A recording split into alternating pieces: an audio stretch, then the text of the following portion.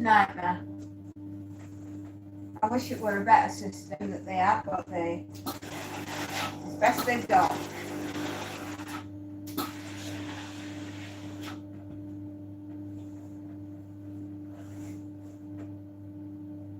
I'm tired of it all though. Anyway, do have good news. We are at 858 watched viewed hours confirmed today, this morning.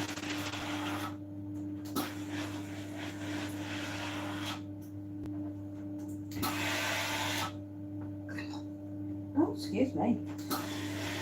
Not to know live on air, but there we are. Excuse me.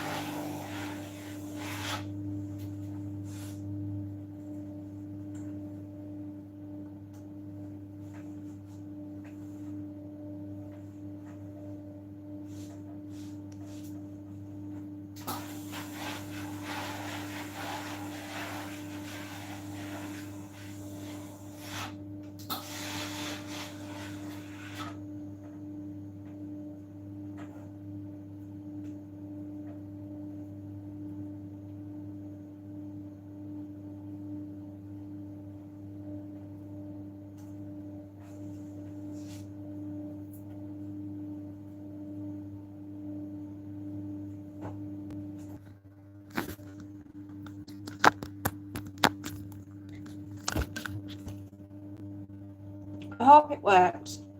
If not, we'll have to have a day that we don't do a live.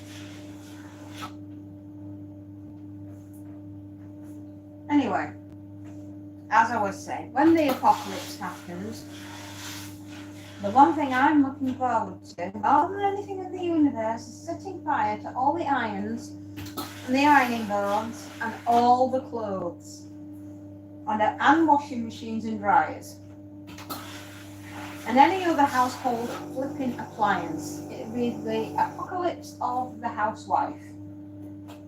And she literally goes around and tortures every single domestic appliance that she's ever owned. And she takes gleeful joy in their destruction.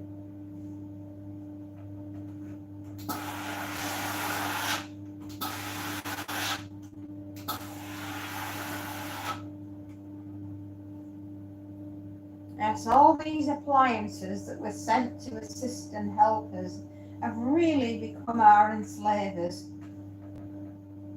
There you go. Somebody wanting to write an apocalyptic novel. I've just given you the brilliant premise for a plot line. Mrs. Boggins was absolutely fine until one day she flipped her mind, went out and shot the vacuum cleaner.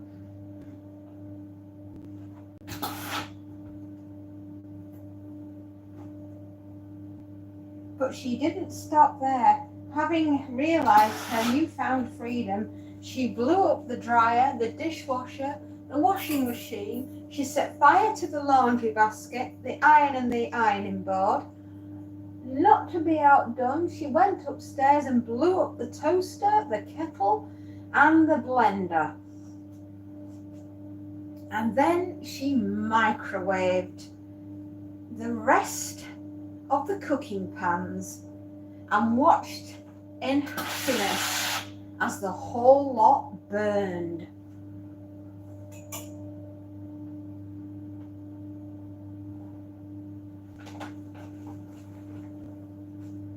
There you go. That's an AI, very short story written for you from my mind.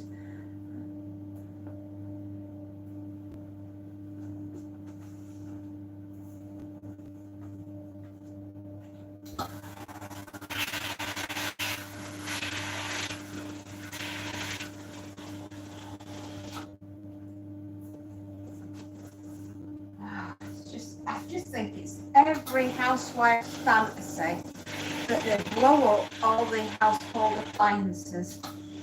Because I mean, we have to do all the washing, all the drying, all the ironing, all the cooking, all the cleaning, right?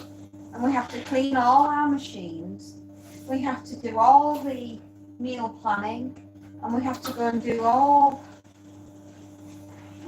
the organising of shopping. Oh yes, the housewife. The housewife's apocalypse. She is going to burn, baby, burn. She's going to blow everything up.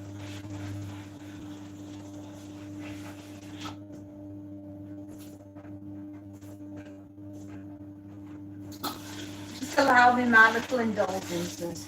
This is what I'm looking forward to most.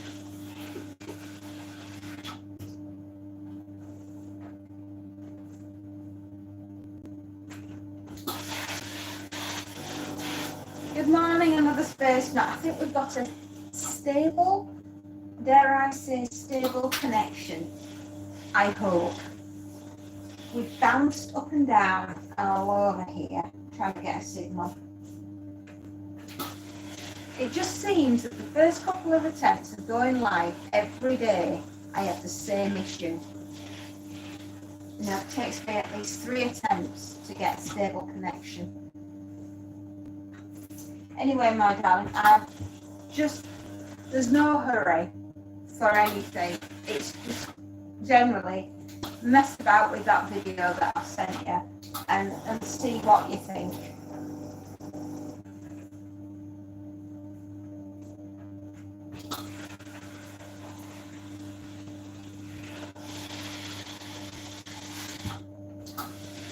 And when Outlook and Microsoft want to play, I don't know if it's just a regional thing or if it's my computer or if it's Microsoft in general, but for some reason Outlook did not want to play today.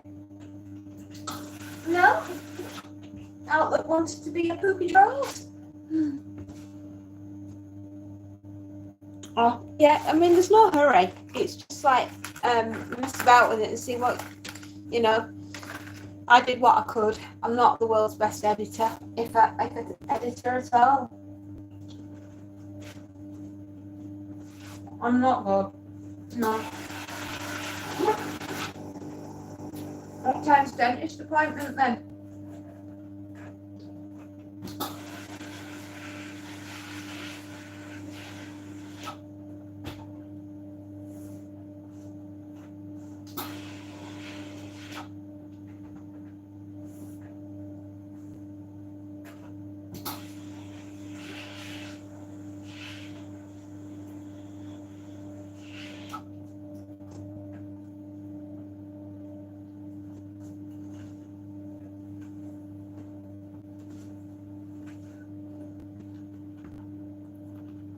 Okay.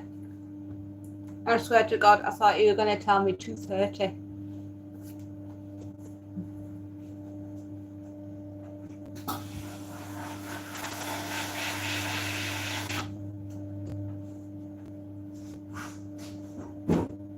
I believe we have some post.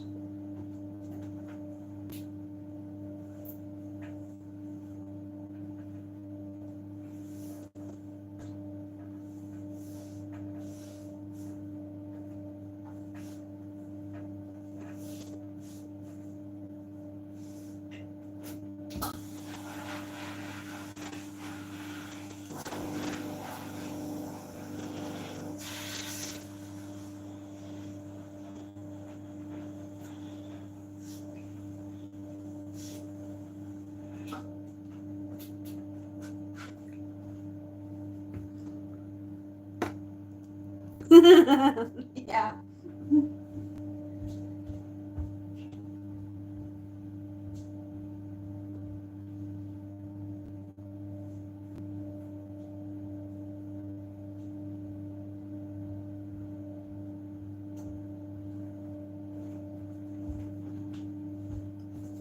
I know. Terrible jokes, ain't they?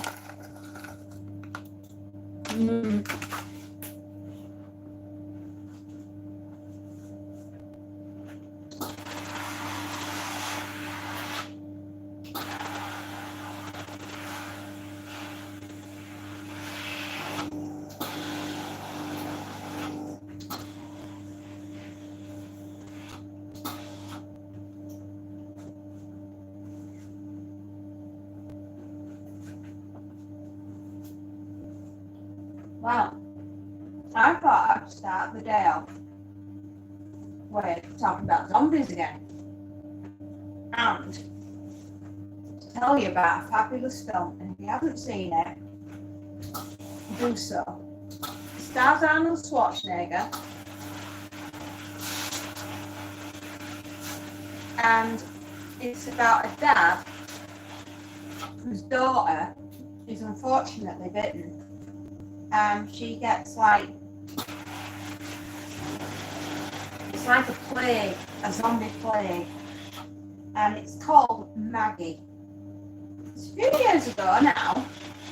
It's probably about 11 years ago that this film came out, and it was a little bit under the radar.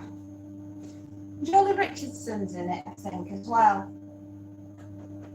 I think she's in it. And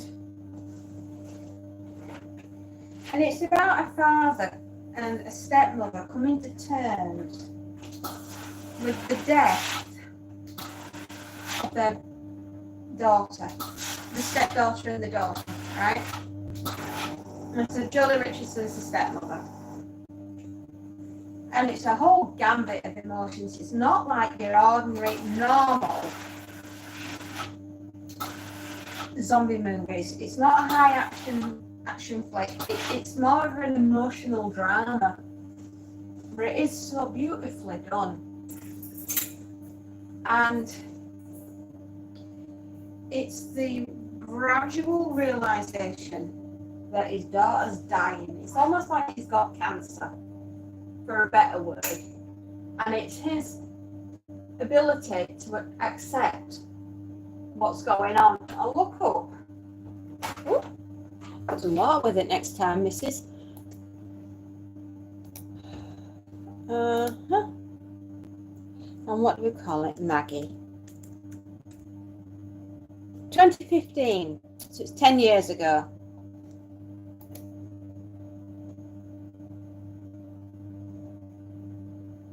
Jolie Richardson, I was right, is Caroline Vogel, and Arnold Schwarzenegger is Wade Vogel, and Abigail Breslin is Maggie Vogel. And it's so raw and emotional and so sad. And it made me look at motherhood in a completely different way, because you go out, and what's the one thing, your primary objective as a parent is to ensure that your child or children are protected against everything, right? It doesn't matter how old they are, they're still your kids. And you will move absolutely heaven and earth for your children in an apocalypse or anything. It doesn't have to be flipping apocalypse. It's just general in life. You will move heaven and earth so that your kids have got what they need in order to do what they need to do. And it's the look of absolute desperation on Arnold's face as he's watching his child literally disintegrate in front of him. And she got bitten on the arm. And it depends where you're bitten, right, as to how quickly you disintegrate. And there's a bunch of teenagers, and she joins this group in her local town. You don't have villages out in the States, do you? Or you might do, but I thought you'd not be calling like country townships. Anyway, she joins this group of teenagers who've all been bitten, and they just vow to have a really good time because literally none of them know how long they've got. Poor darlings. They're all living with this death sentence.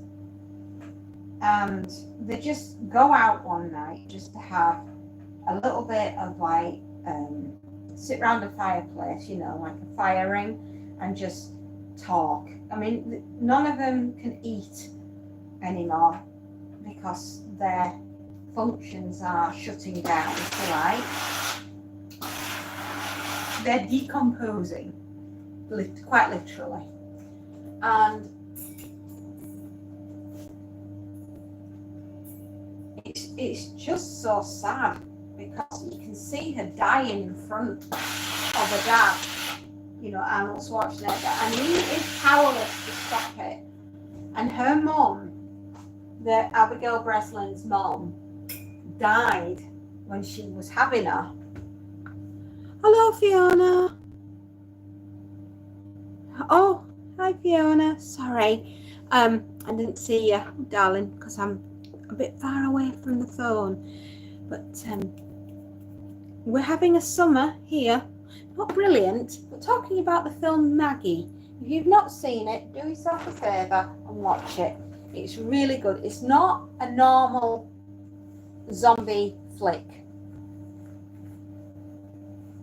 It's quite different, and it deals with the human raw emotion of your child's sick, there's no known cure, and it's going to be a nasty death, and you've got to say your goodbyes. And it's really, I mean, how would you say goodbye to your child? I don't know. I never want to be in a position where I have to find out. But this film really makes you think about it. And the local authorities have got a list, the coppers, you know, your state police, that's the word I'm looking for. They've got a list of all the children and everyone that's been bitten with the infection. And it's their job to go when the time comes to remove the person that's got the illness and naturally dispose of the infection. And the amount of parents that will not allow this to happen, and they know, right? They know the consequences. They know what's going to happen. They'll get bitten, and then they'll turn into zombies, and you know the infection will kill them. And when the state troopers turn up, and like they go through this, one woman has got a son. And he's at the point where he's turning, I mean, properly turning into, you know, the zombie monster. And the mother's like, you can't take him, I won't let you. And absolute pandemonium breaks out. And the boy does die, but because of the way the mother was acting, which is like, you're not having my child, I think she ended up being killed as well as the father. And I think one of the state troopers got bitten, so they had to, you know, self-delete him. And it was just awful. It was everybody was screaming, everyone was crying. The son was begging him not to let them take him, even though he was turning into said zombie. And it was just utterly heartbreaking. And this is what Arnold's up against, because the township now, they're getting a little bit like, well, we don't really want, you know, any more of these teenagers to come back. You know, I'm sorry that your kids have been bitten, blah, blah, blah, but, you know, it's not something that we really, you know, we want to be dealing with, because, you know, nobody wants to deal with it. And Arnold's like, I'll do it. When the time comes, my Maggie, she won't suffer. And it's knowing that they've got this like this ticking time bomb of she's gonna die. And it's so heartbreaking, and the amount of emotion that Arnold goes through, the father. What do we call him again? It's in the Midwestern states. As society struggles to function in the aftermath of a zombie pandemic, necroambulism barely under control, and Wade Vogel, played by Arnold Schwarzenegger. That's what I keep saying his name, because he's such a good actor. And you wouldn't think he'd do something like this and have the range of emotions to be able to act this out, but he did brilliantly. He was absolutely, why am I hanging trousers? I never hang trousers for this one. I'm not concentrating, am I? I'm not concentrating, everybody. I do apologise. And anyway, it's just the range of emotions that he goes through. It's only an hour and a half. And it's just so raw. And it really makes you think, if I had to, could I do it? Any of you lot that are parents out there, could you do it? Child's been bitten. You know the outcome. You know they're going to die. And it's going to be a horrible death. So do you pull the trigger now, while there's still compos mentis? Or do you wait and give them a bit longer and then shoot them?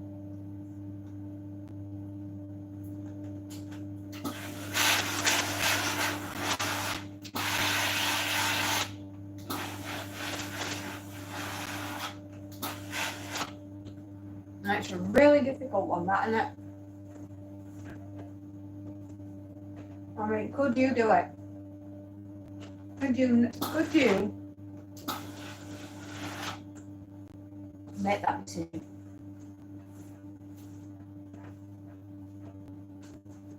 Because I find it very, very difficult. You know, you carried this child for 9 months. It's been a part of you for 9 months. You've gone through the agony and the ecstasy of giving birth. You've raised a child. You've kind of invested in this little person now that looks a bit like you. And suddenly, they're bitten.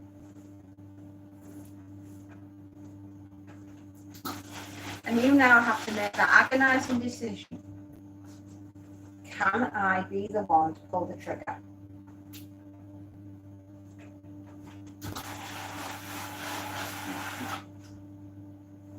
Because good luck with that decision making, because I don't know how I'd do it. And that leads me to lots of different things that are going through at the moment.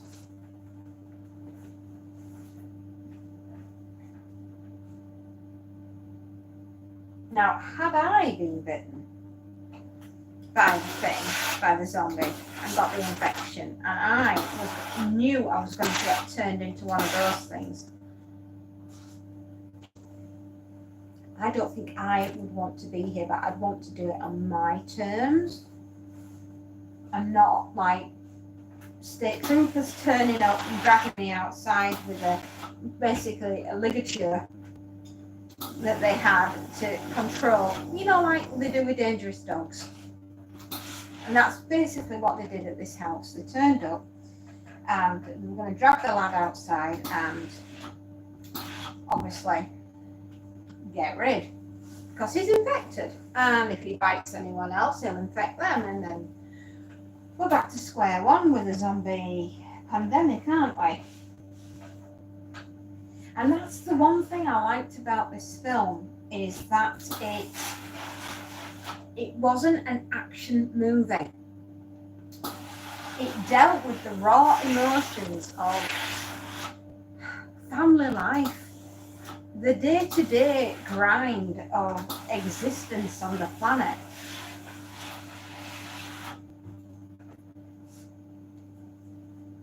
And you don't often get movies like that, you don't often get them where they're literally talking. If I slide that down,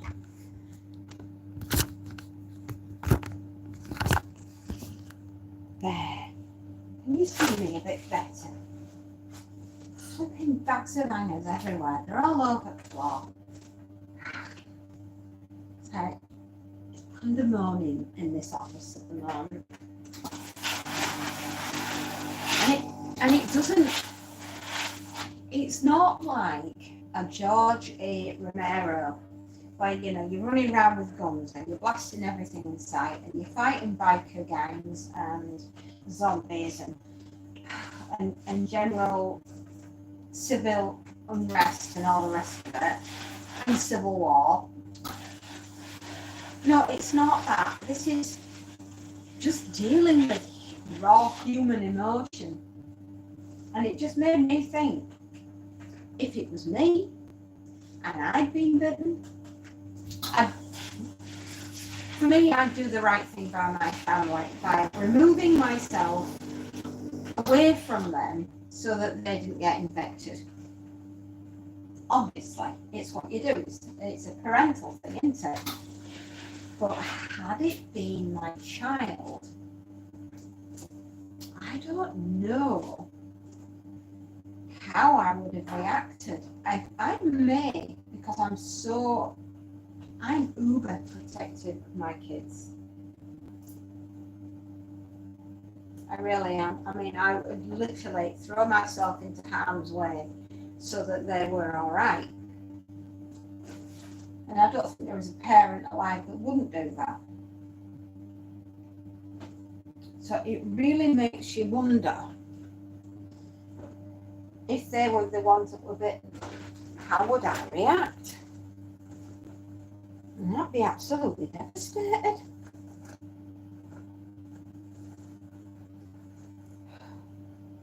Because,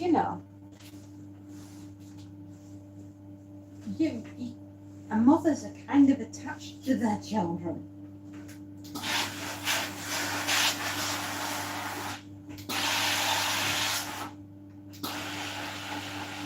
So yeah, if you've not seen Maggie, it's certainly different, and I would recommend that for a movie. I'm also really looking forward to 28 Years Later. I mean, who's with me on that one? It is going to be an epic summer for movies this year. We've got, oh wow, there's some fantastic TV shows coming out as well. Alex Garland and Danny Boyle. 23 years ago, and I know it was 23 years ago because I had my first child, and I was at home on maternity leave and watching 28 Days Later, and I absolutely loved it. Can you imagine that? Nursing a newborn baby, watching 28 Days Later. Yeah.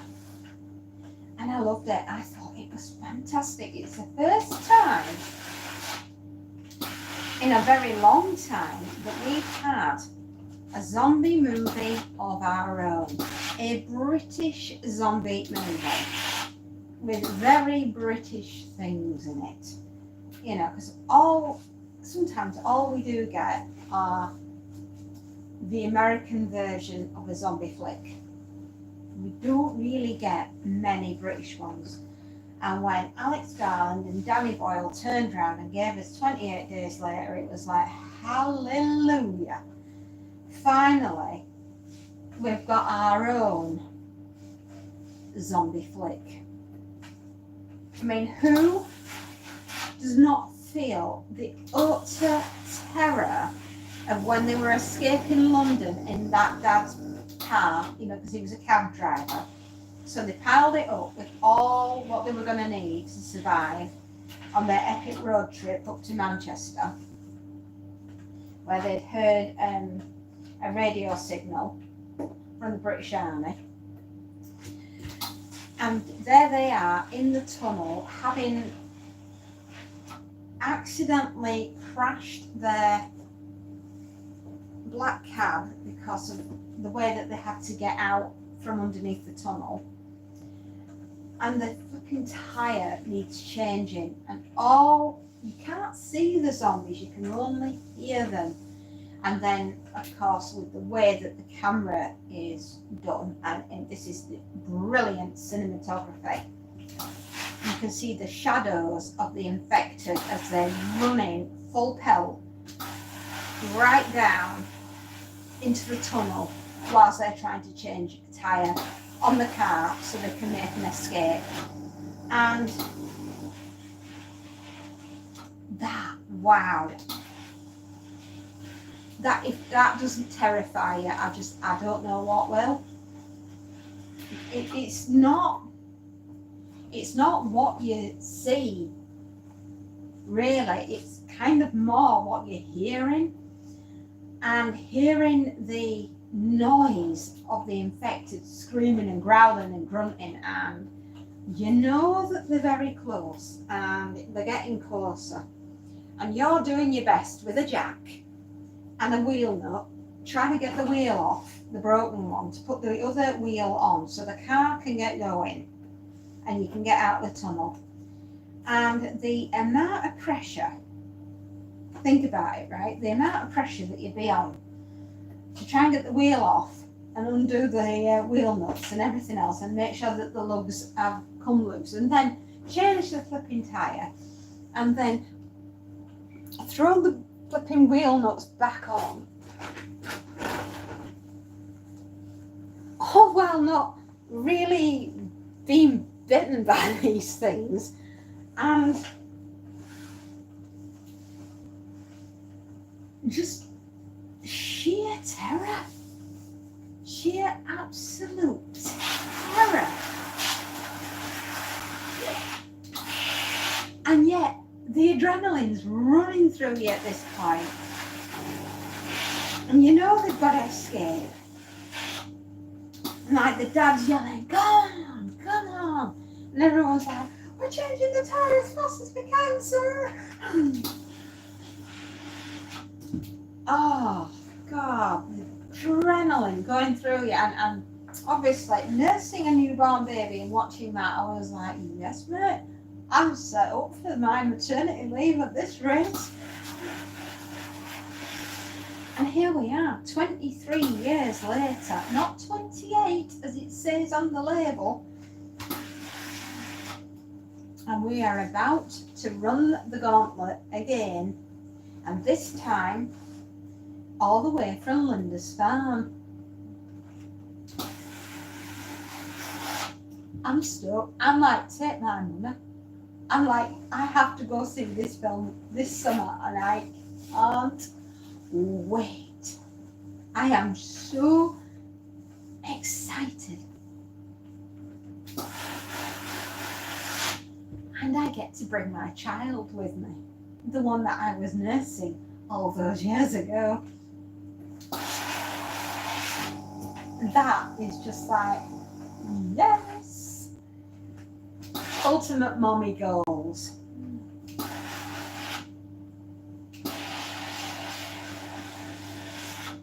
And we do not have long to wait to go and see it. If you're like me, I bet you've already bought your tickets. Pre-bought them. Yeah. I'm like, I want to go see it and the night it premieres. Now, who's with me on that one? It's not like any other kind of zombie film. I know it's action-packed, yes, I get it, but I don't know. I think, and forgive me for saying this because I love George A. Romero's Dead, saga. Night of the Living Dead, Dawn of the Dead, Day of the Dead, Diary of the Dead, Island of the Dead, Land of the Dead. So many dead things you can shake a dead stick at it. And they are wonderful and I love them and I will go and see them on the big screen if they ever decide to put them on the big screen again. But I'm going to say it. It's just American, right? They are designed to be for an American audience. Us Brits love them, and we still do. George Romero is a god when it comes to doing anything remotely zombified, right? And he always will be, because he brought Night of the Living Dead to us. Yeah, and I mean, that in itself is genius. It was done on a very low budget. Absolutely fantastic story writing, premise, the whole lot. Actors, you name it, they were amazing. But it was meant for an American audience. Us Brits loved it. We lapped it up because we didn't have anything else. But then along came Alex Garland and Danny Boyle and said, "Darlings, you deserve a British zombie." And boy, did they deliver. The streets of London, to have Jim running up and down, going, "Hello, hello," yelling out to see if there's anyone around. Because, I mean, you've woken up, you've been in a coma, you've come round, you've got staggered out of the hospital. Everything's messed up, man. It is really messed up. There's nothing, there's no one around, there's paper, there's rubbish strewn about the streets. And it looks as though something pretty bad has happened, but because he's been in the coma, the poor lad doesn't know about it. And the look on his face when he goes into that church and he starts yelling to see if he can get hold of anyone, because everyone's just collapsed in the pews in the church, haven't they? And when the priest comes, dare I say, terrorsing round the corner and goes, and just comes charging at Jim. I mean, I think I'd have dropped dead of fright on the spot. I don't think I'd have had the wits within me to turn around and run. And as our poor Jim had to do so. And that short interlude afterwards, he met Selena, didn't he? Who just happened to be a doctor. I mean, talk about landing on your feet, son. And she's smoking hot as well. I mean, if I were Jim, I'd have been like, who knew I'd meet the one at the end of the world? Well, here we are, living the dream. Are you single, love? Good, you've pulled. That's what Jim's thinking.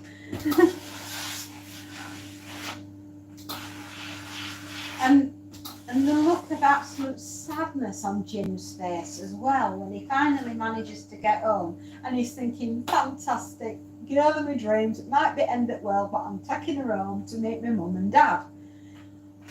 Unfortunately, fate had other plans for our Jim boy on that night when he had to go home and find that his mum and dad, thinking that Jim was never going to wake up in hospital, they were going to go and join him. So talk about a family reunion that didn't go according to plan. Selena's thinking, oh, could have told you that your parents are going to be dead, Jim. But you know, you have to find out for yourself, didn't you?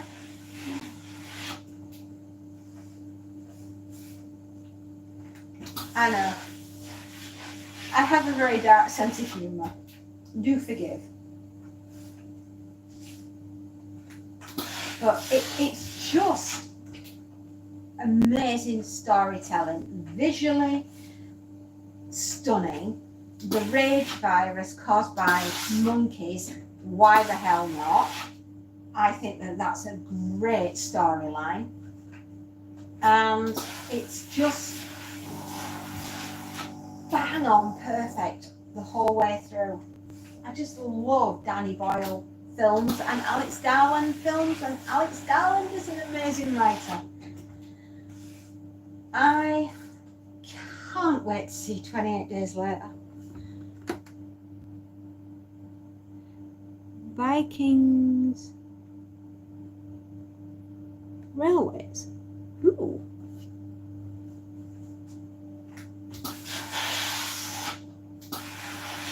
Okay, please expand on Vikings Railways. Please, I do not understand. It seems a strange thing to say to me. Huh?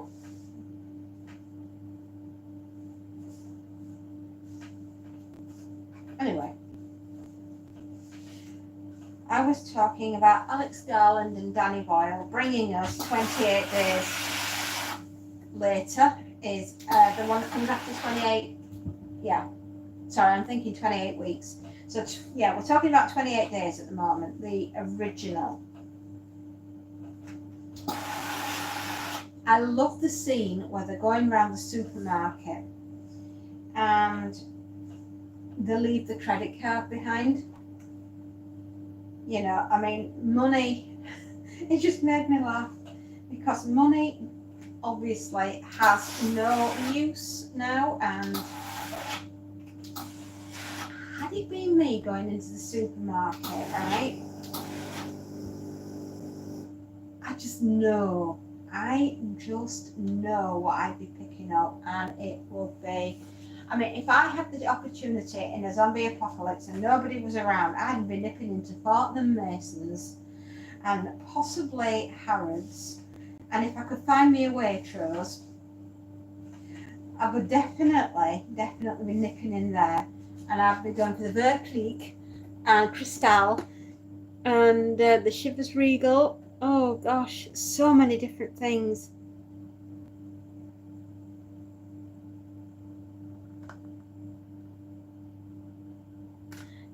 Hello everyone, hello.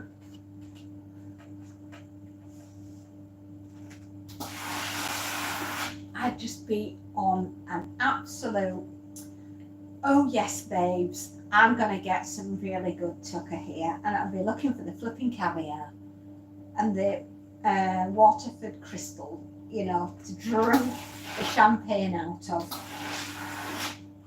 and Cars crackers, because you know we could do Jacob's crackers, but I think I'd like to do Cars water biscuits because they are just beautiful. And I'd probably get some really Charbonnel and Walker champagne chocolate truffles. I think I'd like that. You know, you see, this is the problem now with the zombie apocalypse. I suddenly start doing a shopping list of all the food that I want, you know, that in this imaginary supermarket that I'm going to go to. and get all the really, really good stuff. Because, you know, I mean, it's the end of the world, babes. You no longer have to do household chores. Ironing will be a thing of the past, but getting luxury branded goods to munch on in the apocalypse. Oh, now we're talking peak survival here. And this, you know, I think was what Alex Garland and Danny Boyle were going for with the supermarket thing, you know, the supermarket scene. So I would be going for peak snacks. You know, I want something decadent.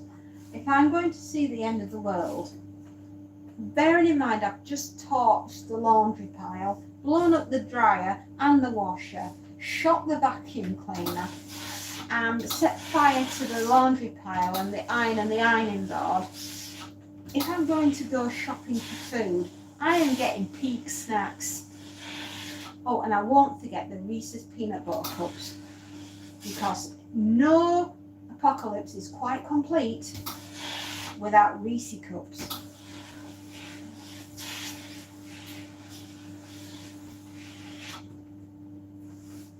So which I flip over to you guys. What would you want to do if it was your apocalypse?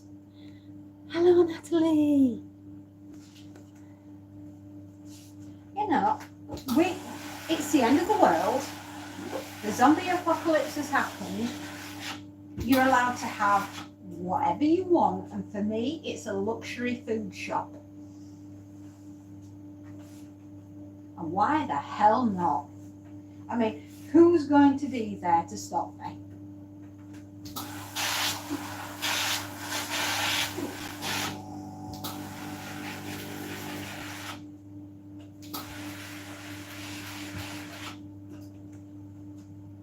Oh, what's that?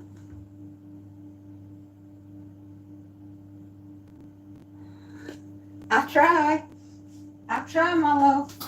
But I'm just saying, in my apocalypse that's coming up, right? Because there's gonna be one. I am just gonna have that much fun going around with my trolley and my ultimate shop list. I want to get the good stuff.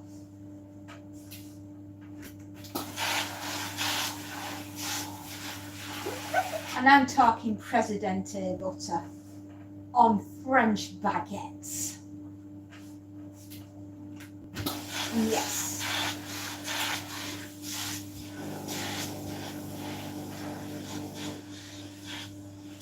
And not just any bottled water. I'm having Evian. I'm just dreaming about it now. It's just making me so happy.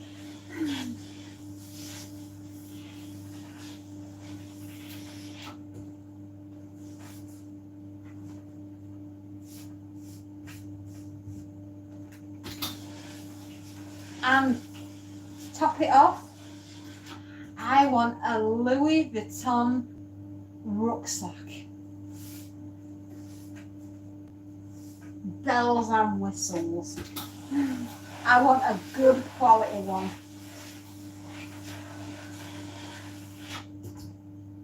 And I want Christian Dior designer survival outfit. That's what I'm after.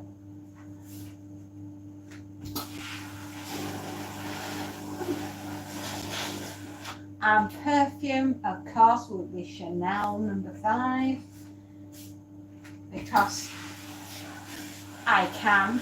This is my apocalypse. I'm having the good stuff.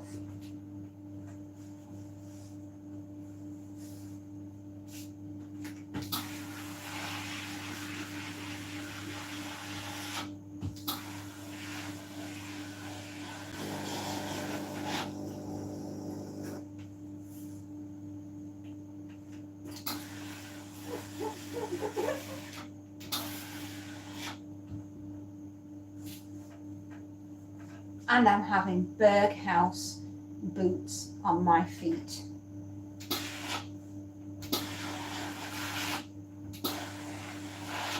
And Canada Goose will be making my survival jacket, because I want the one that goes down to very, very low temperatures.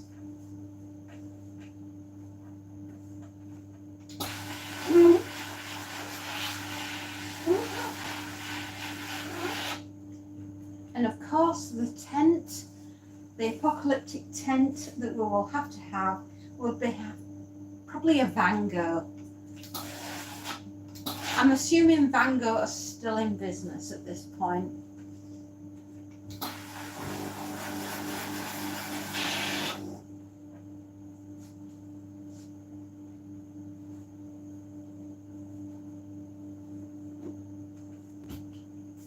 Monty would be with me, and Monty would have a survival pack as well, a Louis Vuitton survival pack for a cat, so that he could carry his pouches of food and his little water bowl and his little food bowl, because you know he's very trainable, is Monty. In fact, at the moment he's outside swinging tree to tree, so he's in zombie survival training mode right now. He's an extra cat.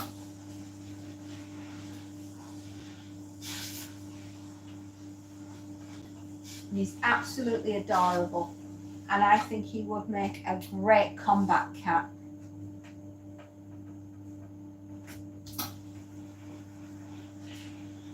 Nothing's too good for my Monty. I'd have bottles of Evian for him as well.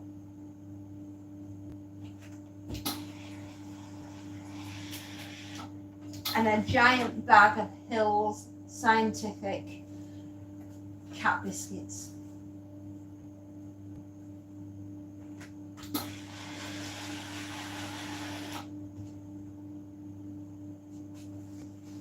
Because it's only the best for my boy.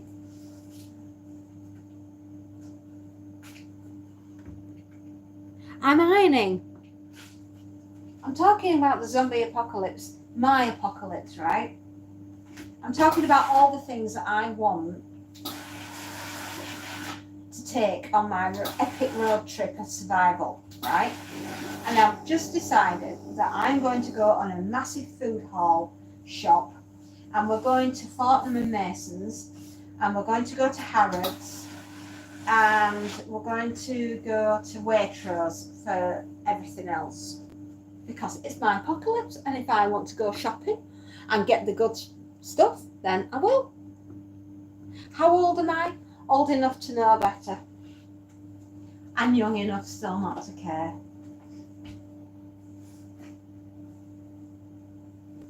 I'm rapidly descending upon middle age, like you wouldn't believe.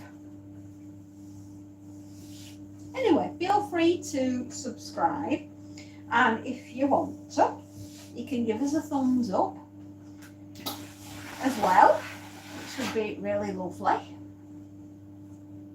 What do you want to bring on your epic? Tanya, what do you want to bring on your epic survival? Assuming that the zombie apocalypse has happened, how are you preparing for it? Are you going to go on an epic food shop haul to get all the things that you ever wanted? I don't know.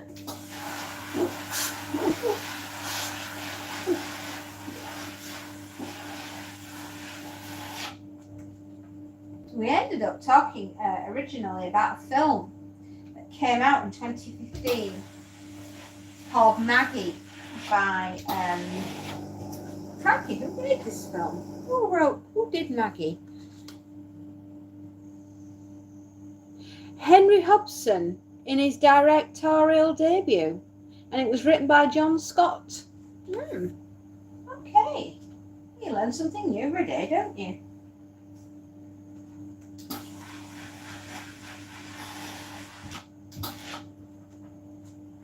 What was that, my dear? Yes, you'd be guessing around about right for my age. And yes, I have. I have loads of them.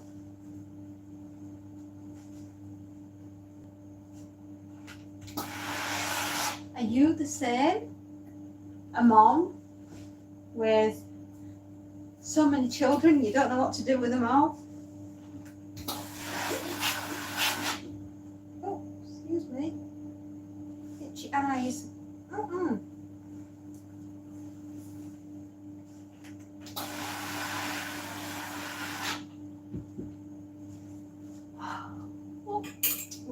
some more hangers.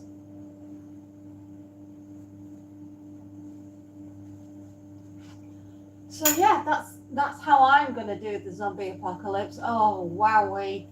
Yeah, set fire to all the household appliances, burn it all to the ground and go shopping for the good stuff.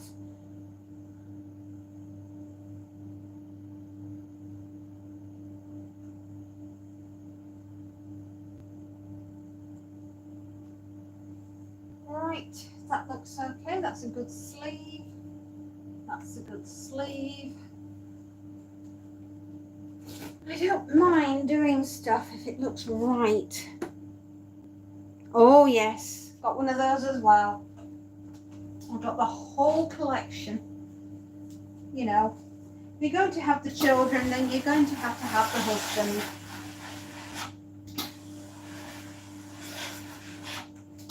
I take it it's the first time you found me then. You didn't know I was here before, huh? I specialise on my channel talking about horror. I do pre-apocalypse, post-apocalypse, utopian, dystopian, nuclear war fiction, pandemic fiction, end of the world and everything else in between. We look forward to the apocalypse on this channel with a smile on our face and a song in our hearts. Who knew going to hell would be this much fun? Stick around with me, darling, and you'll find out all I know, all the shortcuts.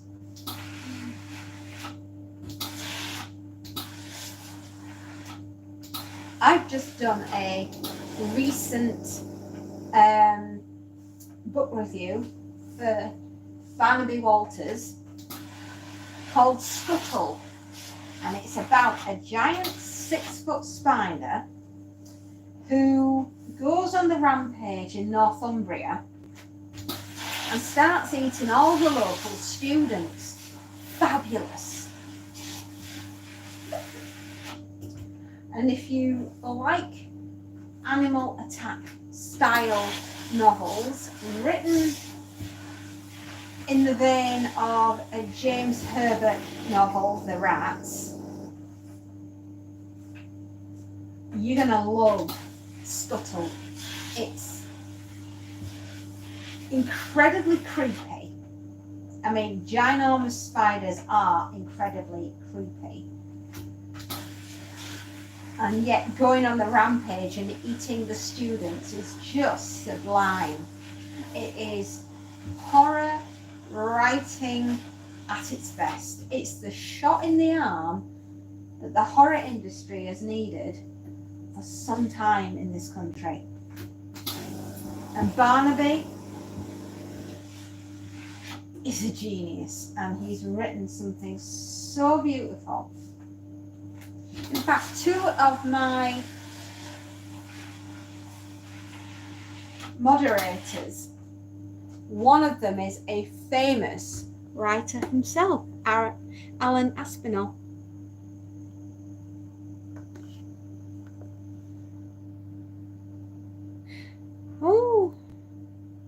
Oh, thank you. Yes, I do. Yes, I do have a husband. Oh, thank you, Tanya. That's so lovely. Hello, Dancer. Oh, I've been ironing for about 15 years. But it feels a lot longer. Oh, yes, I do. Yes, Tanya, I do. Hello, hello, hello. I do believe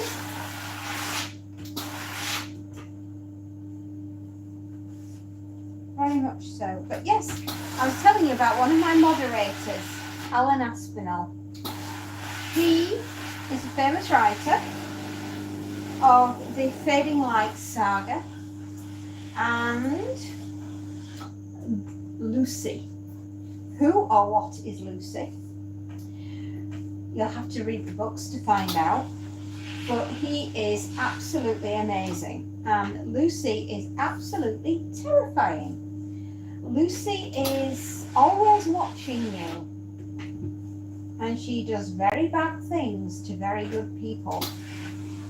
And she's absolutely terrifying, and that comes from the mind of Alan Aspinall, who is my moderator, one of my moderators. My other moderator that you'll meet from time to time is called Another Space Nut, and he also watches over me and makes sure that I come to no harm on this channel.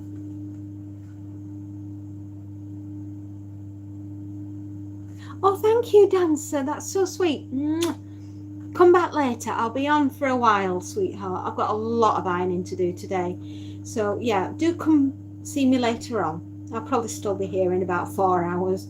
I'll still be ironing. What is my job? My job is what you see me doing now. I iron for a living. And while I'm ironing, I like to say hello and talk to you. And hopefully there is something on my channel that you will enjoy. I'm thinking if you like the apocalypse, you love zombies, you're into horror, you're going to pretty much like what I do. What's on here. And I have done so many book reviews over the year. Well, I've been on here. I got my channel in 2016, I think. Don't quote me on that. Can't quite remember. Might have been earlier. And I only really started getting going on the 1st of December 2023. And I've been doing videos daily since then.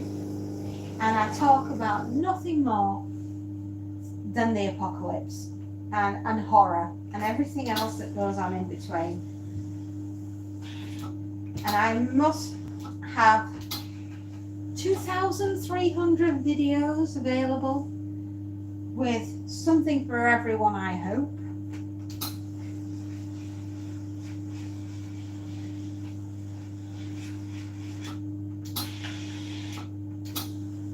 And I'm kind of hoping that there'll be something on there that you're going to really enjoy.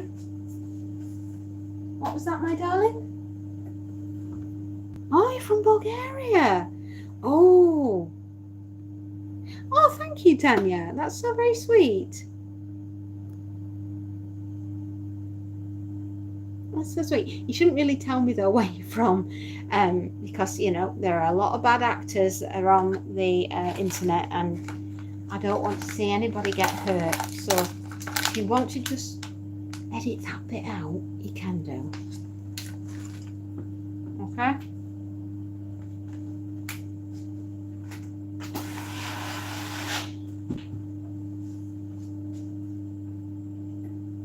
What I always say is I'm from planet Earth. I like it here. It's got atmosphere.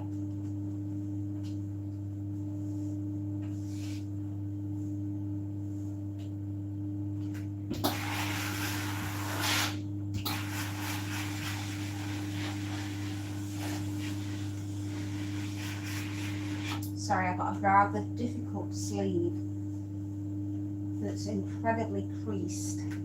I just need to concentrate so don't burn my fingers off. So anyway, right, where we are is the zombie apocalypse has happened. You have the ability to blow up whatever it is that's been bothering you. For me, it will be a load of ironing and the ironing board, the washer and the dryer, and then you're allowed to go shopping for your ultimate luxury items. And it's a great way to spend a little bit of imaginary time imagining all the great things that you're going to buy, food-wise, awesomely. Tell you what, I've just ironed that, don't want to ruin it.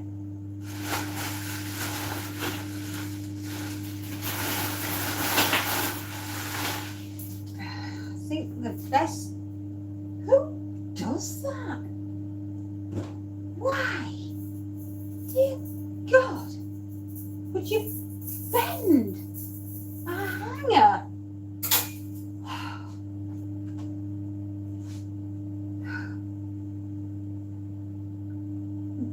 Who does that?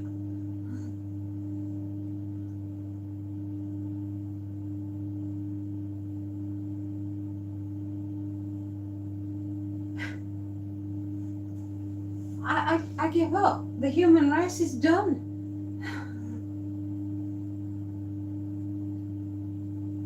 What were you divining? Water?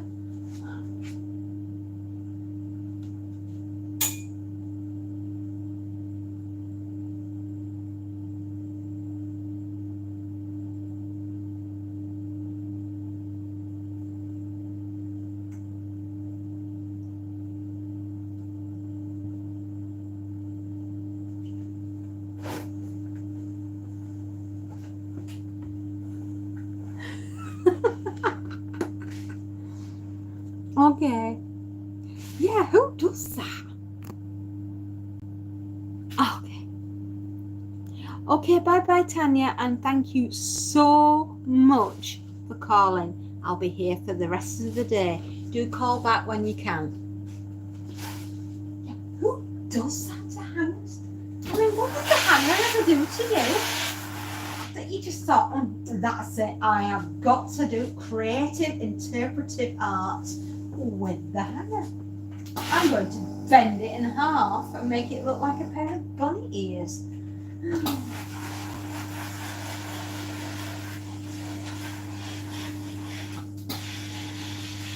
Takes all sorts to make a world go round, right? That's what I keep telling myself.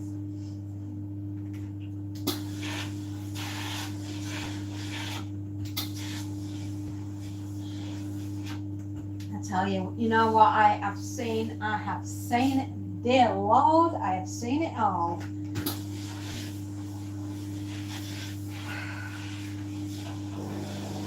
Nothing is sacred in this land.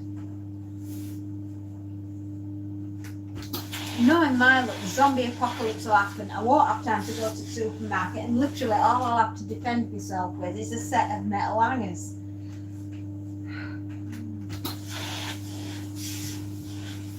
That'd be my luck. Or being down here in my workroom, I'll probably miss the flipping thing.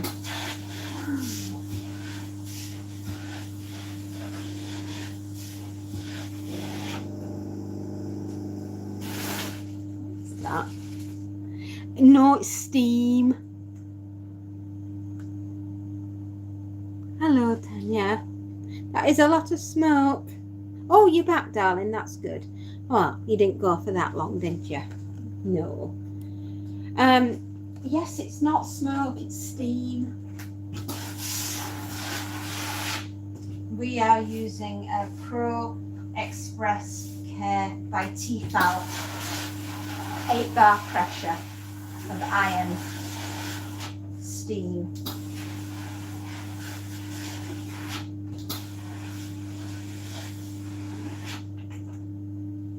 And it burns if it catches you. And I should know, I've been burned by her before. Her name is Betty. Yes, I named my iron Betty,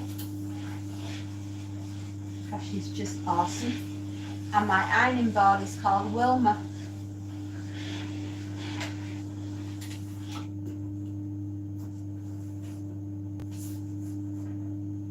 What's that?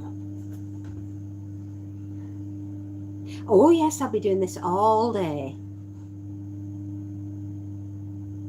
I am, all day long. I have a lot of ironing to do. It's hard work. What I really want to do, more than anything in the universe, is to no longer have to iron. And I want to be a full-on content creator. But but I'll be doing this until that happens.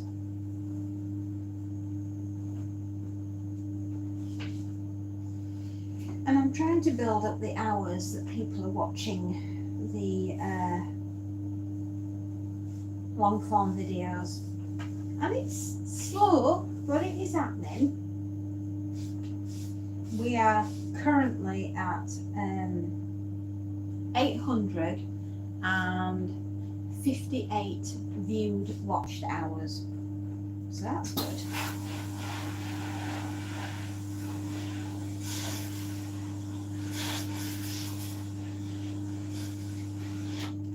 We just need to get it to 4,000. But we'll get there. We'll get there eventually. And every time somebody calls by and helps us on our way, I'd like to say a massive thank you. Really, honestly, I wouldn't be here if it wasn't for you guys. You're the superstars in this story, not me. Definitely not. You are clearly enjoying talking about zombies today and our imaginary apocalypse.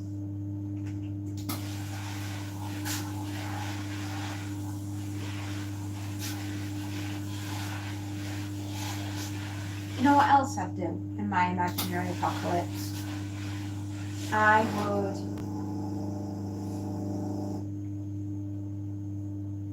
would make sure that I managed to get hold of a bottle of Chanel No. 5, because that is my ultimate favourite perfume in the whole wide world. Because I mean, this is my fantasy, right? I'm having my apocalypse and I'm having Chanel No. 5.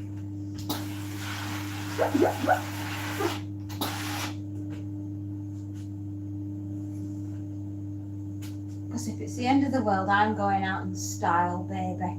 I am. I mean, I'm assuming I'm going to pop the clogs at some point. So, you know, I'm having some good stuff. I was put on this planet to... What's the saying though? I was put on this planet to have a good time. I hope I'm on the planet for a long time. But if I'm not, at least I've had a good time.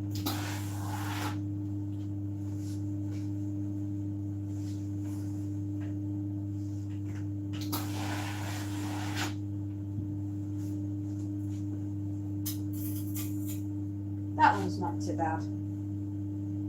I don't know what possessed them to bend the other one that way. Deary me.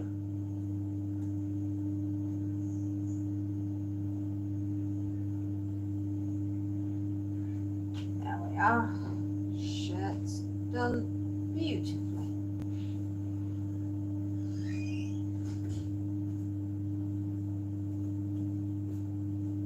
Awesome. Yes, looks perfectly normal.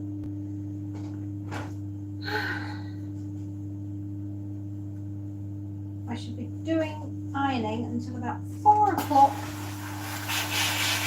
this afternoon. Which is a long time for anyone to be stood on the feet, isn't it? One day I hope I won't be. One day I hope I will be a fully fledged content creator. We'll have to wait and see, won't we?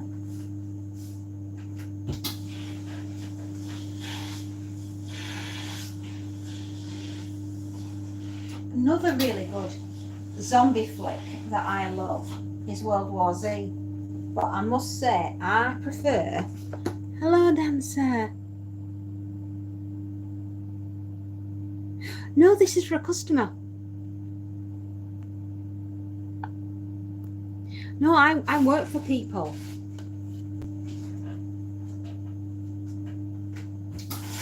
These aren't my things. These belong to somebody else.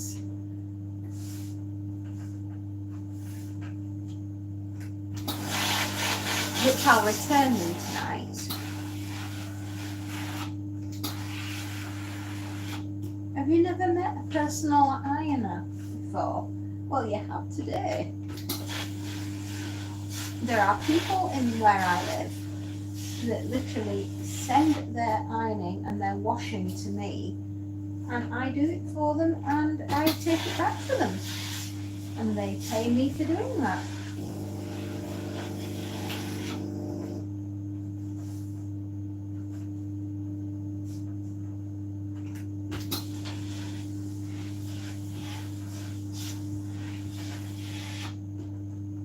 Is that my darling?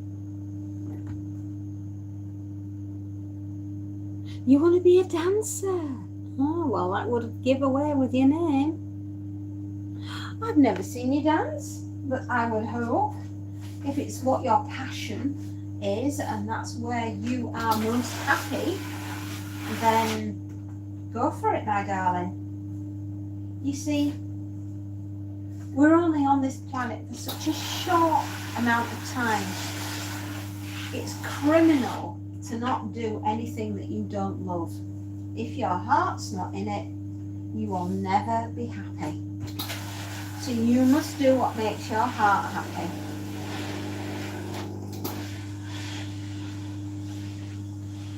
And if you like to dance and you want to be a famous dancer, then you, my darling, have got to go out and be that famous dancer, because only you can do that.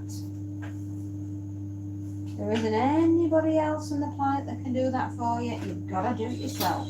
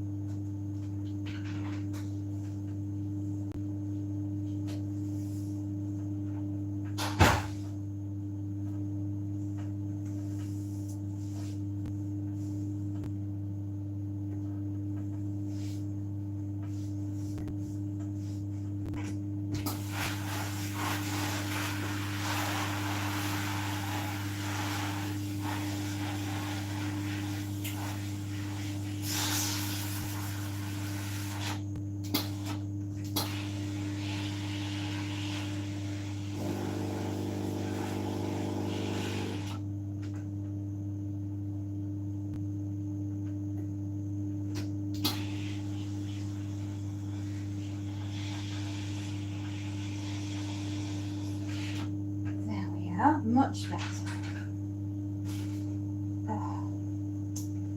Oh, yeah.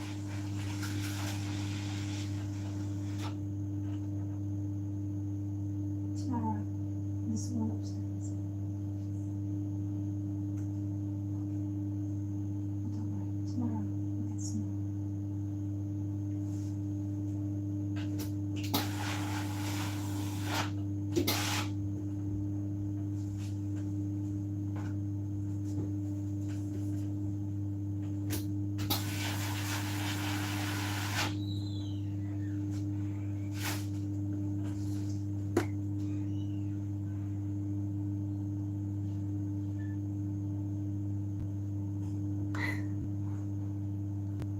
No, I think you could do it, my darling, but you've got to go out there and do it. There is only one you.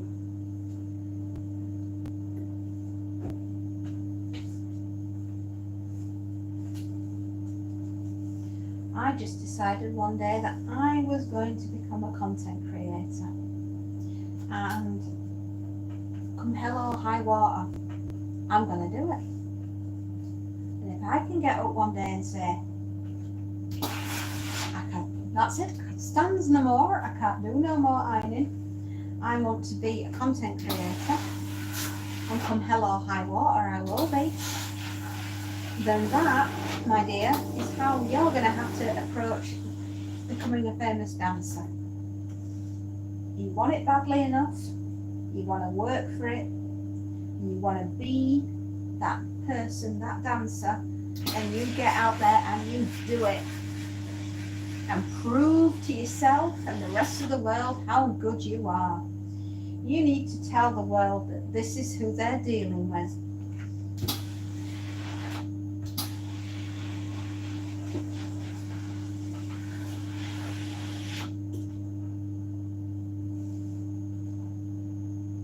And that, my darling, is how you're going to get what you want.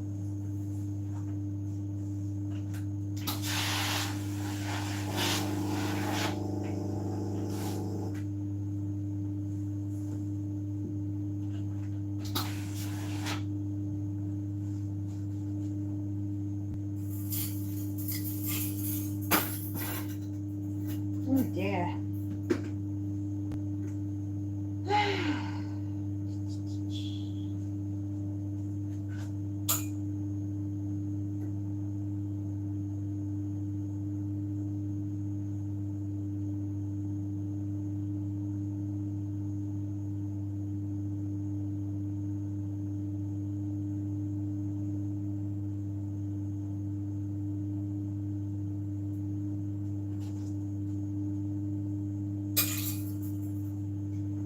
Right, we've got one more out of this bag and then we've got to go on to the next.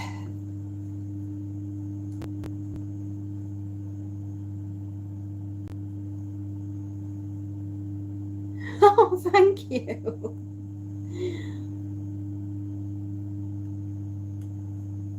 Oh, thank you.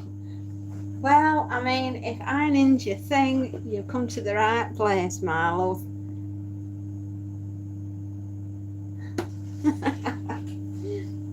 I run on dark coffee and sarcasm. That's what I run on.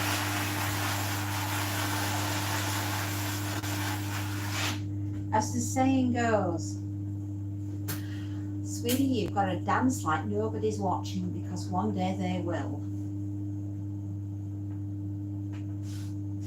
And everyone will be saying, I want to dance like that too.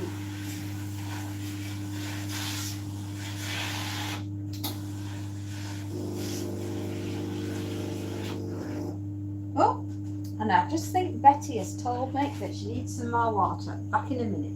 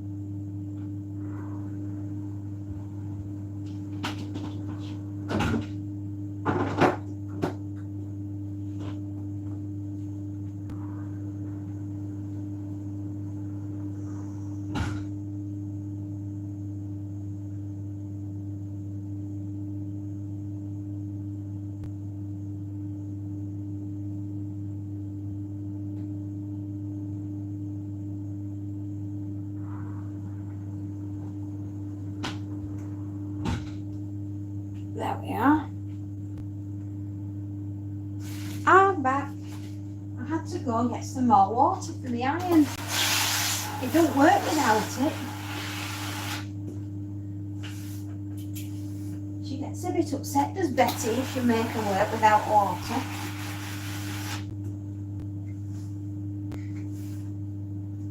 She gets very upset. She refuses to work. Don't you, Betty? You're a good little iron. You're a good little girl.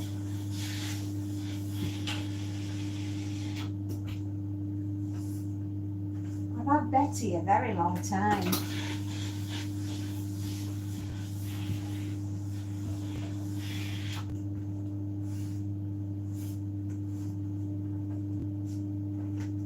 She's a good little iron.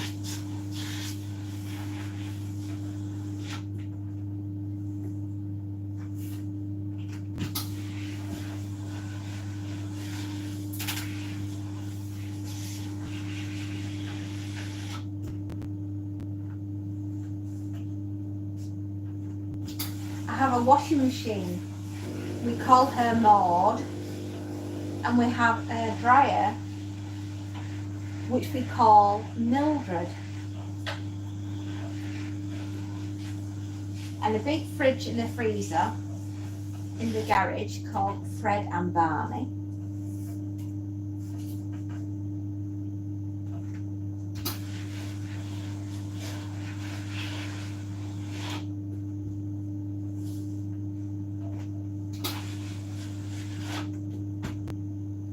A vacuum cleaner called Gloria.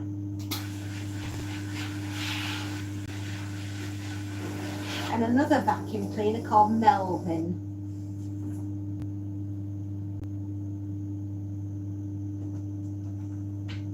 I'm going to suggest that maybe you do go around naming all your household appliances. Oh, and the cooker is called Bernie, and the hob is called Ignatius.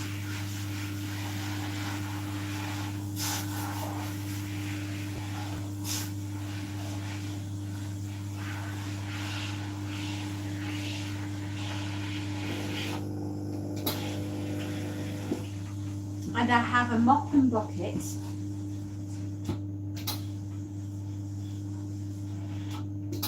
And his name is Alex.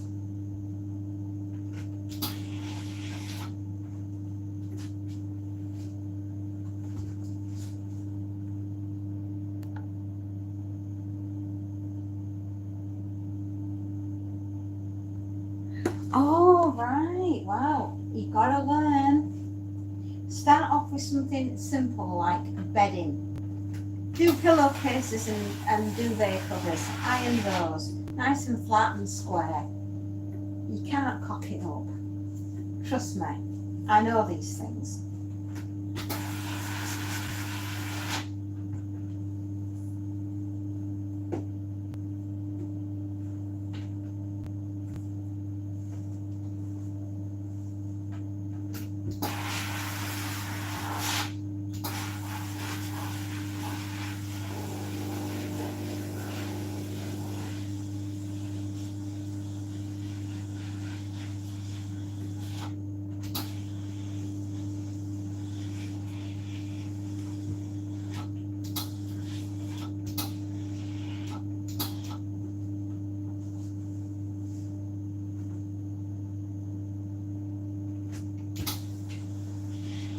There we go. Neatly done.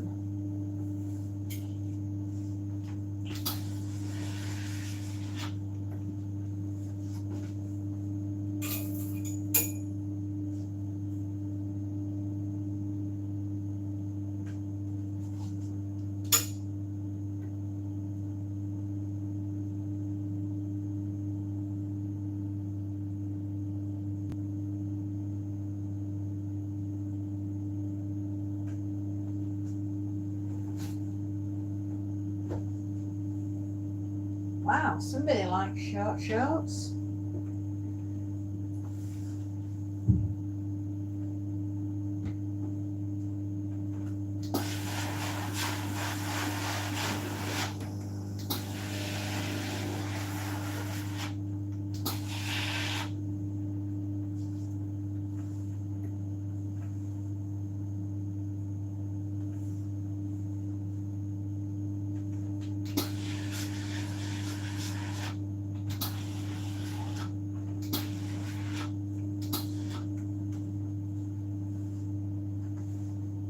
They're very pretty, but not for me.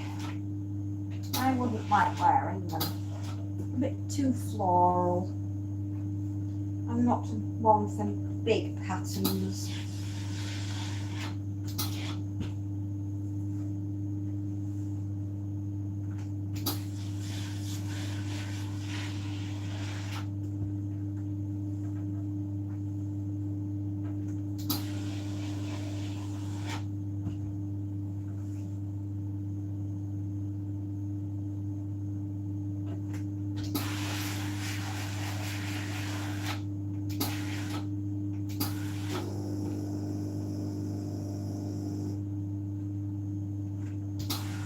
Gosh, I don't want to burn my fingers off, but these are getting a bit warm.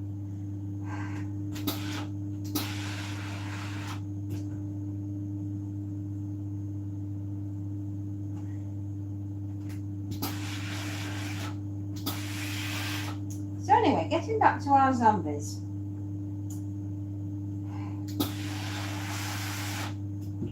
My ideal place to locate in a zombie apocalypse would definitely be the wilds of the Yorkshire moors.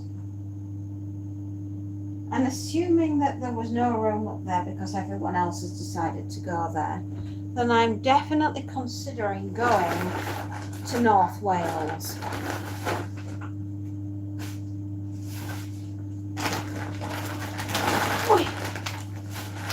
I will be back in a moment. I have to go and change some washing.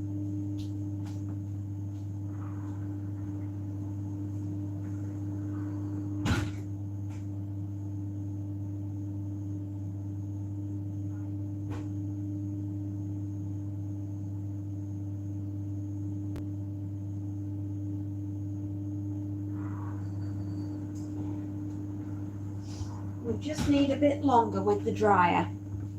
It's not quite dry enough.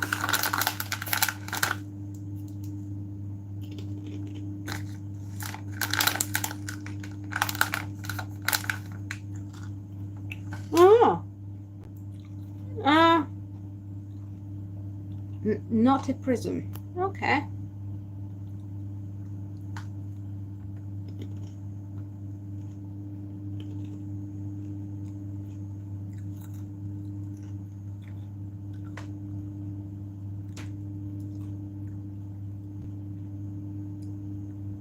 And that's where I go. North Wales, man. Definitely. Right, you want to iron? Just get hold of a square item, a pillowcase, put it on the board, and iron it. Okay, that's all it takes. Although why you'd want to do this for a job, my darling, I have no idea. I seriously need my bumps feeling on my head. Just to say, are you absolutely sure that the ironing is the way you want to go, Mrs. Fairy?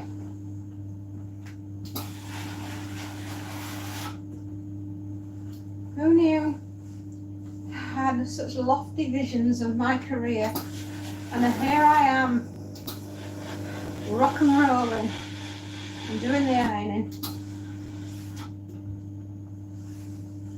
Who knew that that was where my destiny lay? Luke, this is your destiny. What, to be an ironer? Yes. Use the force. Okie dokie. And that's how it happened. It is your destiny.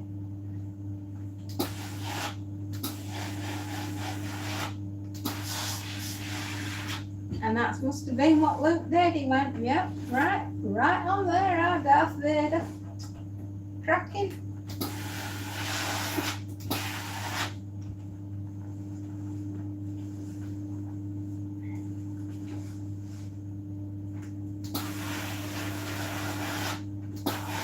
I have played Minecraft, in answer to your question, although I'm not very good. I do my best. I don't think technology and I were ever meant for each other. I mean, I still struggle with sending emails. It's an age thing.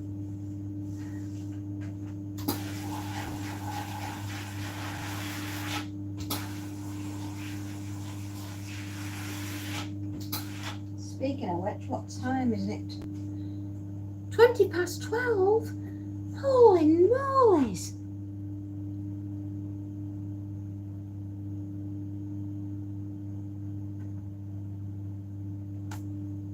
Thank you, darlings.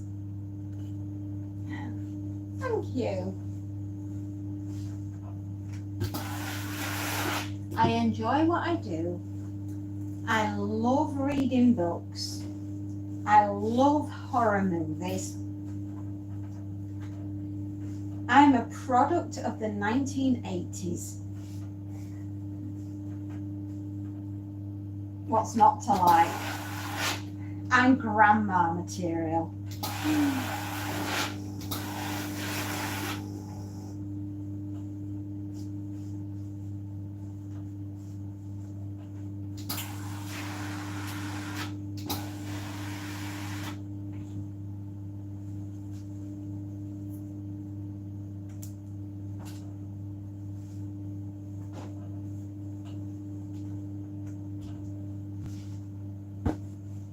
just going to put those shorts there. I could be bad. No. It takes too much energy to be bad. I'd rather be a goodie.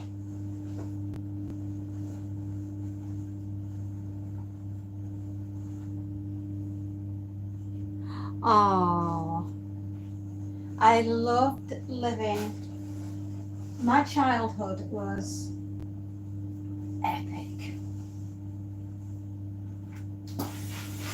The 1980s were a time to be alive. We had cool movies. The music was freaking awesome.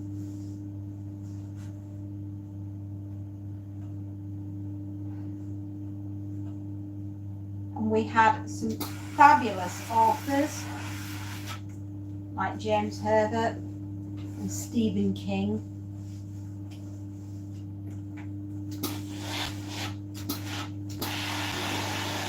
Amazing films that we used to love to watch. This is why I enjoy Stranger Things, because for me, it's my childhood in a television show. I mean, not that we have the same things that were going on in Stranger Things land, but the pop culture references are there. From the fashion, because we have the metalheads in the classroom with us, and we have the ones that were into the ultimate pop music. And then there was the new romantics and the techno bunch. It was a proper melting pot of so many different genres that just loved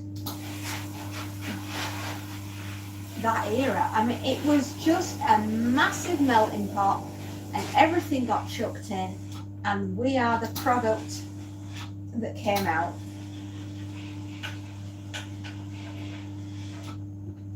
We had Cabbage Patch Dolls, Speak and Spell, Major Morgan. Computers were just starting to come out. Not like how you guys have it now, where everything, you can download it, you can stream it, you can order it online and it's there the next day. No, we actually have to go out to a shop with money and go and buy what we wanted. Well, none of this bringing food to your house, you know.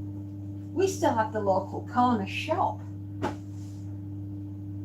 And not only that, we could only go and do a big food shop on a Saturday when we went down to the local supermarket.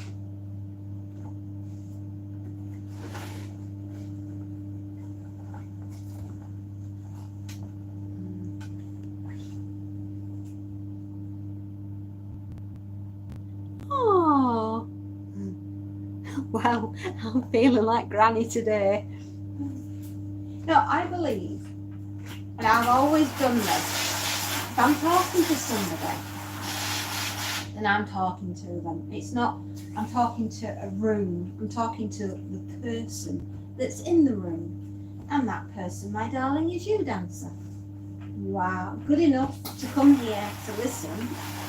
The least I can do is have the respect to say, hello, my darling, and I hope that you're having a good day.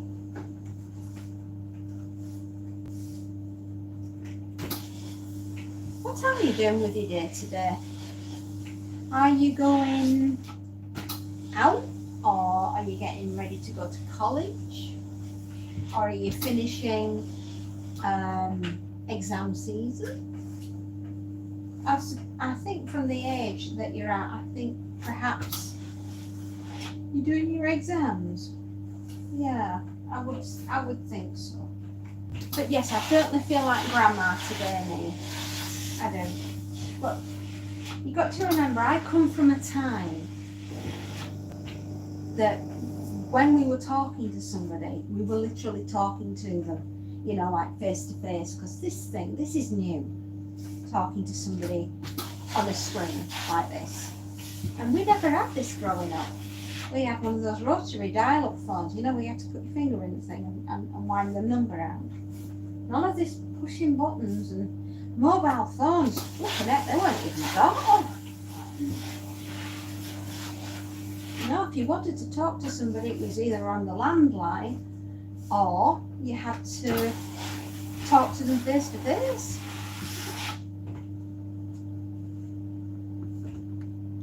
Okay.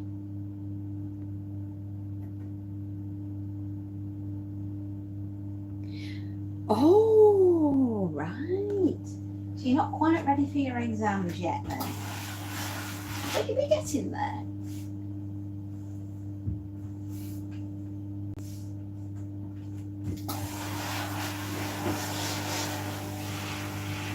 Is it summer holidays then? I bet you're having summer holidays. Oh, summer holidays in this country are like the best.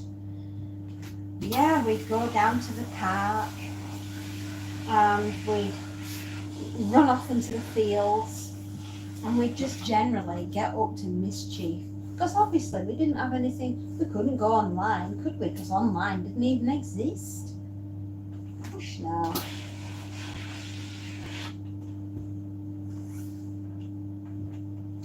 Online did not exist. So we had our books, and we had colouring books, and we had jigsaws, and we took up knitting, and we did sewing, and we did a lot of cooking, baking, things like that. Because back in my day, if you wanted a sweet treat, you had to bake it. None of this running down the shops and, you know, we only got 10 pence every week. That was our pocket money, a 10p lucky dip bag from the local newsagents on a Friday. And that had to last you, that bag of sweets had to last you until the next Friday, and it never did. It never did.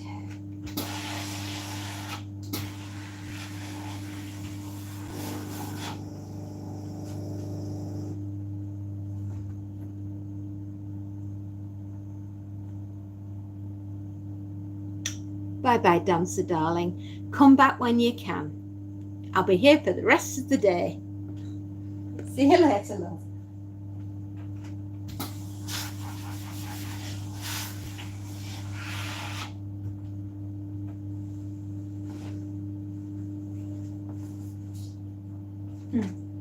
What a cute kid. She's going to be a puppet. A little love.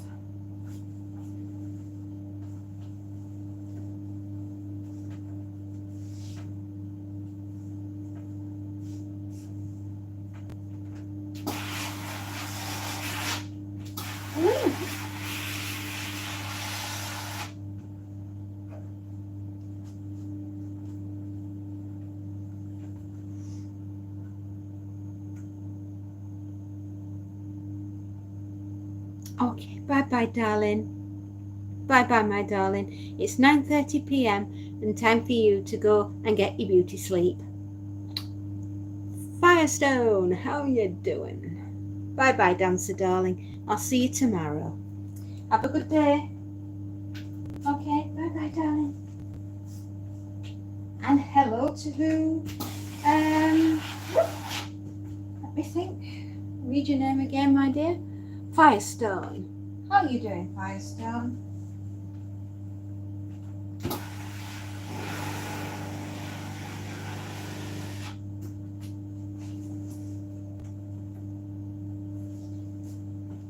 We're talking about the zombie apocalypse, Firestone. And then more importantly, we're talking about 28 days later. Soon to be 28 years later. And I can't wait to go see that film. Oh, I'm so excited.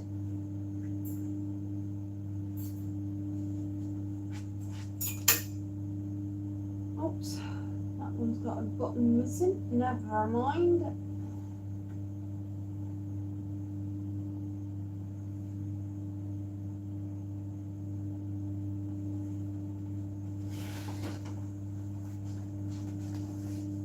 Oh dear.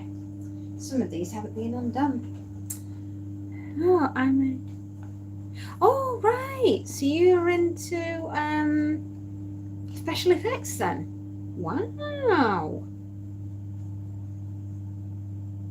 Well, that sounds interesting. I bet you do lots of special effects then.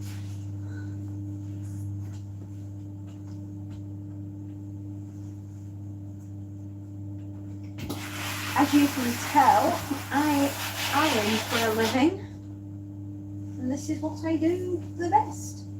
Stand and iron on a daily basis.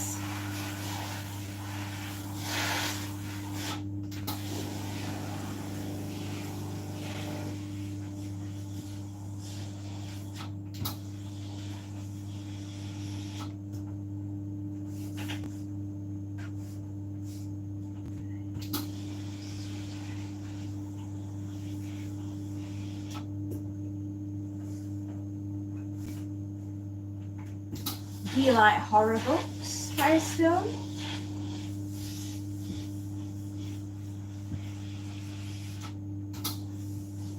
If you do, and you like the apocalypse, and you like the end of the world, and you look forward to it as much as I do, consider subscribing. And perhaps giving us a thumbs up. That would be good. There's over 2,200 videos for you to choose from. I'm sure there'll be something on there that you like.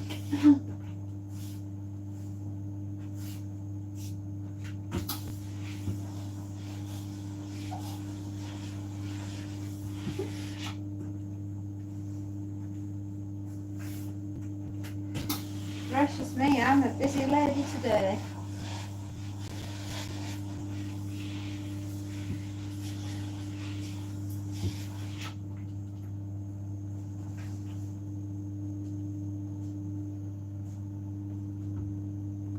Okay. Nothing's changed. So I'm wondering, am I still visible or have I lost my signal?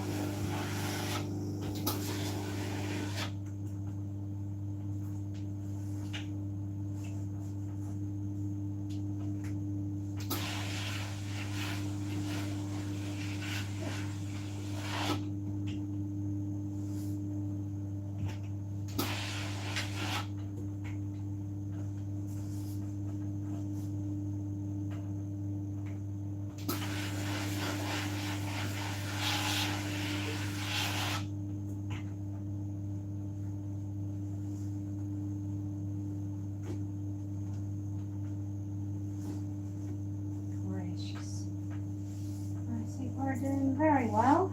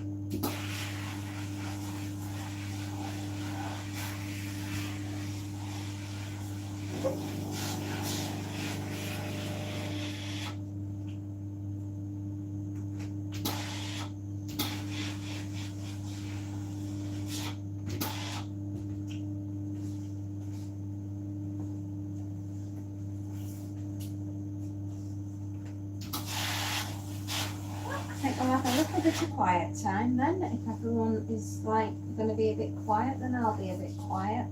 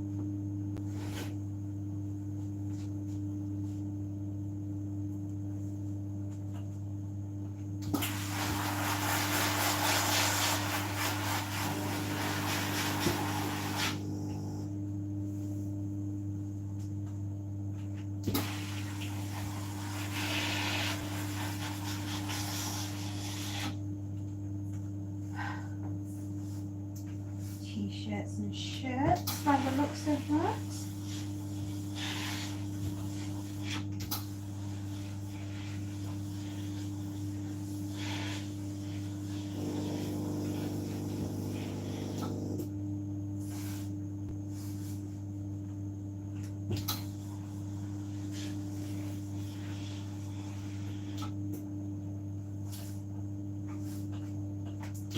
Ideally, I'd like to be through this by 1:30. We shall see. But that would be good if I could.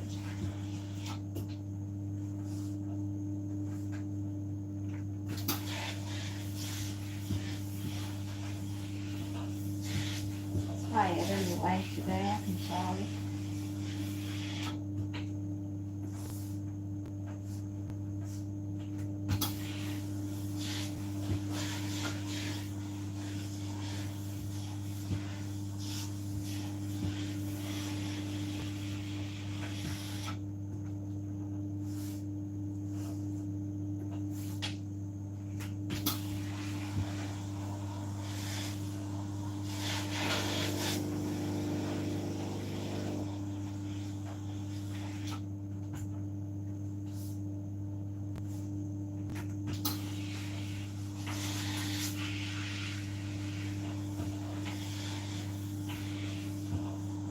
Oh dear.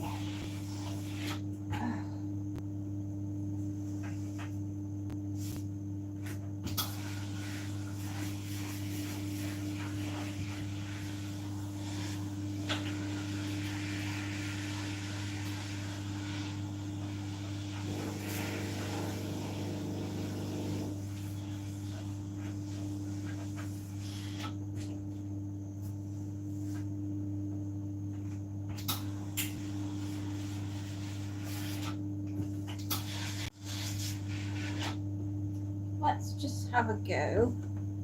Hello.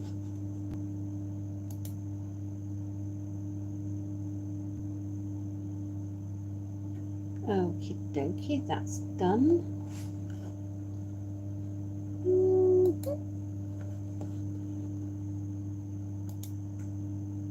There we are.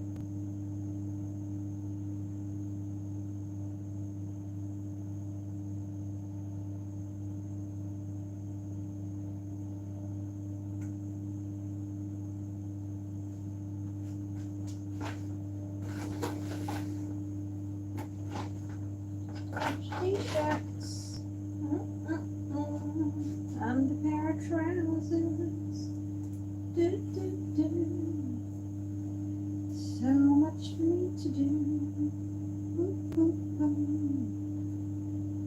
I don't mind what it like to be busy.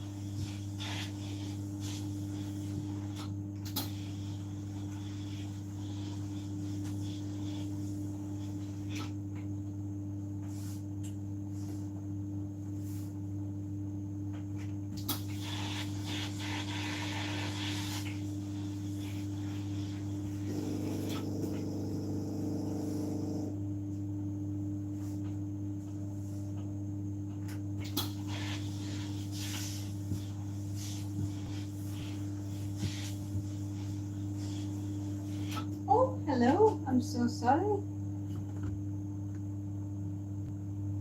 Good night, my darling. Get yourself some beauty sleep because you need to go to sleep now. Otherwise, your mummy's going to get very, very cross. I'll be on tomorrow, probably around about 10 a.m. my time in my country. I'm not sure what time that will be in your country, darling, but I usually aim for 10 o'clock in the morning. So, good night. God bless. May you have magic, sparkle, fairy wishes, dreams, dancer. And I am in, well, can you not guess from my accent? I don't want to say what country I'm from, but my timeline's 10 a.m. Okay. Good night. God bless, darling.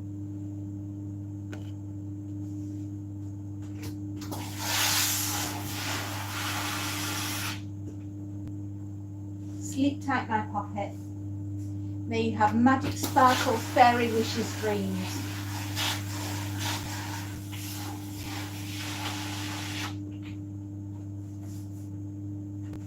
Good night, love. Good night.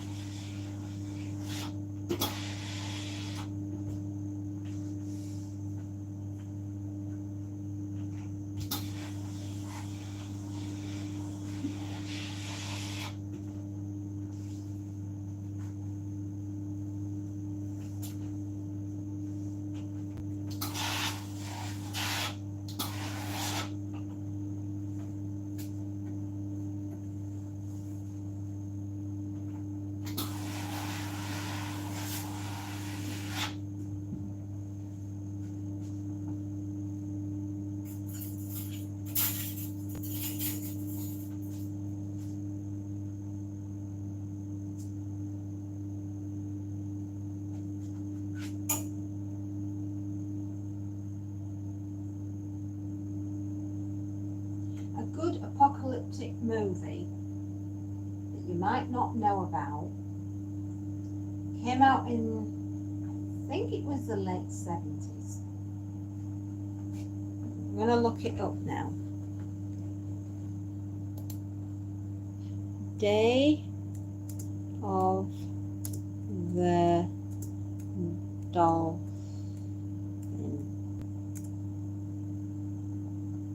Day of the Dolphin is a 1967 science fiction thriller novel by French novelist Robert Merle. The plot revolves around dolphins that are trained to communicate with humans and their use in warfare. The central character is a government scientist with similar ideas to those of John C. Lilly. The novel was also adapted into a film where a marine biologist teaches his dolphins to communicate in English, but shady characters plan to kidnap the trained mammals for more sinister purpose. It was 1973. It starred George C. Scott, and it's a very good film called Day of the Dolphin, and it's a brilliant movie.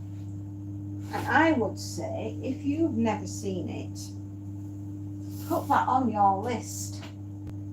Ladies and gentlemen, you have missed a classic science fiction novel and a classic science fiction film. 1973 was a good year for movies, and Day of the Dolphin is an excellent movie. I can hear them now, the little dolphins.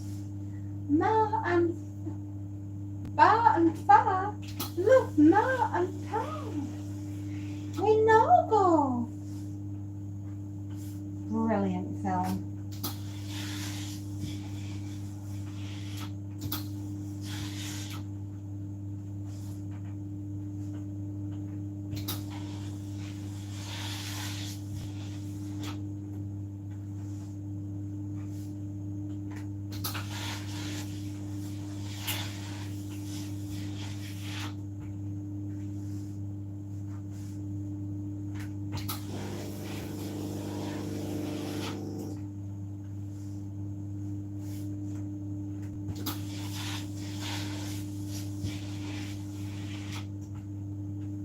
So if you fancy a movie tonight that you may never have thought of before, George C. Scott, 1973, American action science fiction about dolphins, very intelligent dolphins. It's called Day of the Dolphins.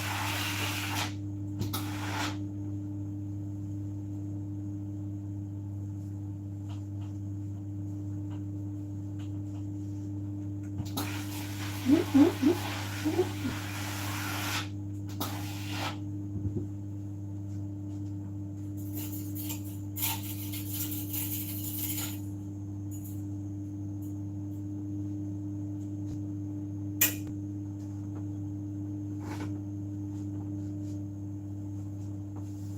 don't think I'll be much longer now. We've got past the difficult stuff, and this client will then be done.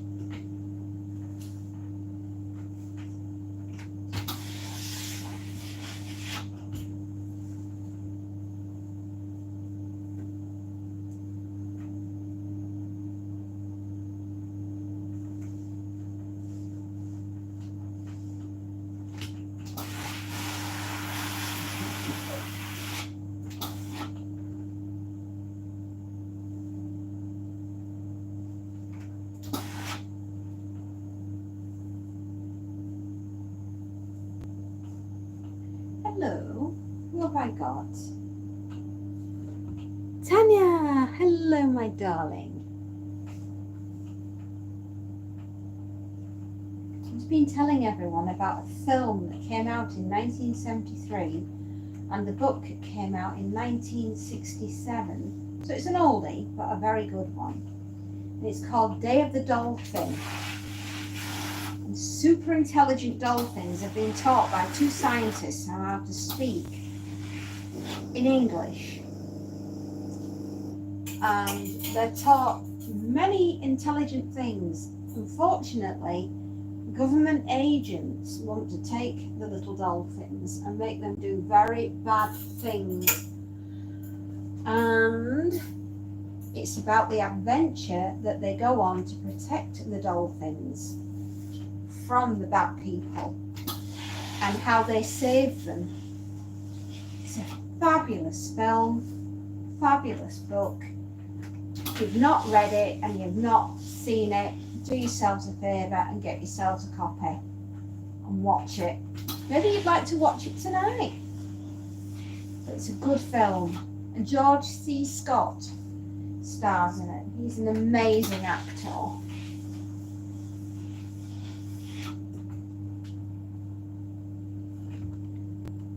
I do remember you, my darling. I do. I'm still ironing. Same customer that you saw me with last time, but I've done a lot more. I finished the first bag and I'm halfway down the second. I'm aiming to have this done for 1:30. With a bit of luck, God willing, it will be.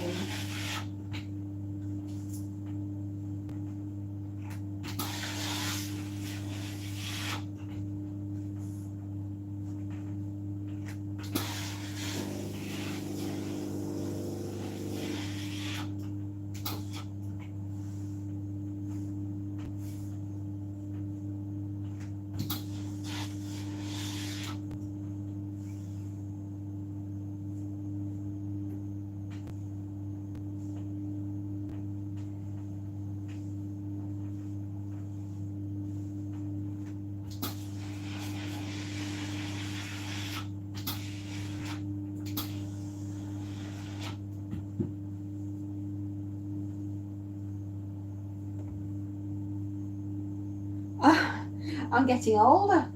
It must be because I'm looking so tired.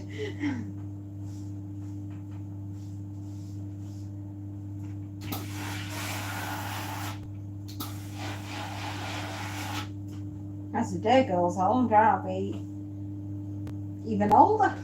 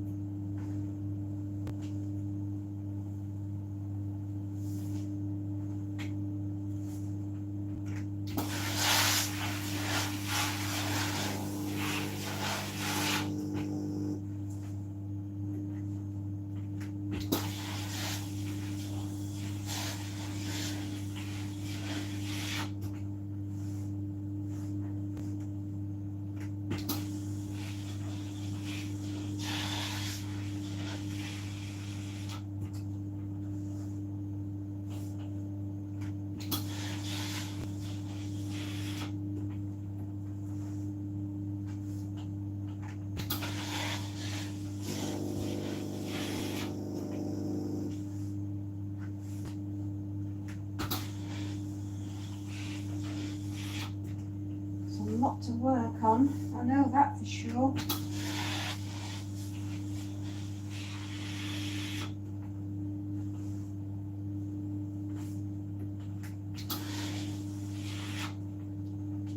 Is that my dear? Oh, gosh, I don't really think I have one. I like them all.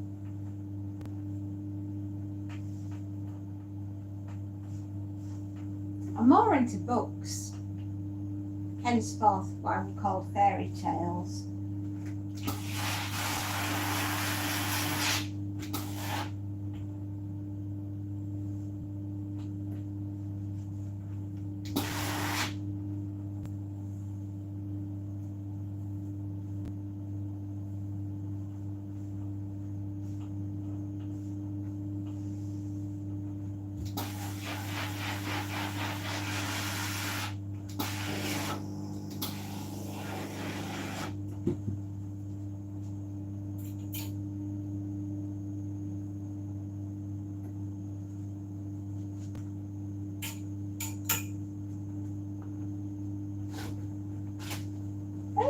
dress. Righto.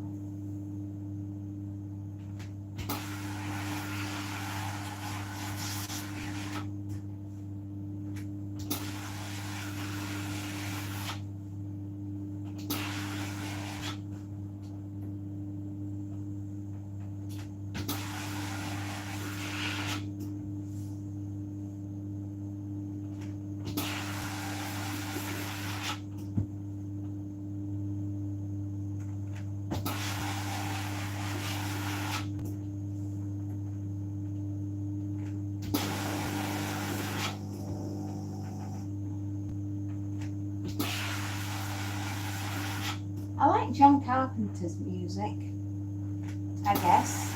I like that. It's usually film soundtracks that I like.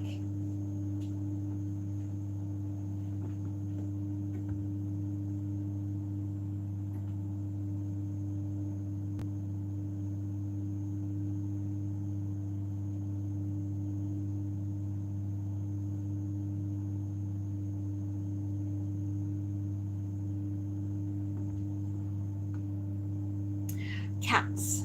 I love cats. I'm an only child.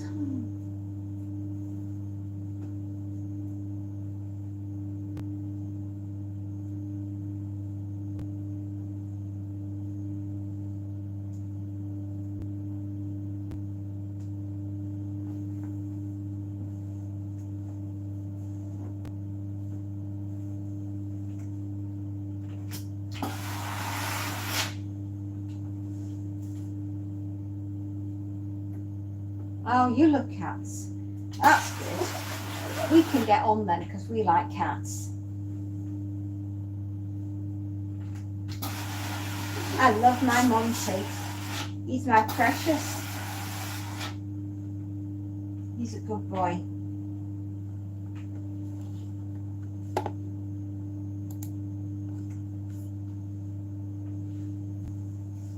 I've had Monty with me a while. 17 months. Because he's a baby. He is my baby. He's a good boy. He's an excellent little boy.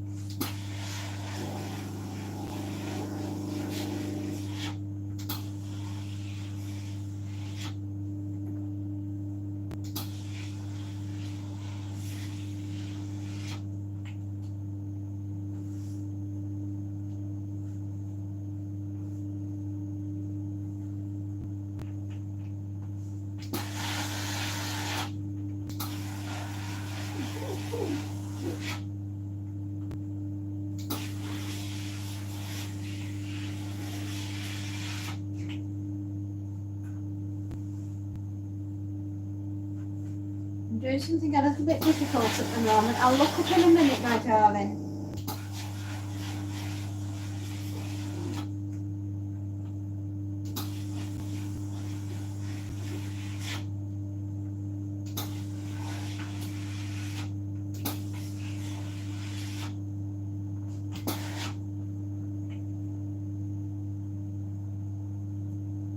Been looking for two people today called Ryan and Sophie.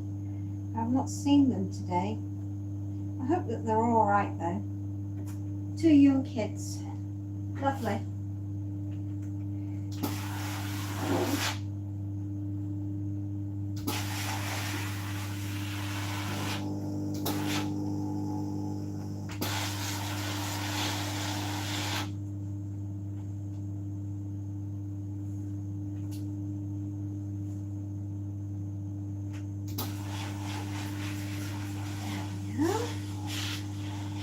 Not the easiest of things to do, but We got there, didn't we?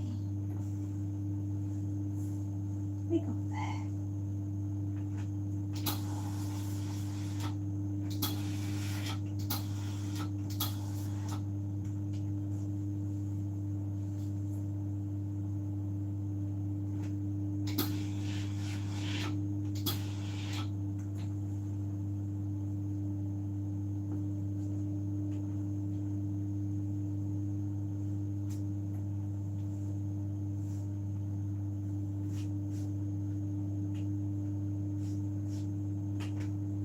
There we are.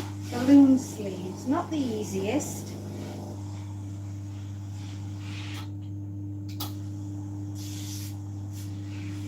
Gosh, not the easiest things to iron. Balloon sleeves, really awkward.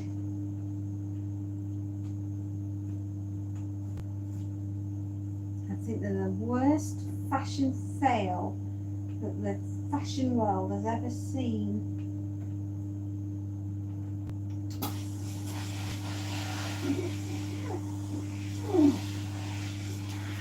I'll be with you in a minute, Tammy, darling. I just really need to concentrate on this because it's so intricate.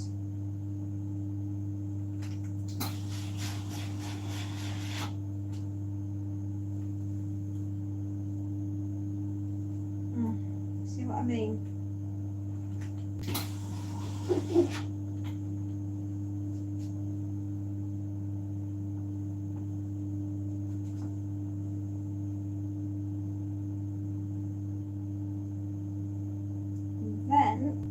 Concentrate on fastening of the buttons.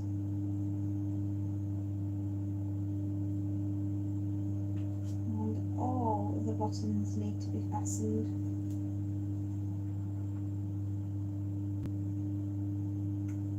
So it keeps its shape. And the customer is happy. That's what we're aiming for.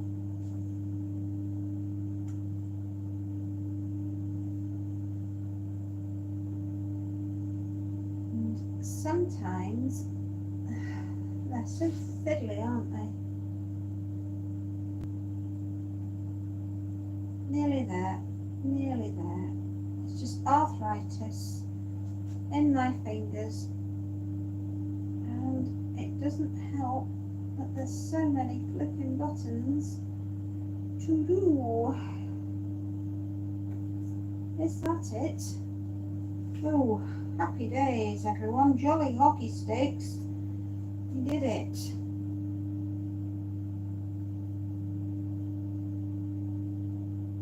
Jolly flipping hockey sticks. Alright. And we can fold the dress there. And put the dress this side. Ah, perfection. Perfection. That's what we're aiming for. And that's what we want. Right, another bunch of hires.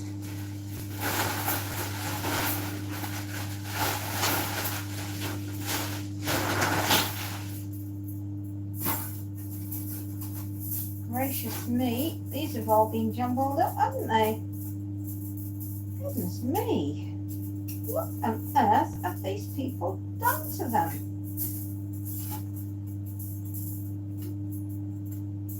My face is no joke. Come on.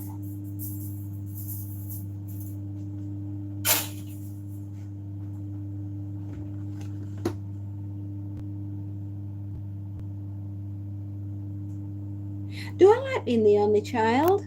Yes, I do actually. It's not so bad. It's not so bad, my darling.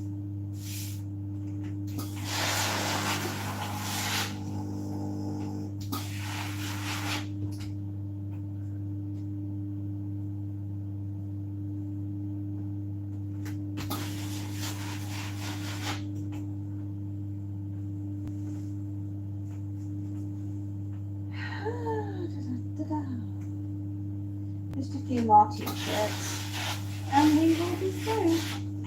Won't that be nice? Yes, Tanya, that will be lovely, my darling, to be through.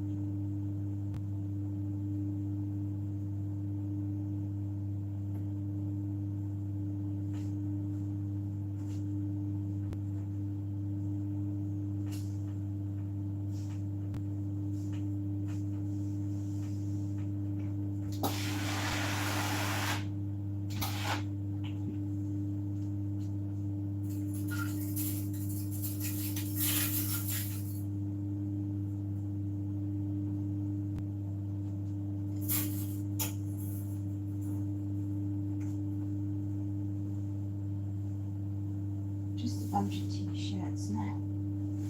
Lovely.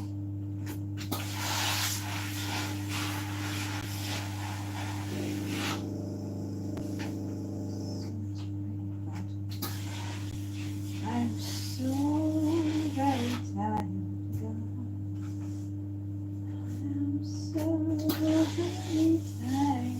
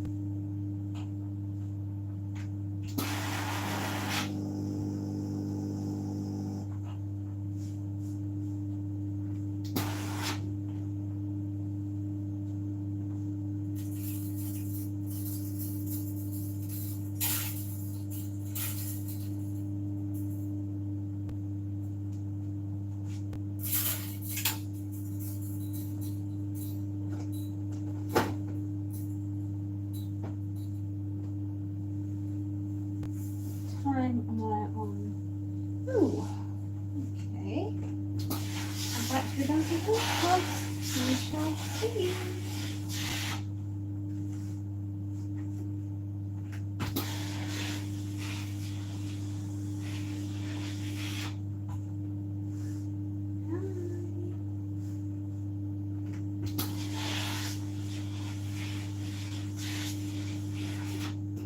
Are you alright, my darling?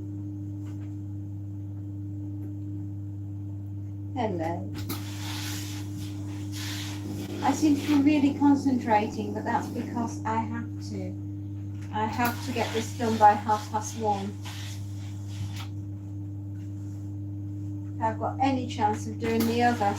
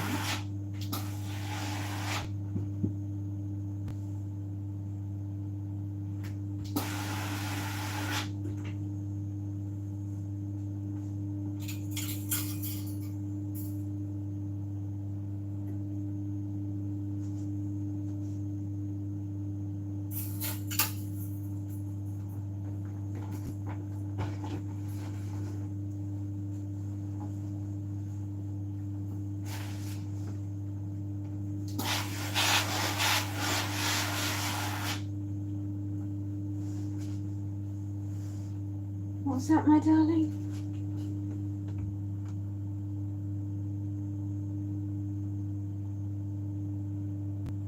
I'm really sorry, but I'm working as well as looking up, and I can't do both without burning my fingers off sometimes. So I do apologize, my darling. It's not that I'm ignoring you. It's just that I'm really conscious of the fact that I don't want to burn my fingers off. Okay. Terribly sorry. I can't always see everything.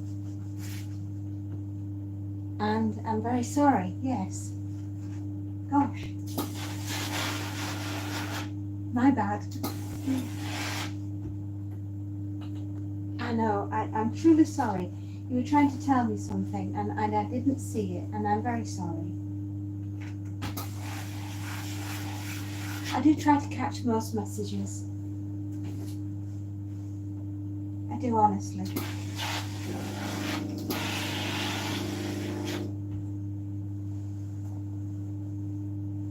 But I have also got this to do, and this is what pays my wages as well. But it's lovely to talk to you, my darling. It is. It's lovely to talk to you. I like cats. I like being an only child. I love music. I enjoy reading. I enjoy horror movies. And sometimes I just have to concentrate. Surely you get like, you have to do that sometimes as well. It's human. It's only human.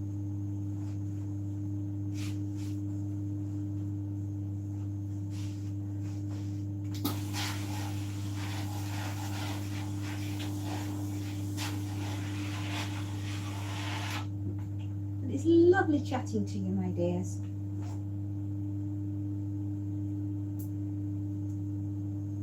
I'm sorry if I've just seemed a little distracted. I just was trying not to burn my fingers off. I'm allergic to pain.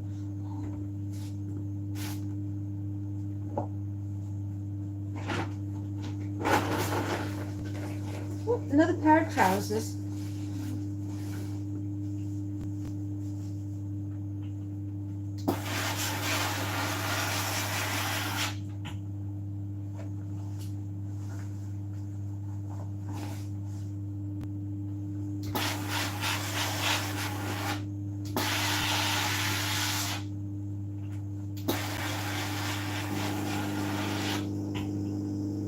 Sorry, my dear.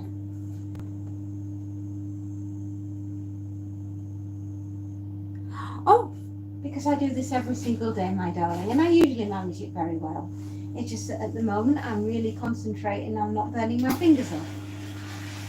But I can still talk to you, my dear. I just can't always read what's in front of me, especially if you're a bit far away. I keep having to break off and come over and see.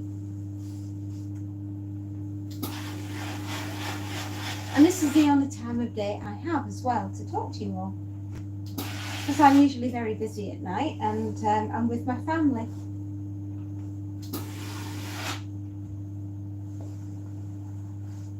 Is that okay?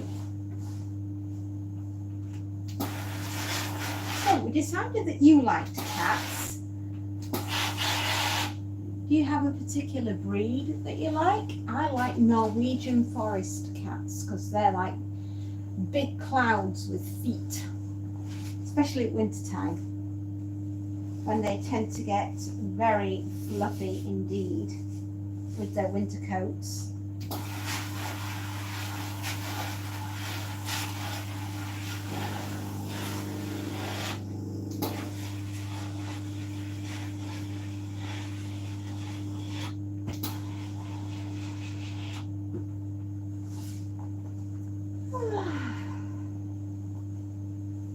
Won't be long before I'm through this bag, which will be really good.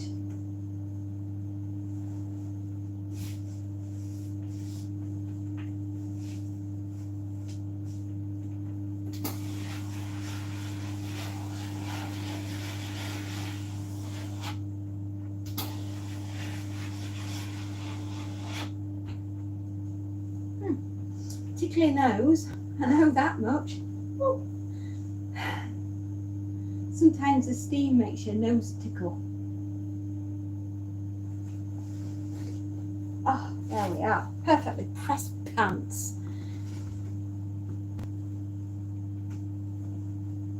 What? I can't answer questions like that, my darling. That's a rather strange thing to ask me.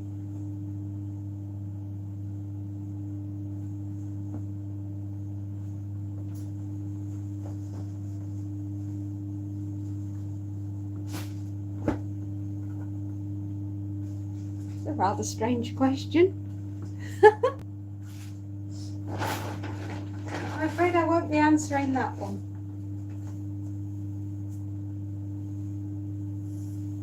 Oops, that one's inside out. Okay, my darling. Bye-bye.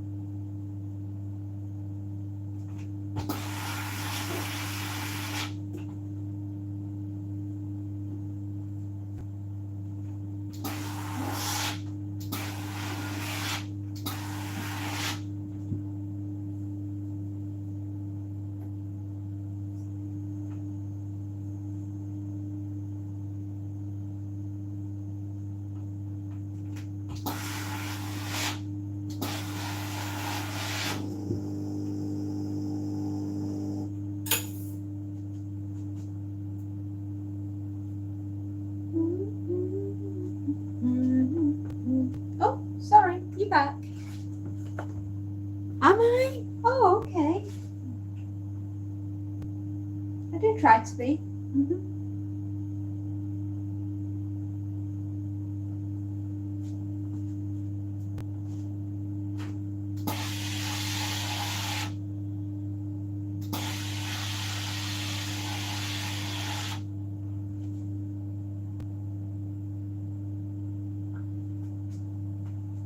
That's nice to know, darling.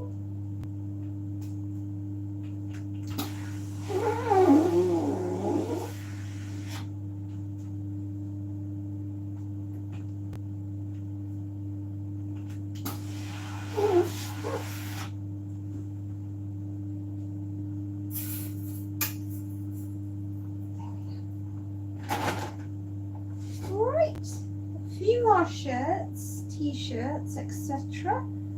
I think we'll be through. That'll be really good.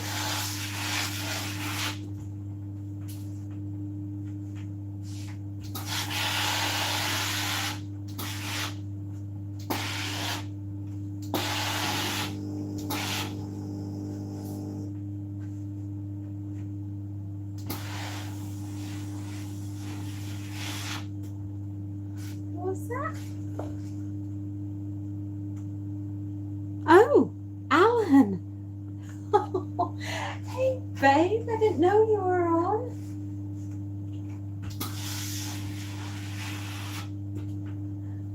How are you doing, darling? Is everything going okay? Hopefully the move went really well. I'll catch up with you on an email later on today, babes.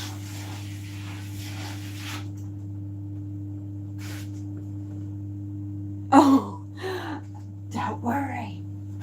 Don't worry, darling. Don't worry. I was asking some very strange questions, and I just like, what else? Doesn't matter. It doesn't matter. How are you doing, sweetheart? How's everything gone? Hoping the move went awesomely well.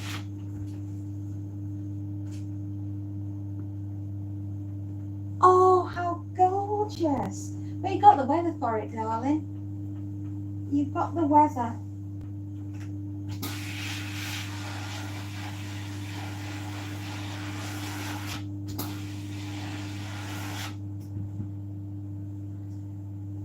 You been doing any writing? Or are you still unpacking boxes? I bet you're still unpacking boxes, aren't you?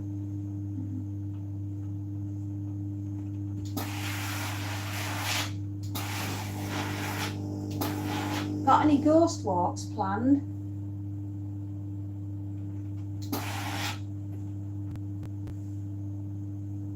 It's a while since you've had to zap anyone, Alan.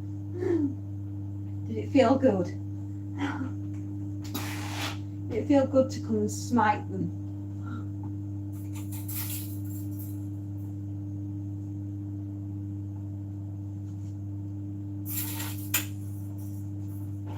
Because obviously smiting's what we do's best.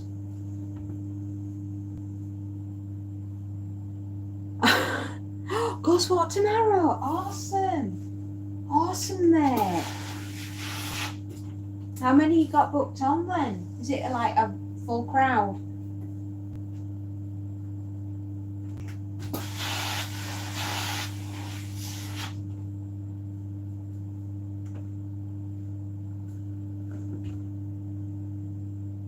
Oh, got 5 people. Flipping it. That's brilliant. Good on you, son. Yes. People will be rude. And sometimes I don't always catch all the messages, so they feel as though I've ignored them. But I wasn't. It was just that I was really trying not to burn my fingers off. Is Carol going on the walk as well?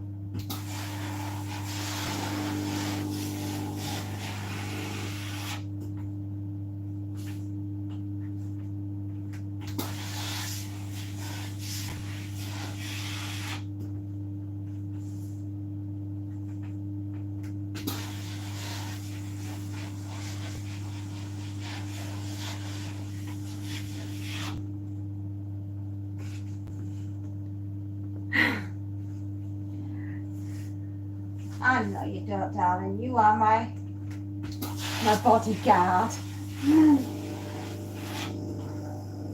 Oh, I think I've just run out of water. I'll be back in 2 minutes.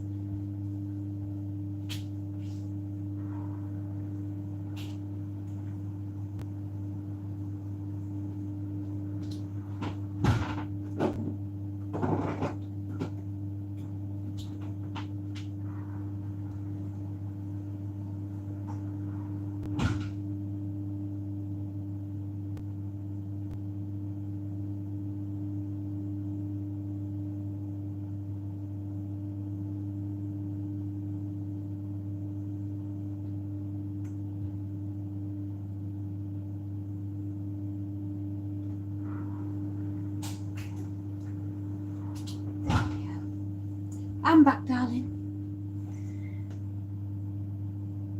Okay. You know, with these ghost walks and your writing and everything else, your life is going to change so much. If anybody wants to know, Alan is a famous writer, and he writes about the Lucy saga, and it's all called The Fading Light. And who or what is Lucy? She is absolutely terrifying. And you can find all of Alan's books on Kindle, because that's where they are. And Lucy is from the mind of Alan Aspinall, and he just has ice water in his veins when it comes to writing, I can tell you.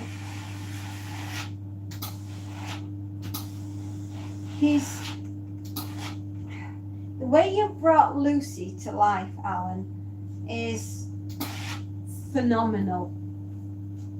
She's awesome. She's absolutely terrifying, and she's always watching. And I'm scared of her.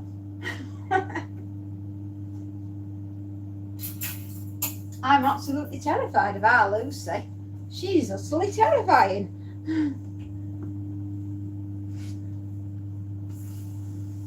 So yeah, if you were ever wondering, when I talk about The Fading Light and the Lucy saga, Alan is the gentleman who created Lucy.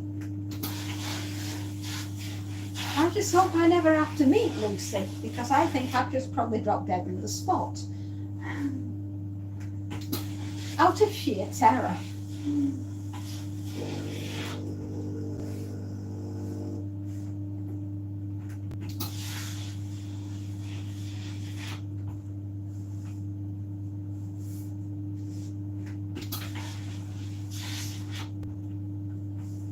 About 3, maybe 4 items left to do. Oh, wouldn't that be nice? And then I can be on to the last customer. Recently, I've just been burning the candle at both ends, and I think I'm feeling it.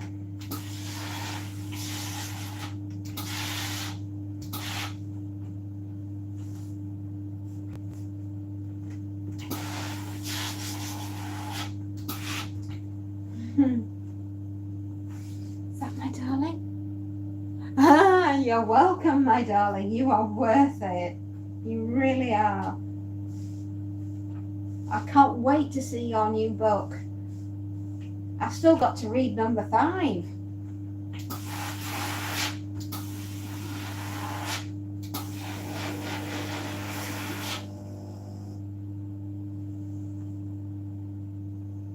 It must be very close to coming out, yeah? I mean, your editor and everything, they'll be ready to say, yeah, it's good to go.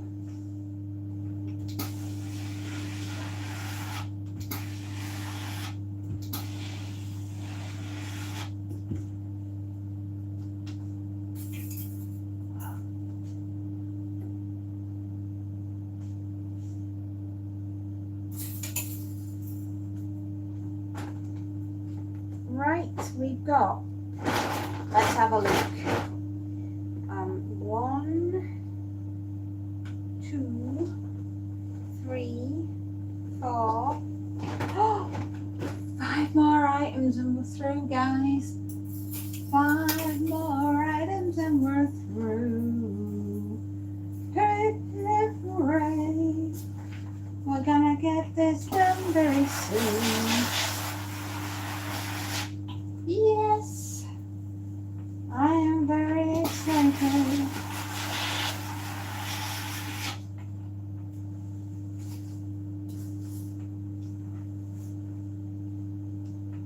Hopefully August. Oh, just in time for Halloween. Guess what's going on my Halloween 31 Days of Horror? Big smiles.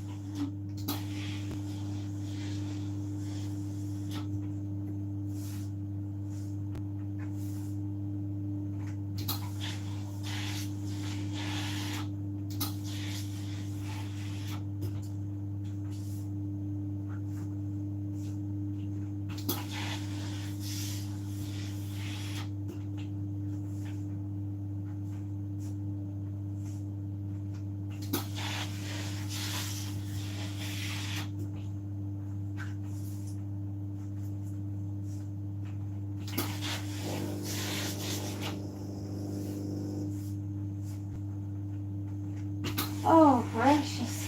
It's been a long one today. It's been doing a lot of very grown-up stuff in here. Not thrilling me. I'm not feeling it today. It's been a toughie.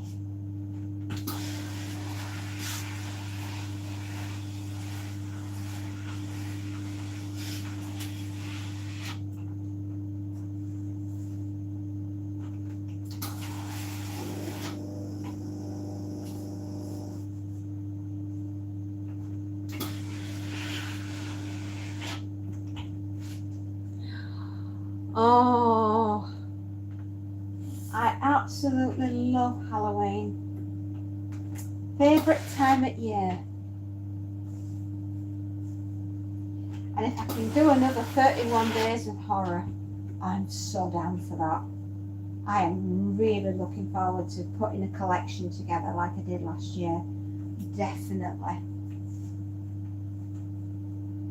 I mean, who doesn't want to celebrate Halloween and have 31 ways to say, I really love Halloween. So I'm going to do 31 fantastic looks.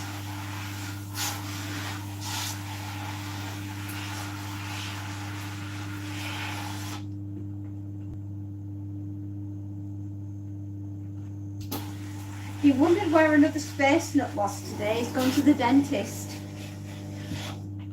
He's not having a good time.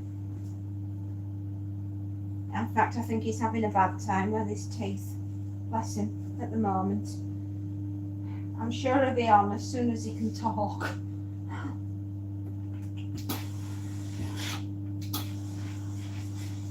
But I'm super pleased that your move went so well. You must be relieved now that you two are together. Your wedding will be coming up soon, which will be awesome.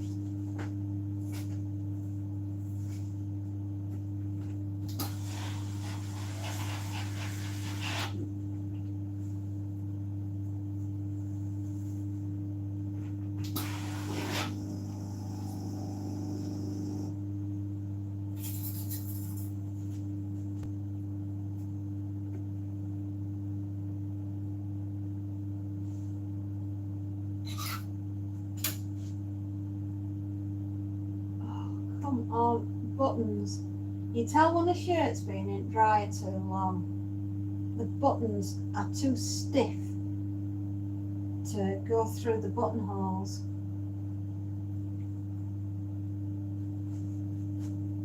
Oh, I just want to press that just a little.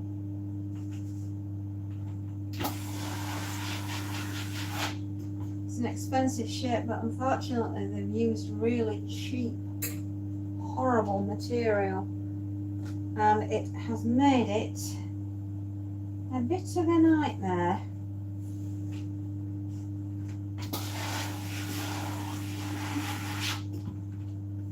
We're doing all right though, kids. We're doing all right.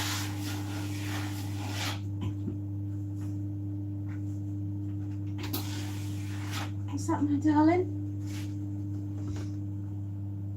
Oh, you went to the dentist. 5th of November, of course, with us celebrating Bonfire Night and Christmas are just epic. And going to the dentist is nobody's idea of fun, is it really? I mean, who wakes up in the morning and goes, yes, I'm going to the dentist? Yeah, who jumps out of bed and does that? Well, not me. I'm usually crying, kicking and screaming and saying, I don't want to go. You know, don't let me go there. I'll be good. Boo hoo hoo. Cry my eyes out.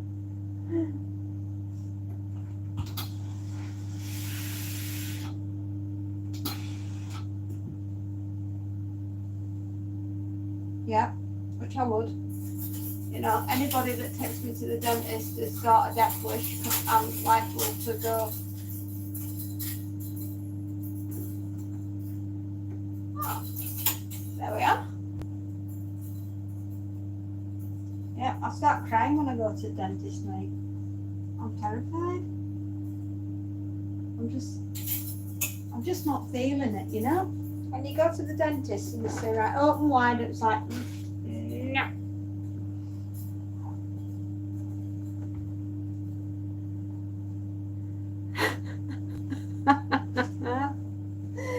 Well, yeah, he can love the dentist for me then, but I don't. I'm frightened of the dentist. When I go to the dentist, they always look at me and go,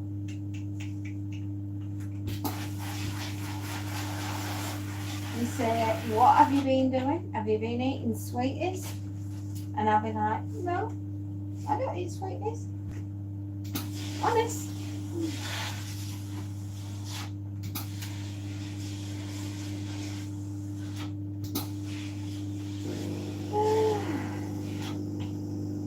Three more items after this. Hooray!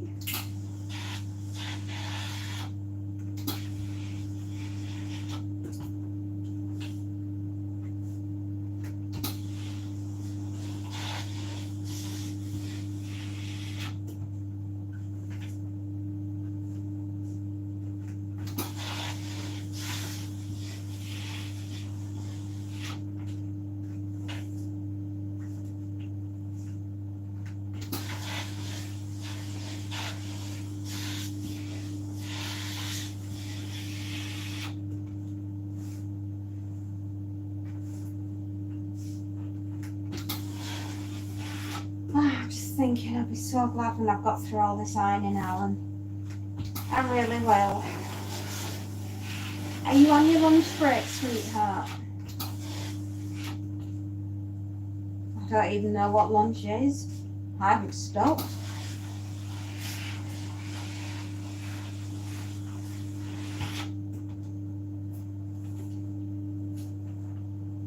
This is my last big shirt. Anyway, I've got a couple of t-shirts and then a pair of shorts.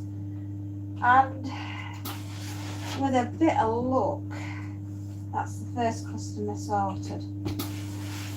But they did have two massive bags full of clothing, which obviously you can see is hanging up behind my head.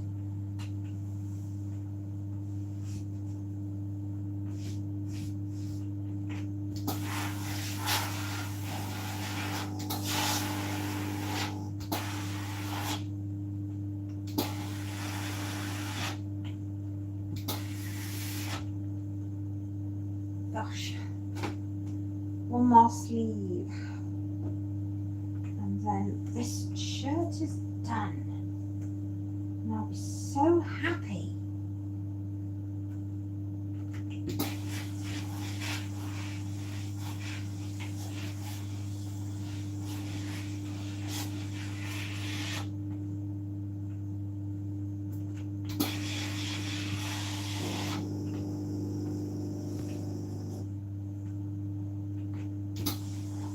Got to go to the dentist in August anyway, which is really filling me with joy. No. I've got to go for my checkup. Every 6 months I've got to go for a checkup.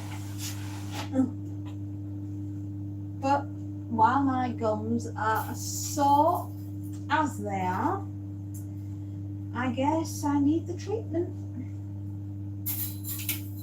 Although I am pleased recently, I've been doing rather well and things are getting a little easier, I hope. When I say that, I should always say touch wood.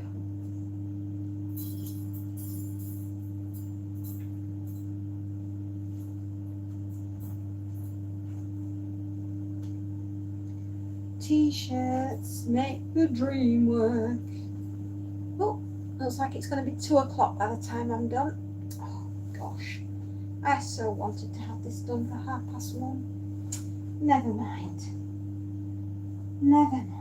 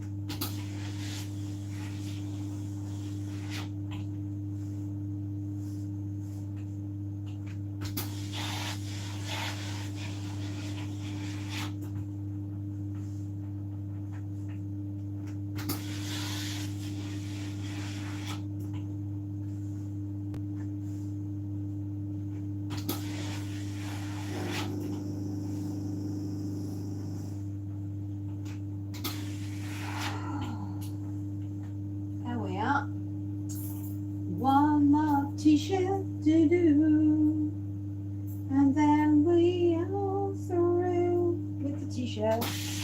And I got 1 pair of shorts to sort. Oh, yay, yay. Very good.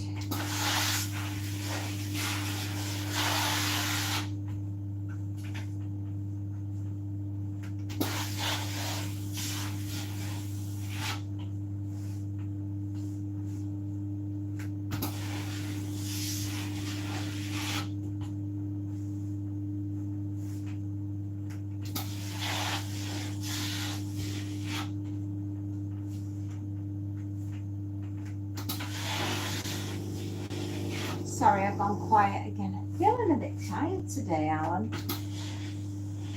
And when I get concentrating, I zone out, don't I?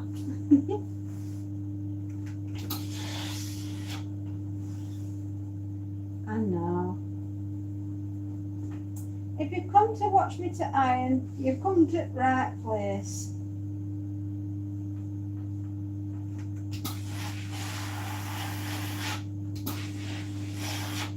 I think I need some sugar in my diet. See, that's why I'm a good customer for the dentist, because I'm always giving him work because of all the sweeties that I'm munching that I'd said I didn't have.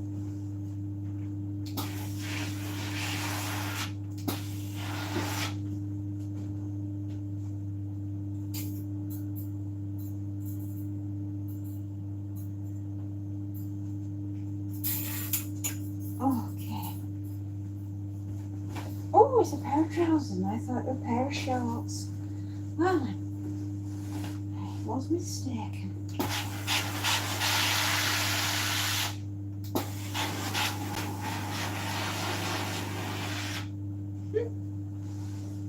Oh, joy. Last item in the bag.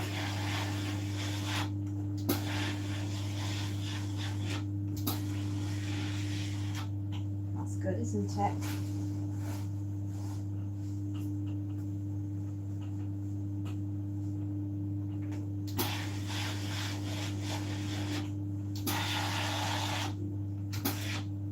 Oh, excuse me. Got hiccups as well. It's excitement of getting to the bottom of the back.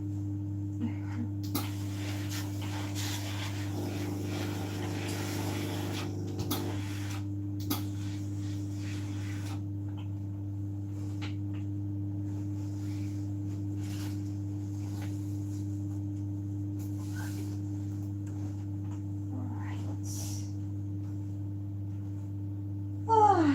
it's a joyous moment. 2 legs.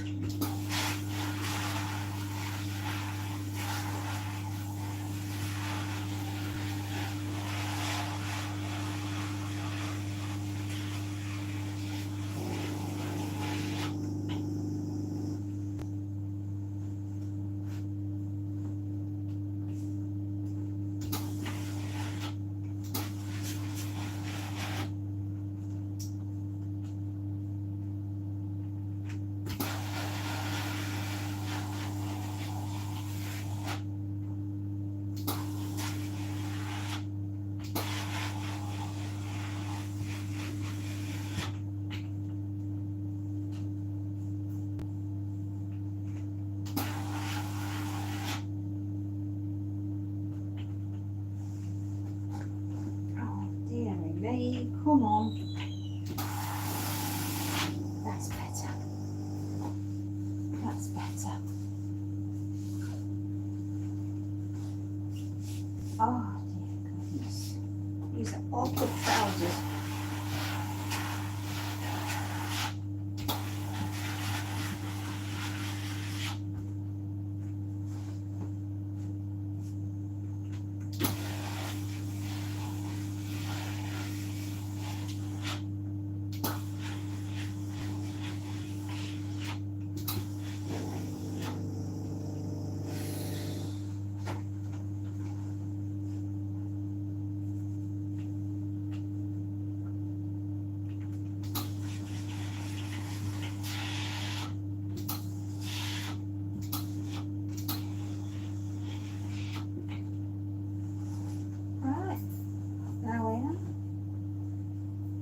I'm done.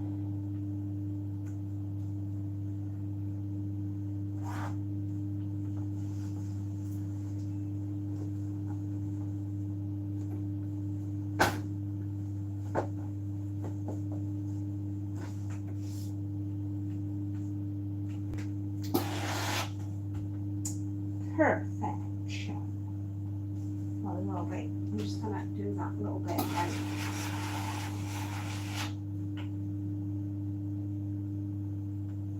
Much better.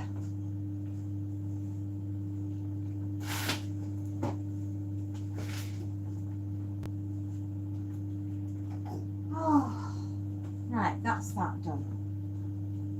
Tremendous. Right, okay.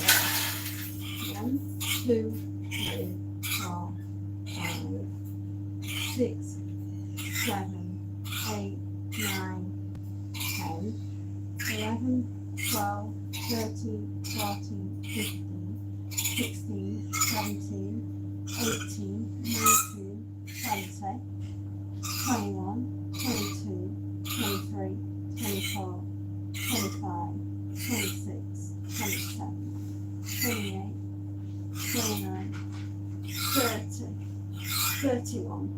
Whew. Okay. All right. 31 there.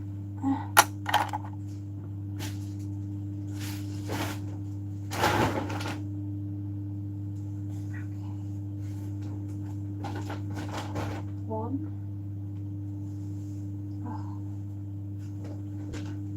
Two.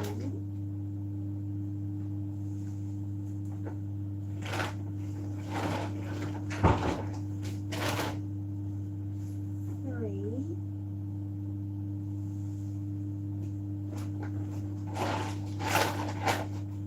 4. 5. 6.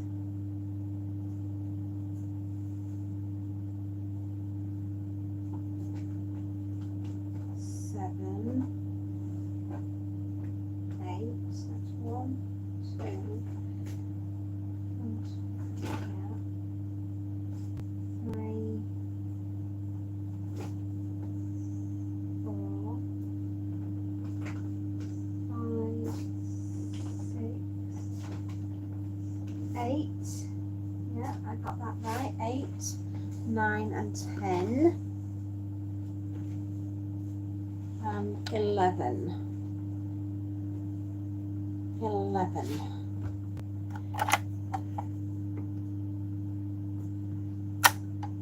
That's lovely.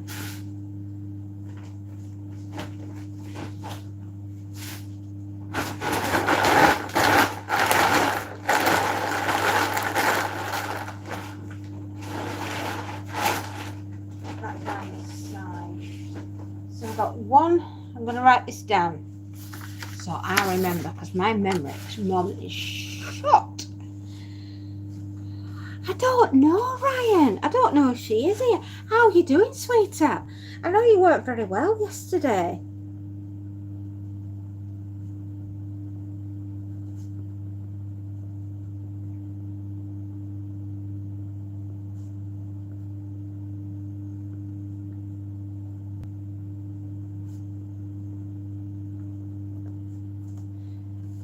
You weren't so clever yesterday, was you, my darling?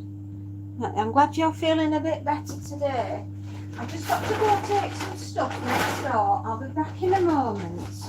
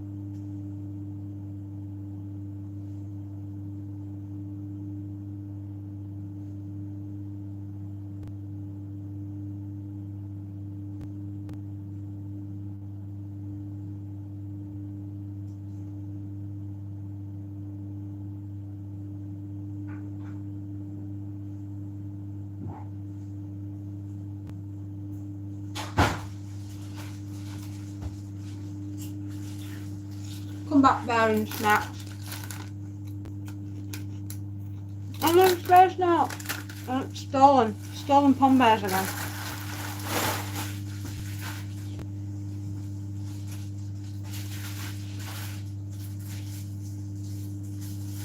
So I'm told they don't have any calories in them, which I believe you.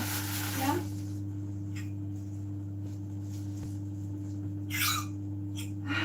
I'm trying to get all the young ladies' things together first.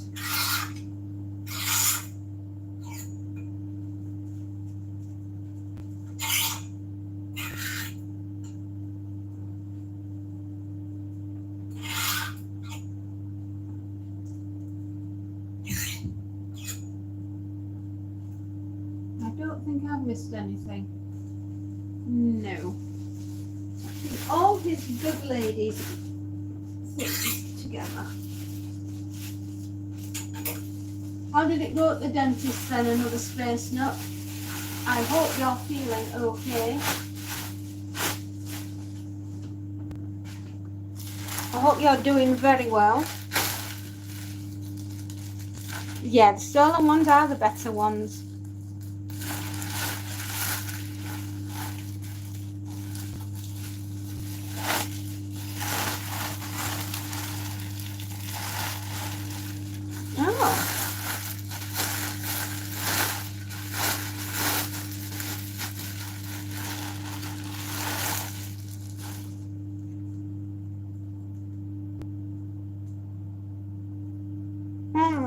That sounds painful.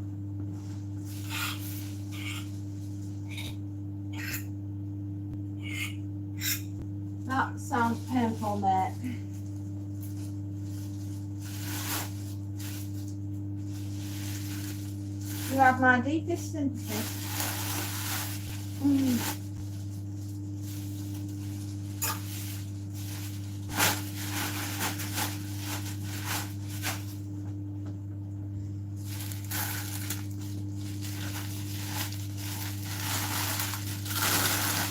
I can imagine. That would have made my flipping eyes water, mate. That would have. Ow, ow, ow. I am not a girlie that can do pain. Henceforth why I had epidural, gas and air, pethidine, you name it. I do not do pain at all, ever.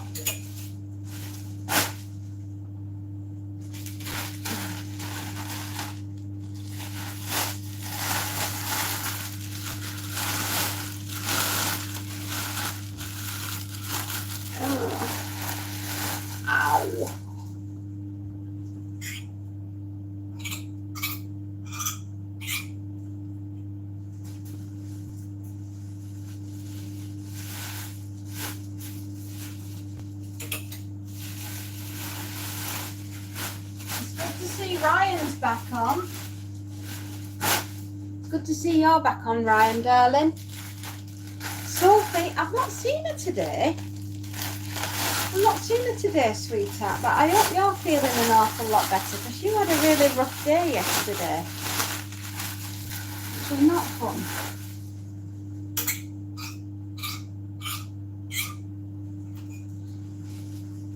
Not fun, my darling.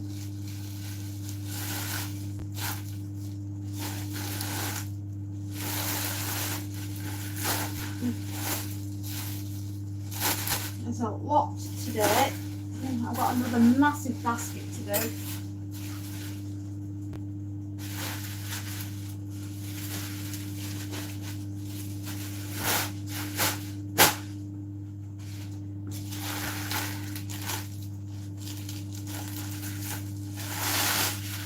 Wrong end. Try getting the end that's the right end, it would help.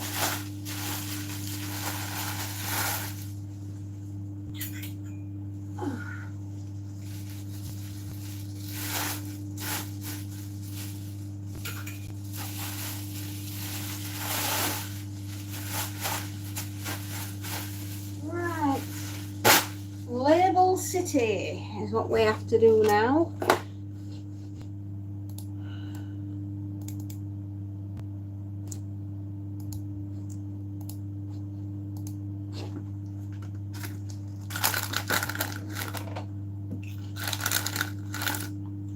Look at me, packing like a squirrel on eat me.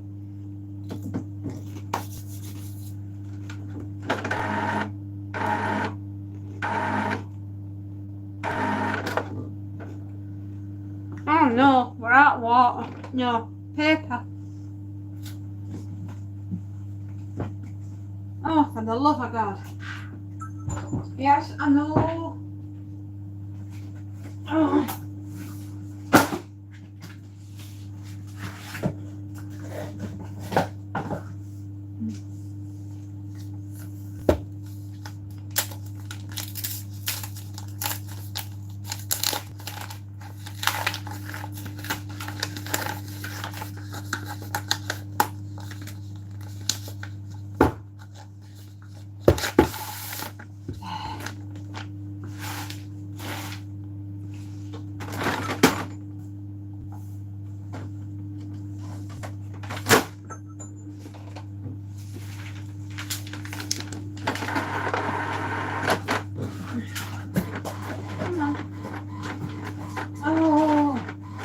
Doing this today. Come on. Oh. I don't need this level of rubbish. I'm just struggling a bit. Stupid bloody box. Lid won't go on it. It won't go in.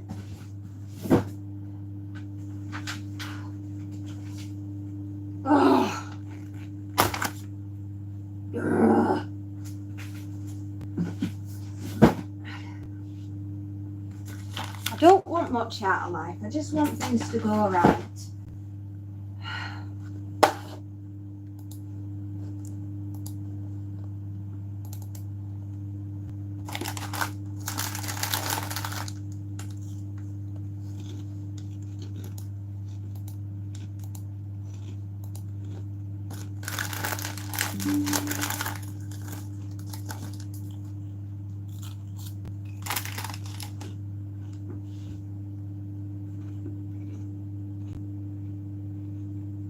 Oh, you're feeling better.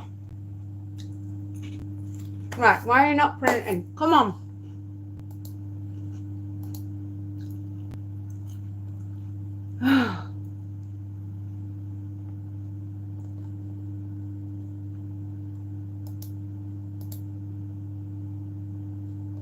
Right. It was on the wrong setting. Feeling like an old man. I'm feeling like an old woman today.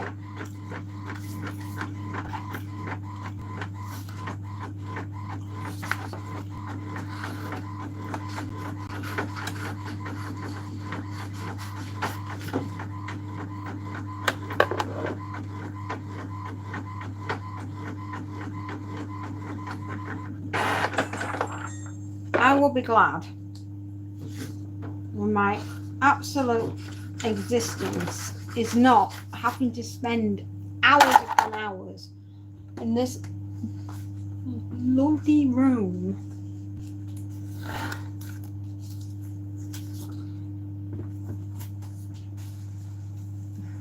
Trying to laugh at the life choices that I've made.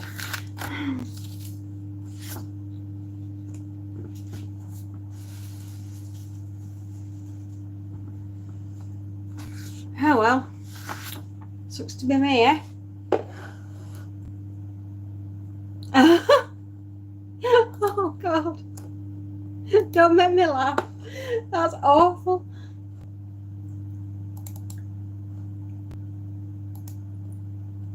Let's try and find the doctor.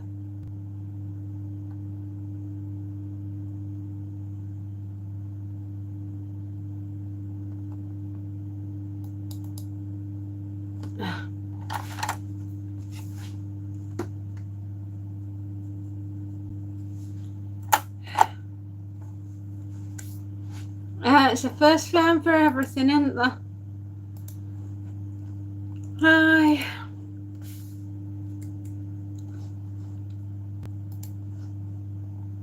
$31 plus 11. Can't count today. 42. Yeah, it would be, wouldn't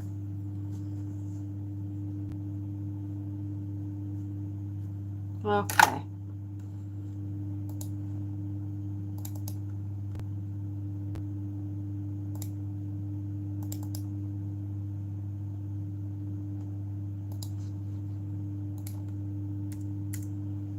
So I got a 41 and what's that one? 3.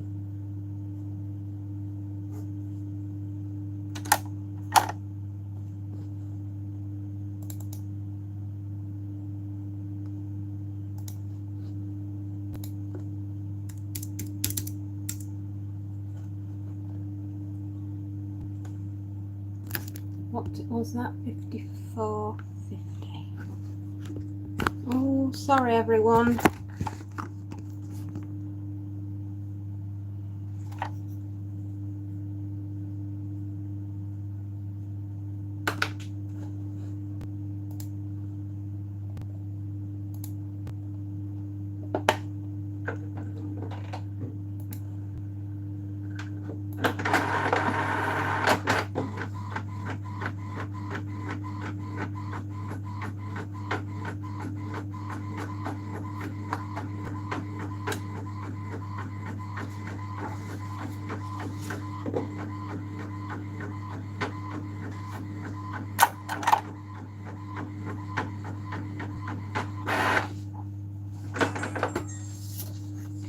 Awesome, we're finally getting where we need to be. And then I can move my boards round because this one's wet through.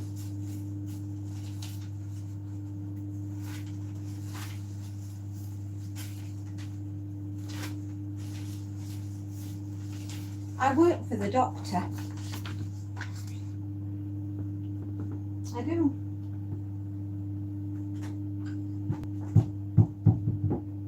One of my customers is the doctor.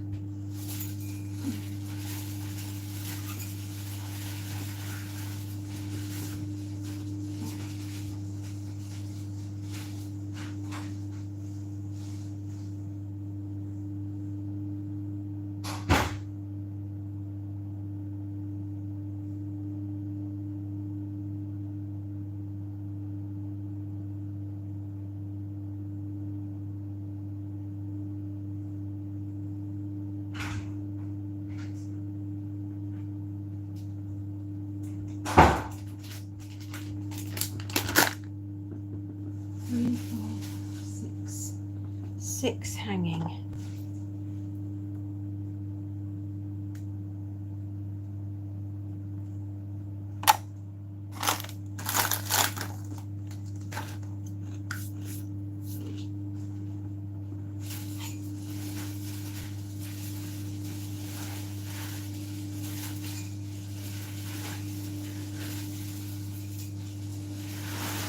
Oh, wonderful.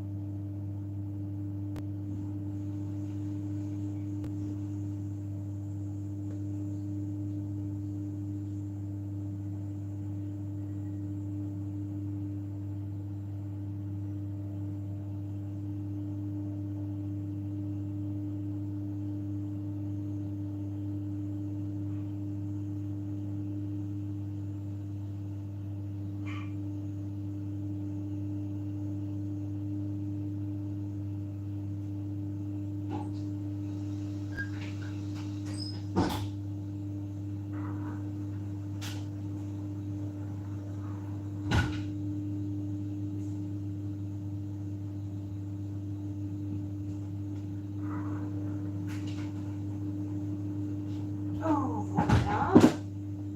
Right, time to change the board because this one is wet through and I need a clean one.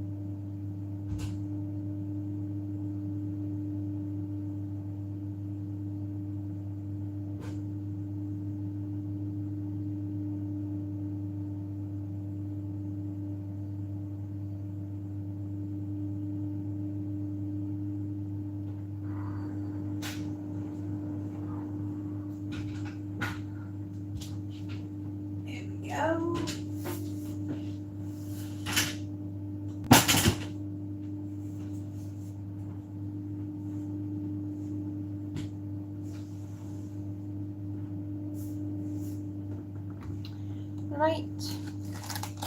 Done. Oh. Oh.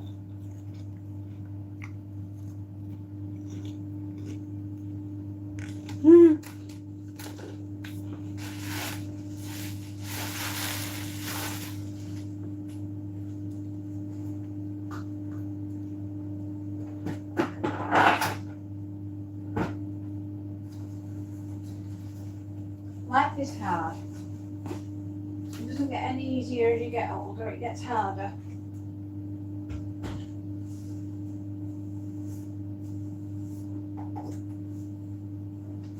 I'm absolutely peed off to high heaven. The fact that I'm still in this bloody room doing shirts now. Oh, sweetheart, you've got family there. You didn't have to. Oh, see? I'm so distressed. I'm now starting another bag of jelly babies.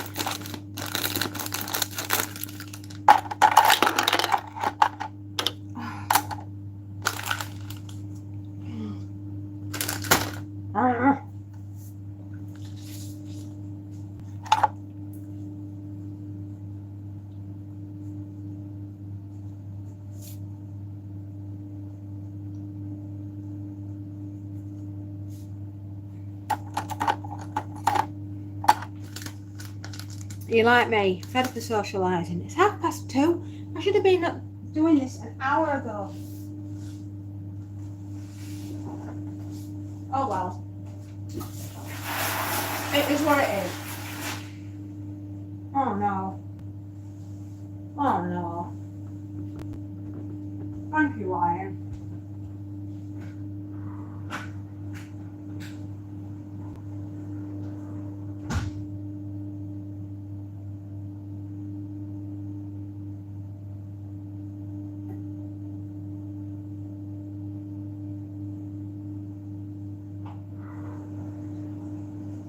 I'll be back in a minute.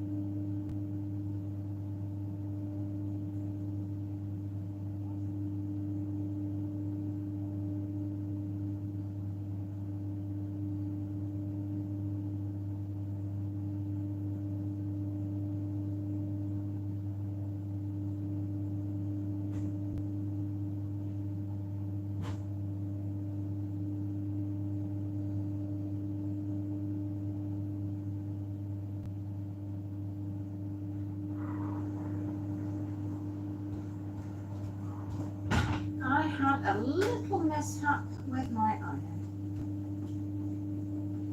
And it got a shirt. And these things do happen. What I need to do is get that off my board. And I need a little bit of water.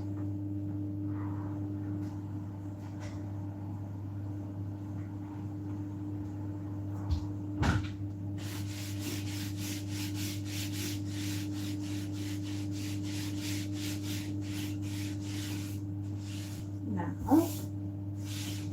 Now I've got that off. Lovely.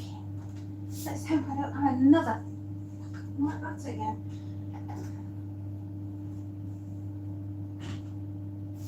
Sometimes irons can be your best friend or your worst enemy. And quite frankly, I just want to blow the thing up.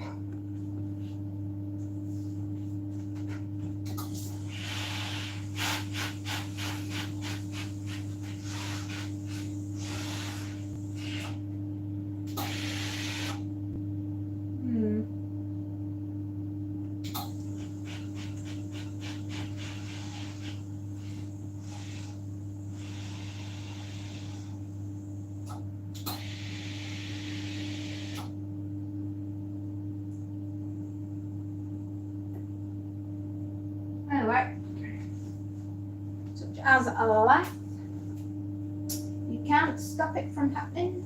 You just have to take it on the chin and say, hooray, thank God I got it out.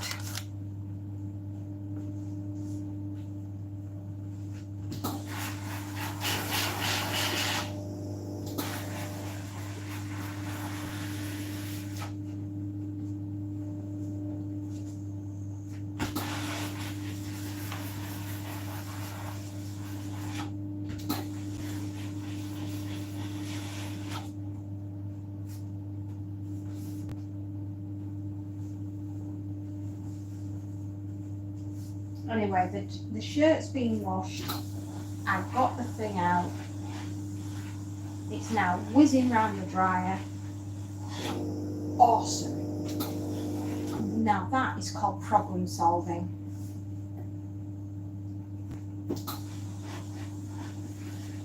Mrs. Fairy style. Slightly distressing, yes, I'm not going to lie. Or at least I didn't burn a great big hole in it.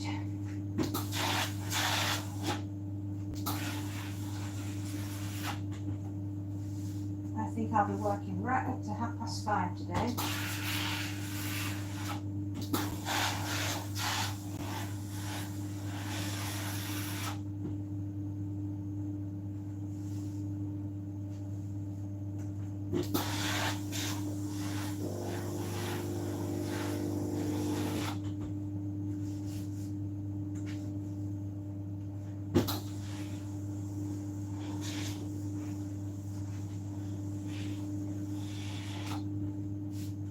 I'm here now.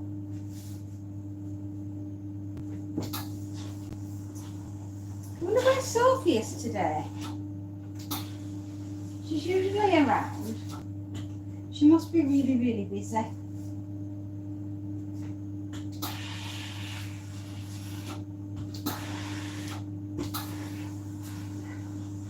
Where are you, Ryan? Are you here, darling?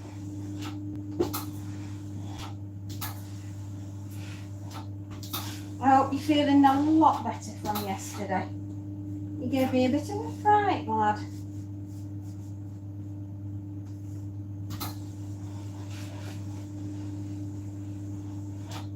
And I'm hoping you're feeling an awful lot better from the fucking flu that you've had. Ugh.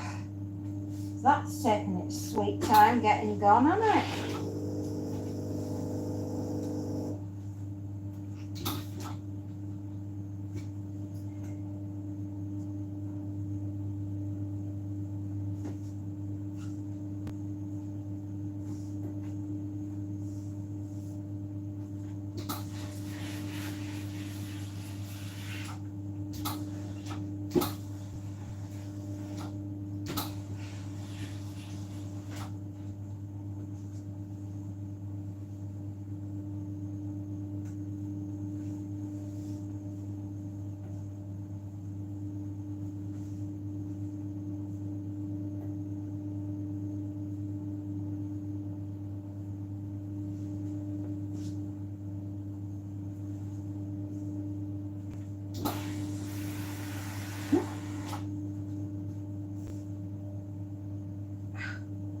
God, that's hot.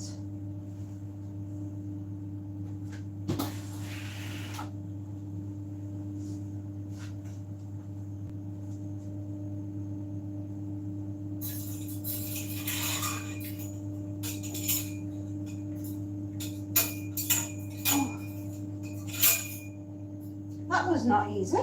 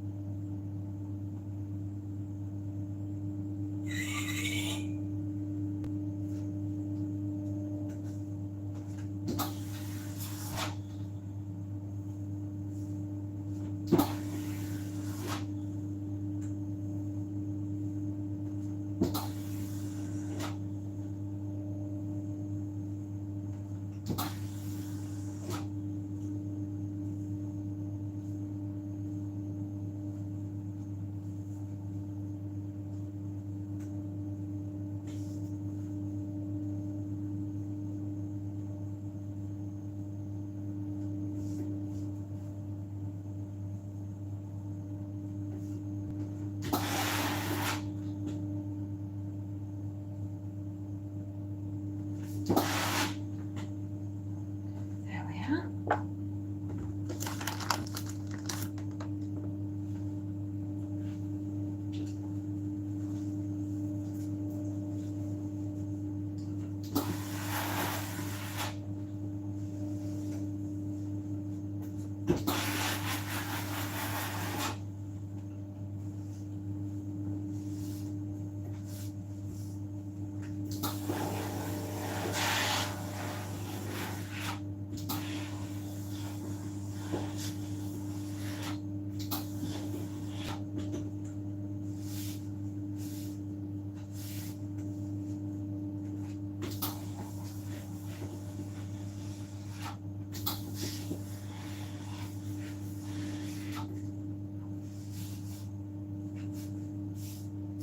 So I'll have some quiet time now. Just whilst I concentrate, getting my speed up a bit.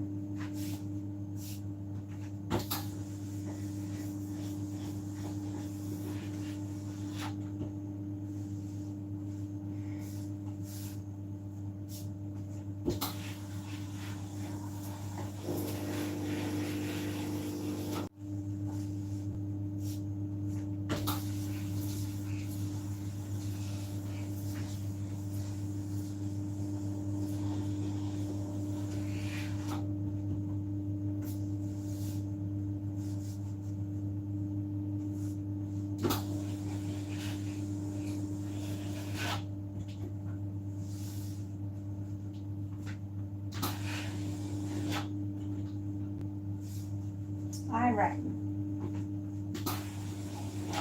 I'll be through by about 5:30.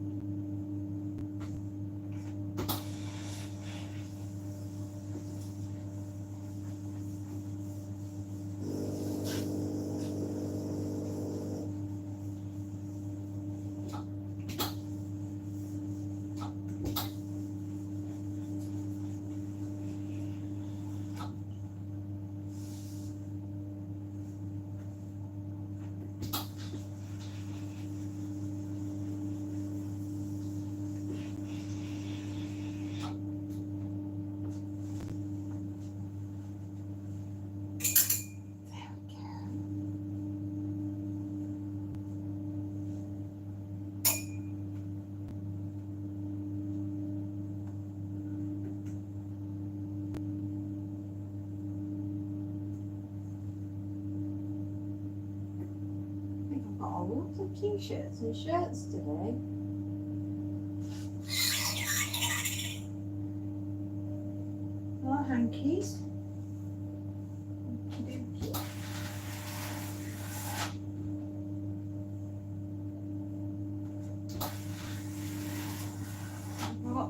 trousers. I think I'll fold those and put them in the basket.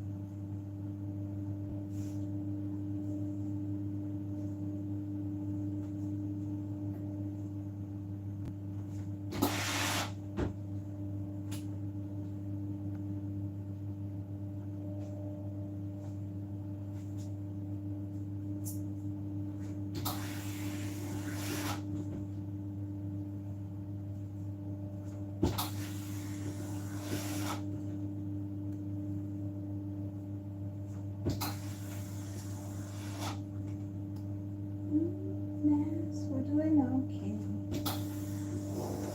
Just having a bit of a quiet time.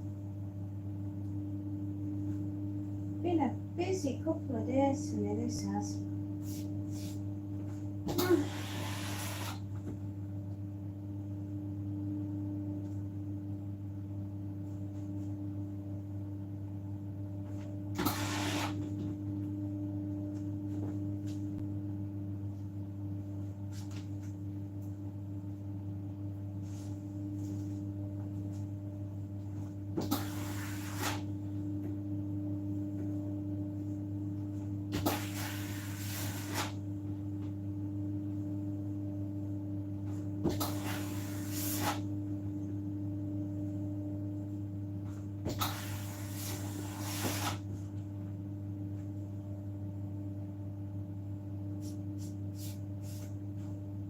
Apparently somebody said I was very boring today, to which I have one thing to say to that.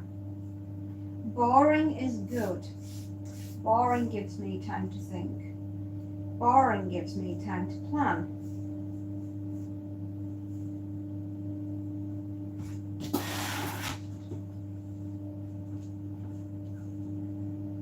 And also, when you've been doing this for nearly 3-4 hours, what is today?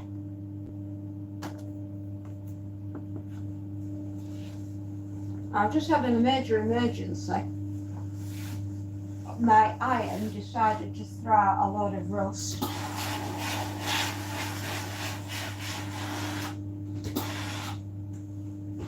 And I nearly ruined a shirt. And their customer would have been very angry with me had I done that, as it was a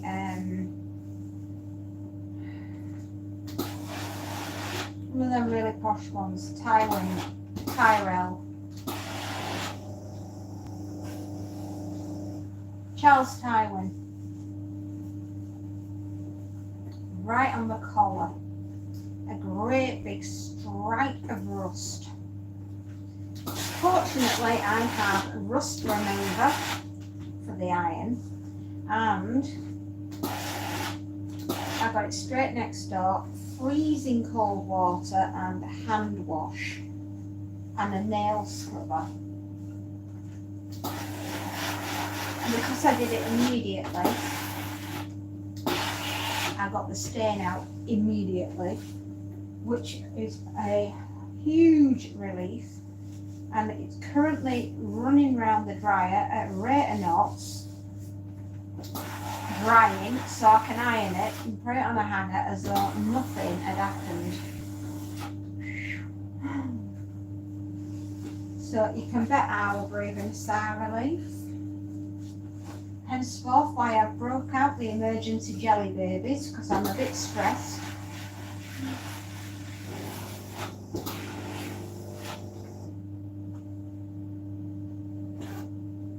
Can't help it, can we? We're only human.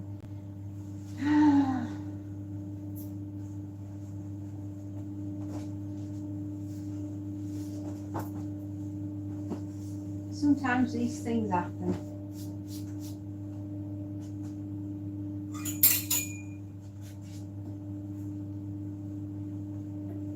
Do you know what? I'm not going to hang the shorts. I'm going to fold them.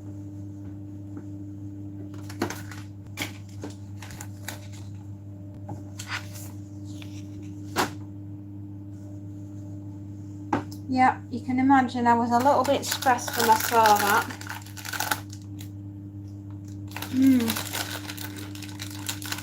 I'll say I'm sticking snacks inside me like a squirrel packing heat.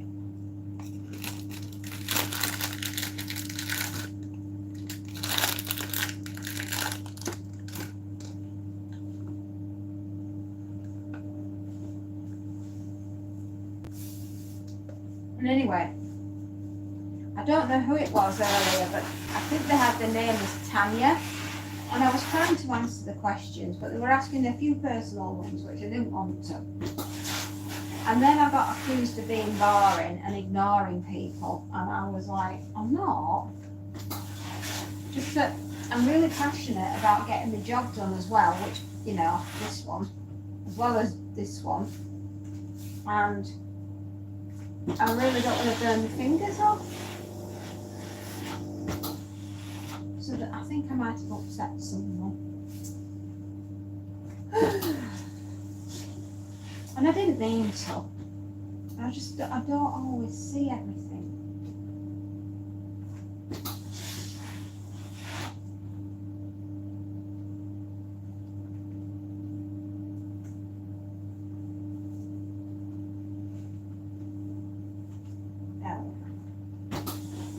Don't want to burn his hands off now, do we?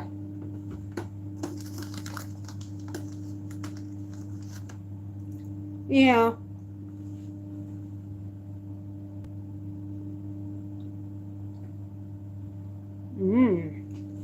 That sounds good.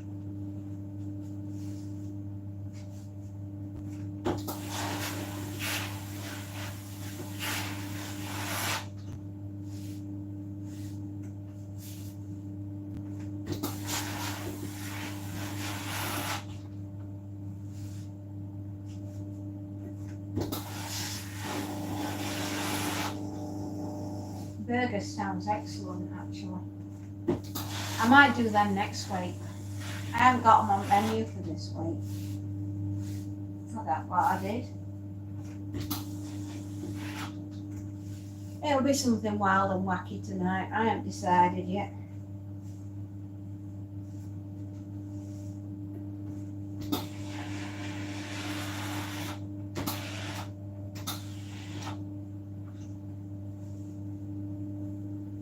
Might have pie tonight.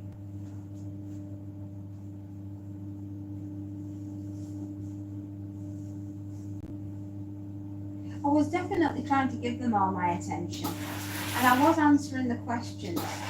I just couldn't quite manage to answer all the questions. I felt a bit bad about that. I suppose you're never going to keep everybody happy, are you? Although one can only try.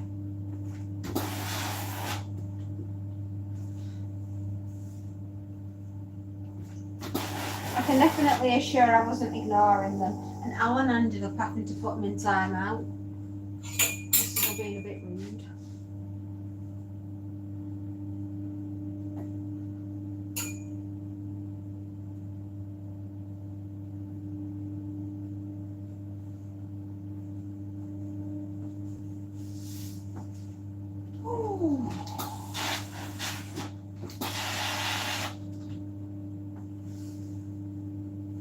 is a bit quieter today. And we haven't had Ryan on, have we? And we haven't had Sophie. Because those two are probably off doing exciting things. Unless my Ryan's here now. Hello, Sharky. Hello, sweetheart. I guess I'm that stressed, Sharky. I'm on jelly babies. Well, that was a double load.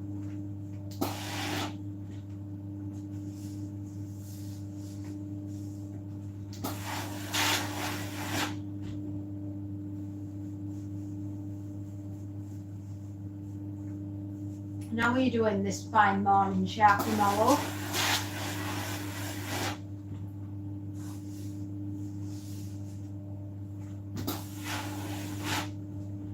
That must mean it's about 3:30. No, 2:45.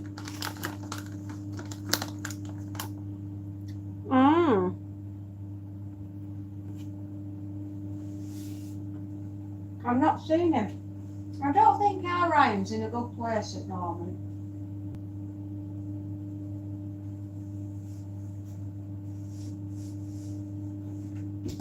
I'm a little bit worried about the boy.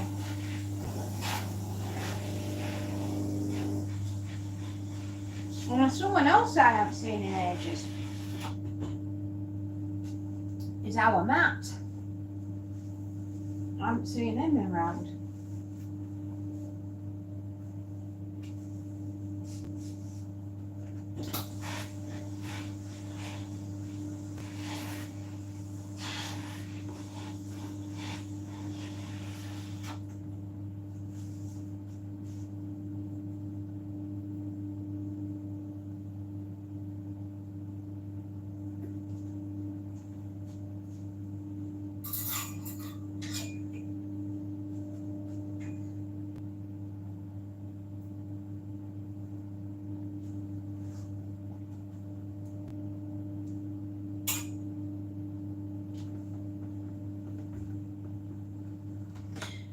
Are you a little bit tired, darling? No. Rough night.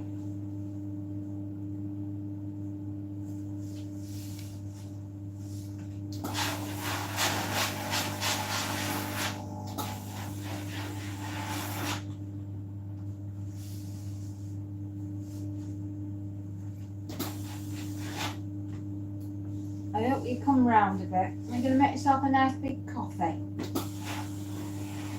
Or a cup of tea. Something nice.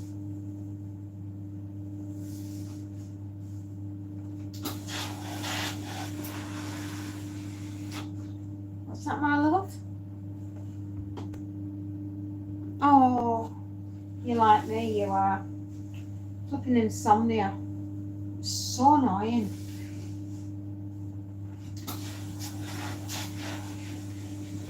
I have the world's worst insomnia. I'll be awake at 2 in the morning and sometimes I just cannot get back to sleep. Lord knows I try. I just can't manage it.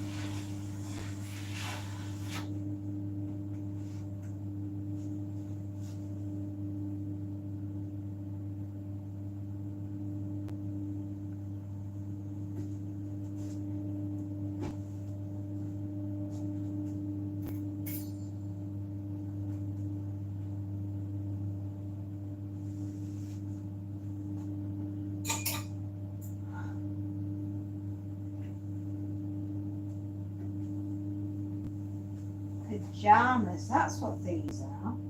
I did look at them, but I was a bit puzzled. No, I get a terrible insomnia and plays havoc, and if I don't sleep right myself, I'm terrible the next day. I'm trying to function. It's a joke.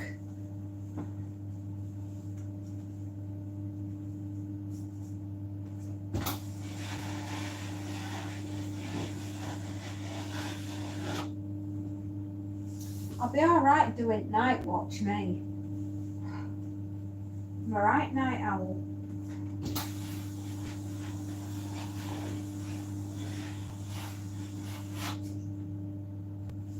Oh.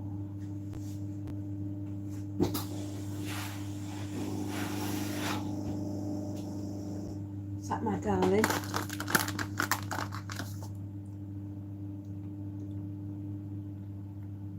Oh, who's he then? Is he any good at getting people to sleep? Because if he is, I'm down for some of that.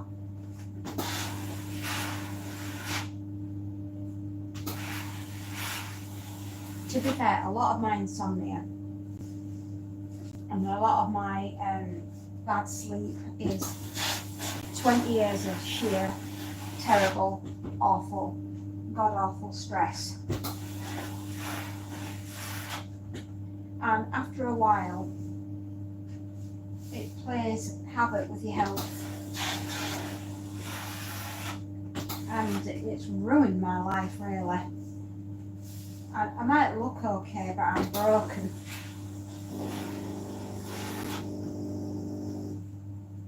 I'm like Japanese pottery. I've been perfect once, I got broken, smashed to pieces, stuck back together again, and I've got this vein of gold running through me.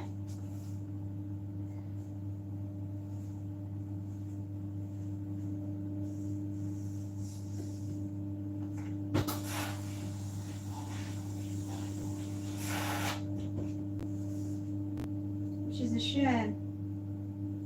I should have never have been bust up and broken like that, but unfortunately life decided, I've got some lessons that you need to learn.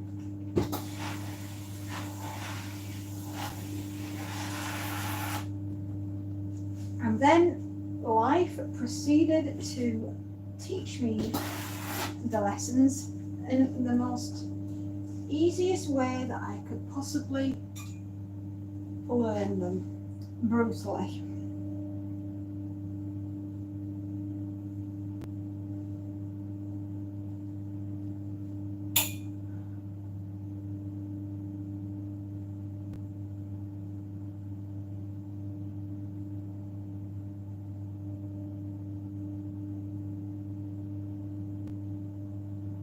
You know, life's never happy unless it's giving you a slap.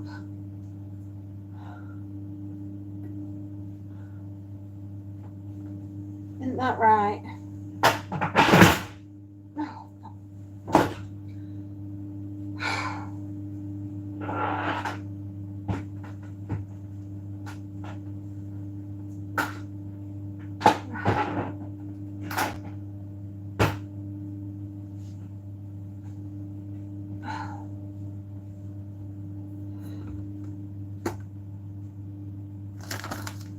Oh.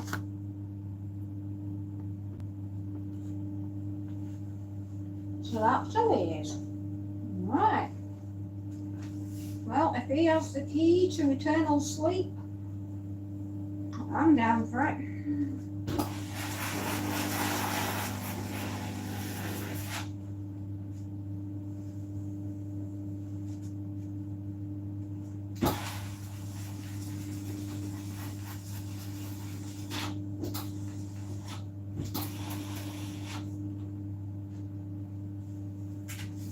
Tell you what, right, if my future holds onto the fact that I'm going to be ironing until I'm retiring, I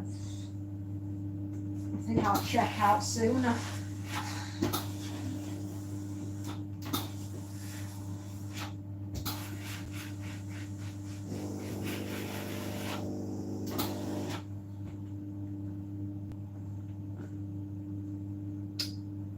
Thank you, darling. Sharky, you always put a smile on my face. You are one of the loveliest people on the planet.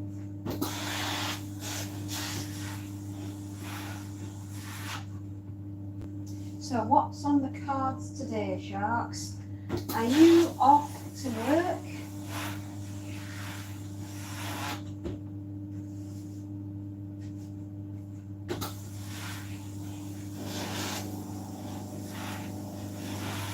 Hugs right back at you, buddy.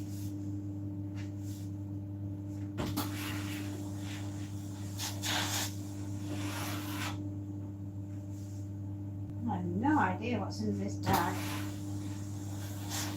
It's like a surprise with every item.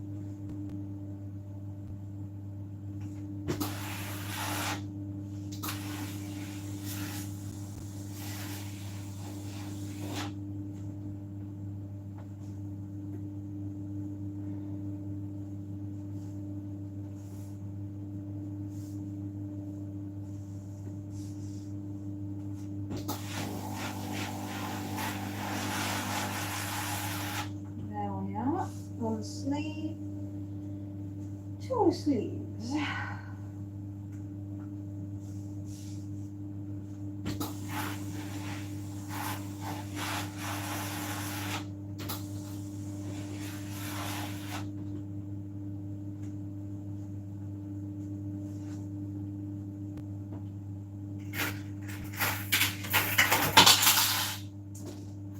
Flipping hangers today. Somebody bent one earlier. It looked as though they'd been trying to turn it into a pair of bunnies.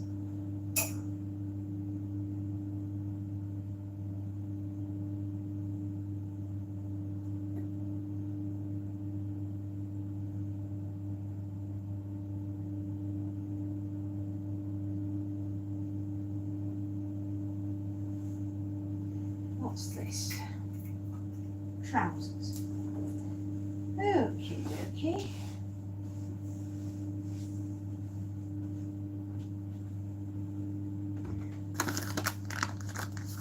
Oh, you're taking care of your dog? I love dogs.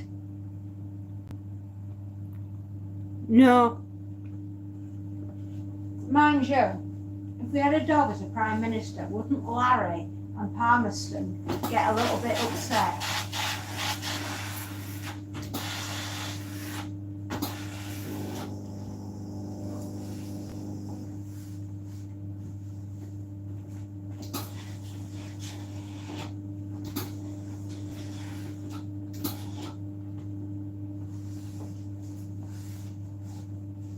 I'm just saying, because, you know, they're cats and they might get a little bit upset. I mean, could you imagine if a corgi walked in and said, right, that's it, I'm running gaff.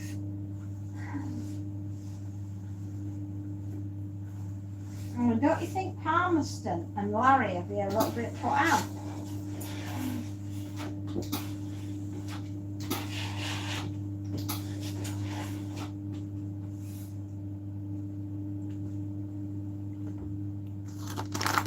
You could just make Larry would be a good Prime Minister.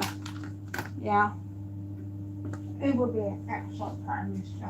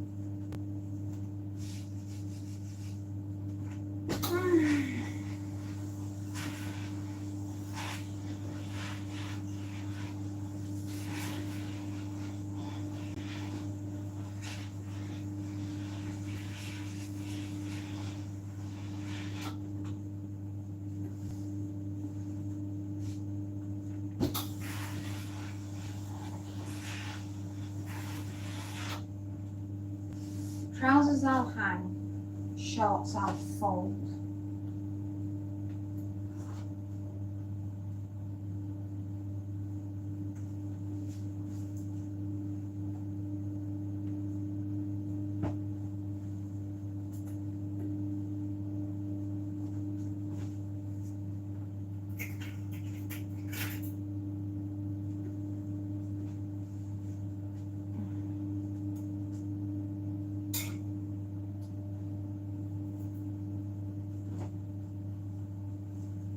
inside out. Love an inside out shirt. Oh, can't get enough of them.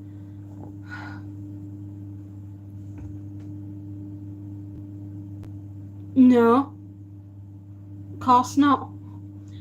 How could I ever be offended? We'll do a better job for a start.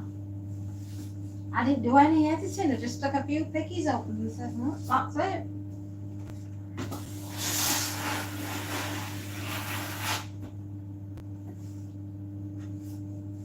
No.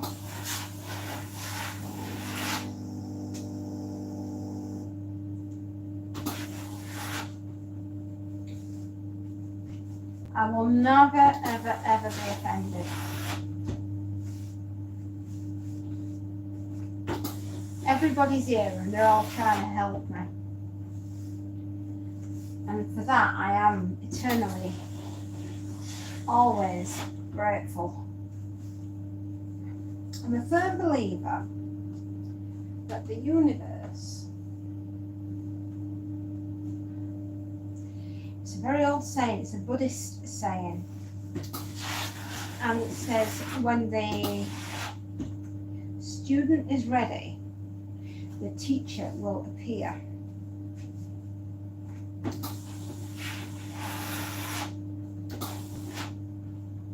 And it's another way of saying the universe knows exactly what it is that you need at that very time.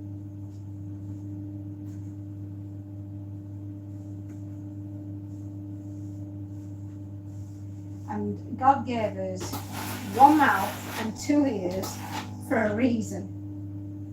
And that's so we hear more and say less. I think that's how it's supposed to work.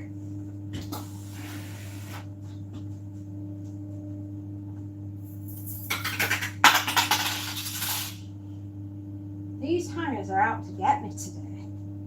Trying to kill me.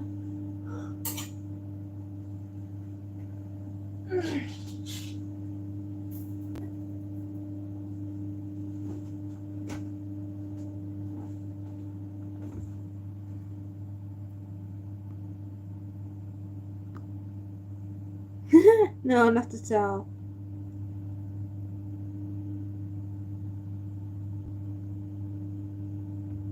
Oh, she is a good girl.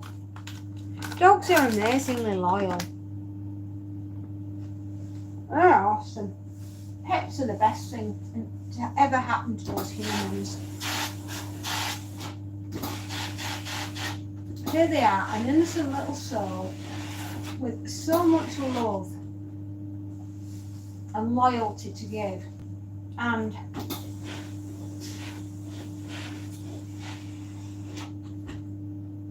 it beggars belief how anyone could ever be cruel to an animal, and yet they are. And as far as I'm concerned, people like that can just go and drop off the planet. And it's good people like us and Sharky and everybody else probably that comes on here, and you, Alan, and you, another space nut, that are good to the animals. You know, all an animal ever wants is to be loved. A bit like humans, really. All humans ever want is to be loved. To feel as though they belong.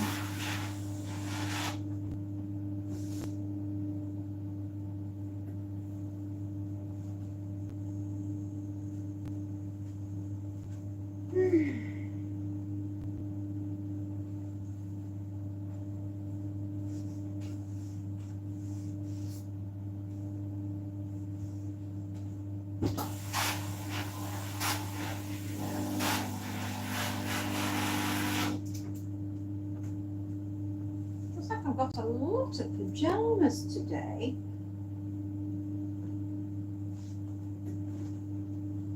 I've been like wall-to-wall pajamas out of this box.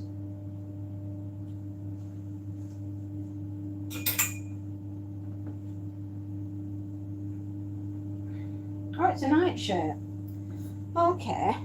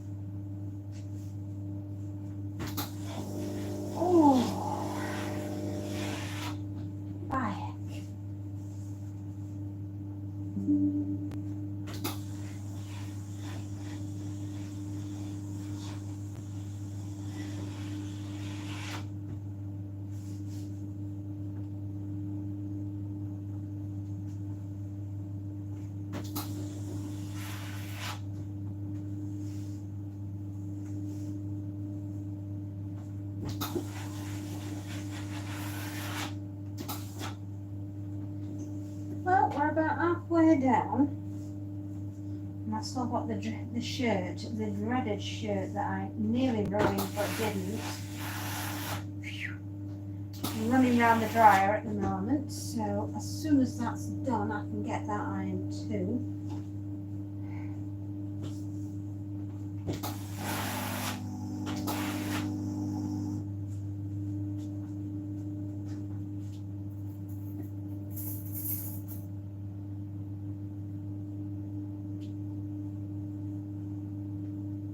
I'm guessing there's about 20, maybe 30 items. I'm not entirely sure. We'll cope. Whatever's in here will cope, right? Yeah.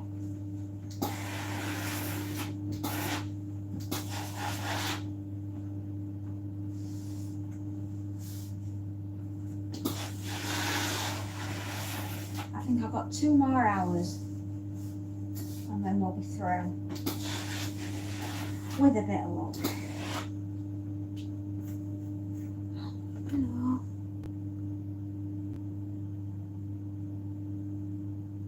Oh, even I was wondering what that was, but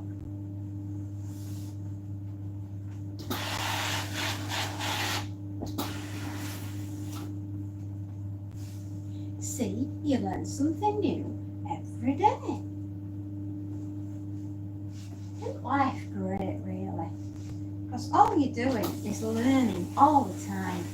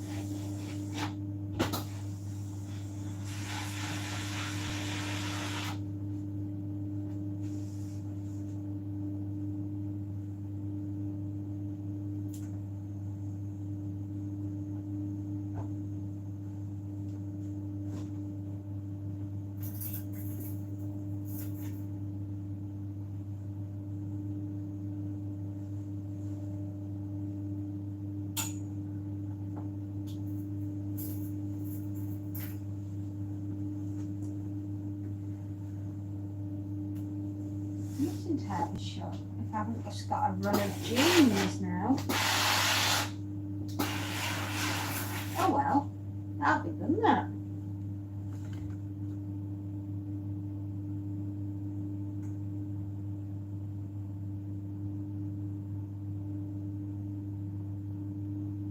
Oh.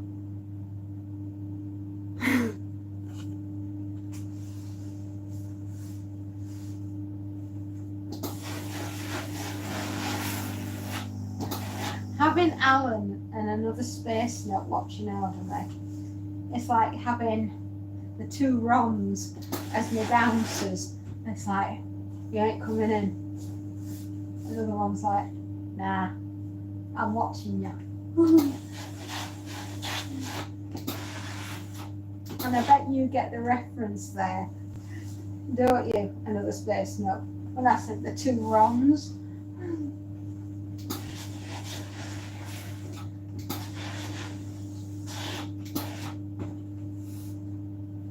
It's like having bouncers on door.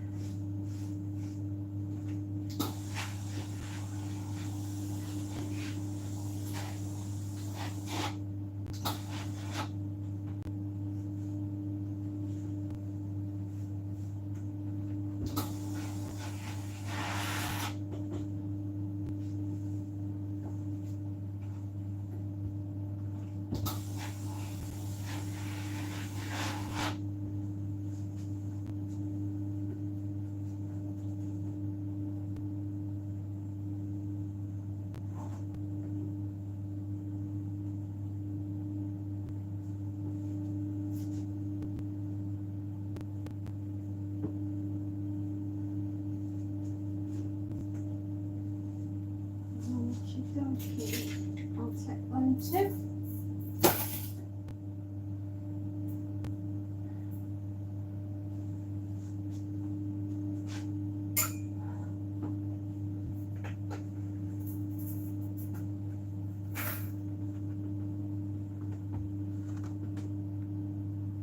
Woof! Woof, woof, woof, woof. Name's not on the list, pal. Yeah, you know the one. Two Rons, Hale and Pace.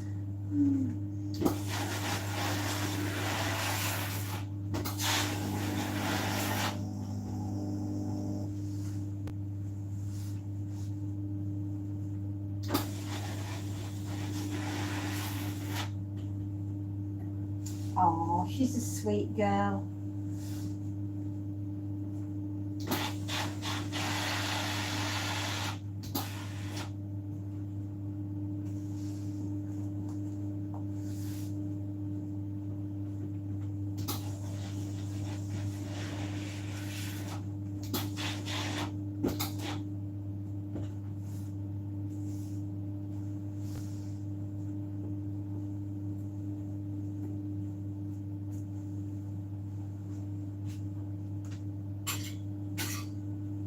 Oh, these are wonky. Wonky jeans. That's what we need. Wonky jeans. It'll be a new fashion.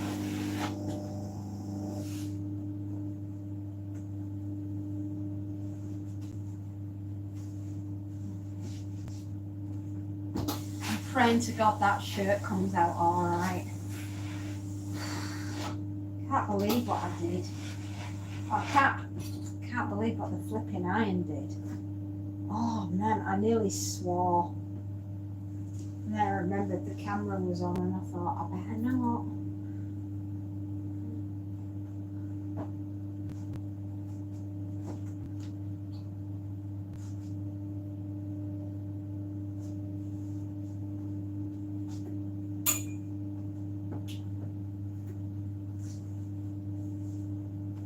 Is a very nice handkerchief. Not very often people use hankies, and it's nice to see that they are used.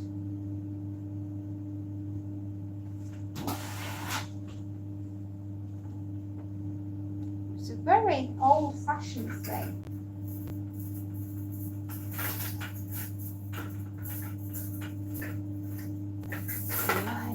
Tell you what, we'll try and do this in sections.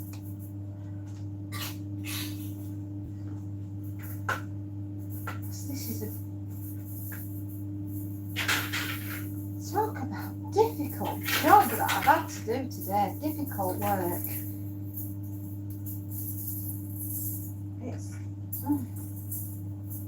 It's enough to make you want to flipping cry.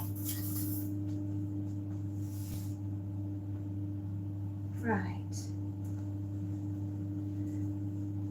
Oh, more pyjamas. It's a pajama-y kind of day, I think.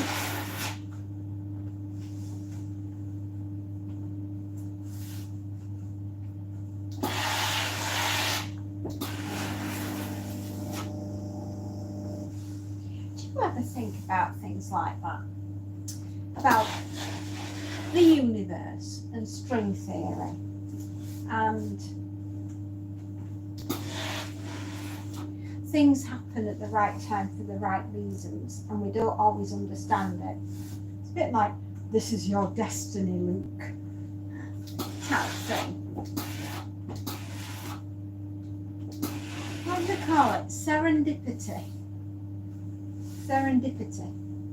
I said that right.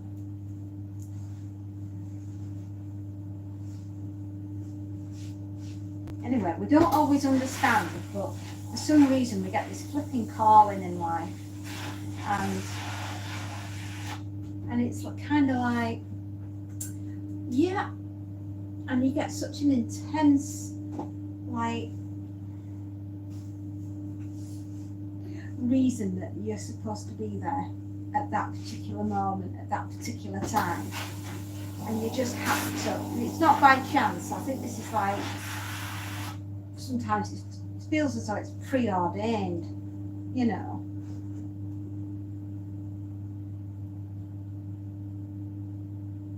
Then that begs the question over randomness, you know, chaos theory, being random, and then, you know, the option of, you know, do you have free will?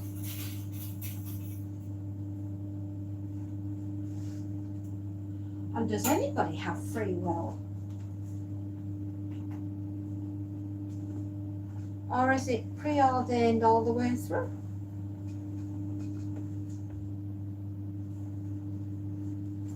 Yeah. But how do you know that you're supposed to be there at that precise time? I mean, is it something that, like, you get the calling and you just know that you've got to be there, or is it,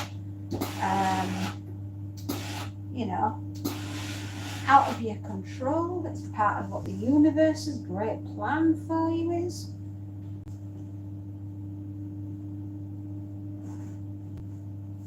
I mean, how did you know to be on my channel on that day nearly 8 weeks ago?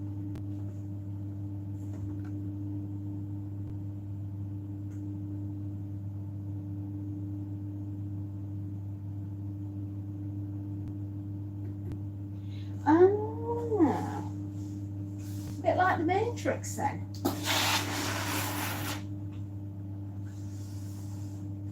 So basically then, we don't exactly have free will to that extent if the computer's already pre-programmed us to be there at that particular time. Interesting theory.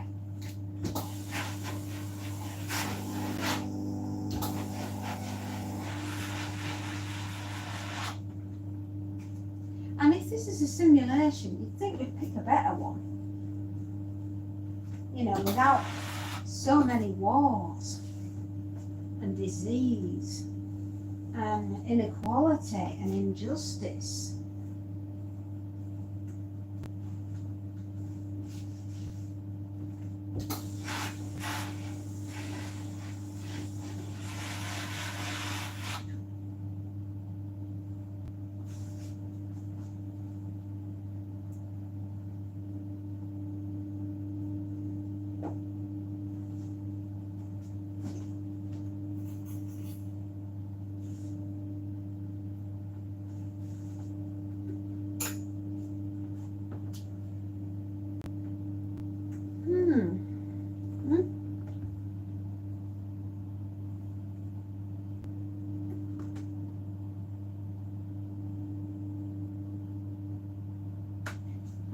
course they could, couldn't they? Yeah.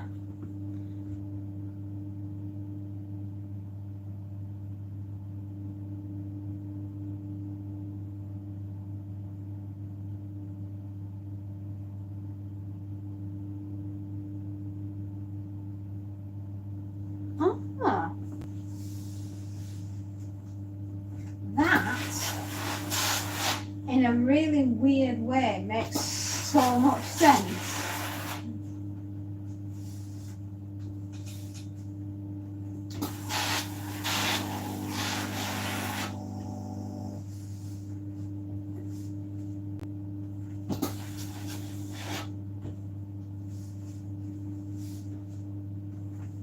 Everything is where it should be at the very precise moment that it should be there, regardless of whether we've got free will over it or not.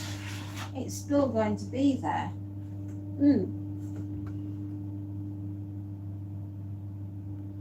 Oh yeah, that's true. Funnily enough, I'm doing some pajamas that have got giraffes on. So there's a thought.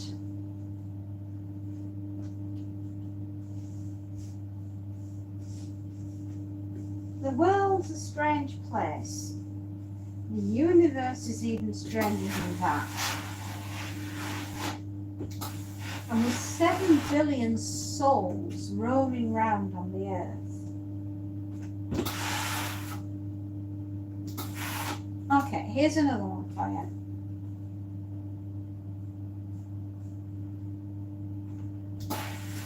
Are we truly reincarnated, or do we just change from one form of energy to another and never actually really leave? And we just take on a different outlook, you know. In this version, I'm a human. If I come back, I might be a ladybug.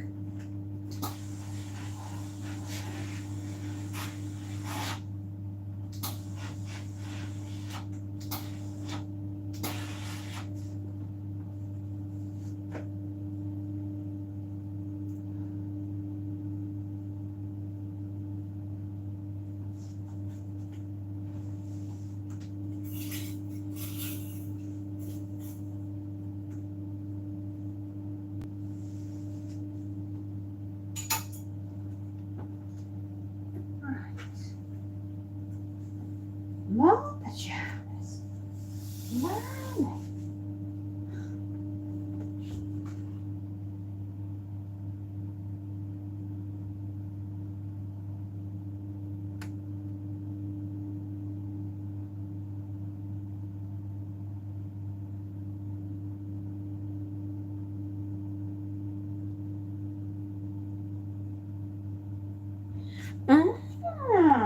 Now that is interesting. So we're uploaded to the Matrix, ready to take on our next form to come back as something else. Very interesting.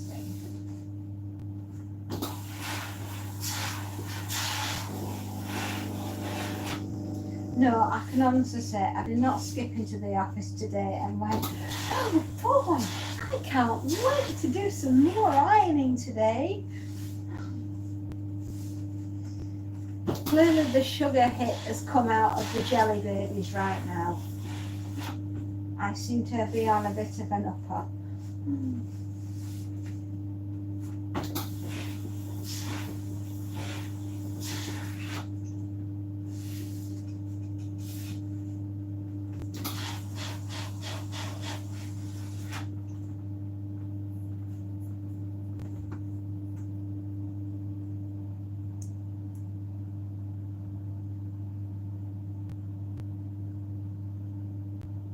Well, you never know. We could be. I mean, they did find something a bit strange. I mean, not that I'm going to mention John Carpenter's The Thing, but I'm going to mention John Carpenter's The Thing. And there's a strange anomaly coming out from the McMurdo station in Antarctica, and I fucking swear, if they dig up the thing, I saw what it did to those huskies. I was not happy.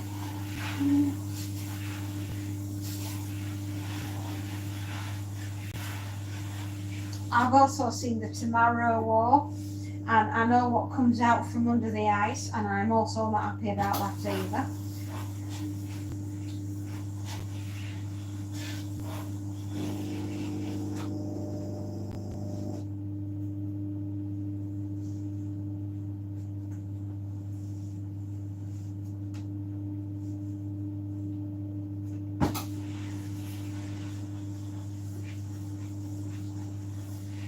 Okay, I'm just going to finish this trouser leg, and then I'm going to go check the shirt, and I swear down, if that shirt's ruined, I'm going to be in tears. Wish me luck, everyone. If I go find a ruined shirt now, that's it. I'm just going to throw the towel in, quietly fill it, and cry my eyes out.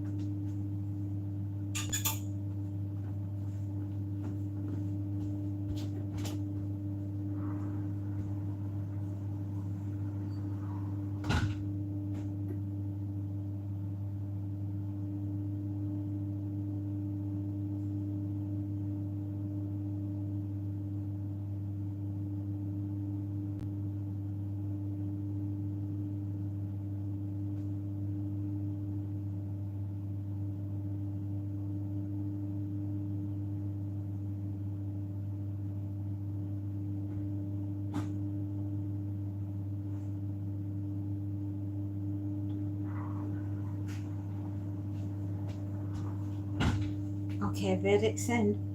The shirt's okay. Oh!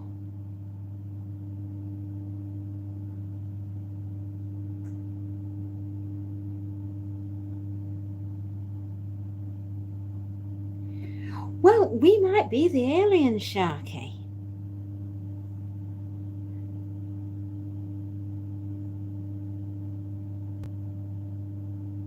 Exactly. There could be so many different versions of us.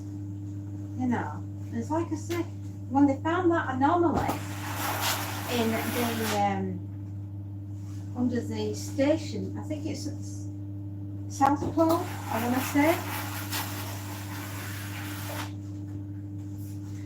and it's sending out a signal, and I mean, it's like, come on, lads, we've all seen the thing. We know what the Tomorrow War's about. The last thing we want is to dig something up that is probably hostile to humans or anything that's on the planet. Or could it be the giant battery pack that's actually keeping the simulation going, and we've just honed in on it, and nobody wants that digging up? Because if we suddenly find out that we are AI, right? We aren't real, we're just pixels. I mean, woof, that would be a bit, wouldn't it? Oh, that'll be on the news at 10.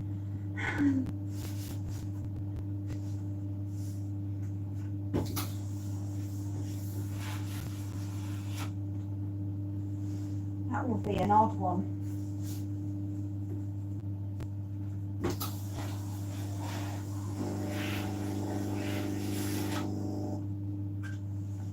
I don't think I've got much more to do now. I've got about 5, I think.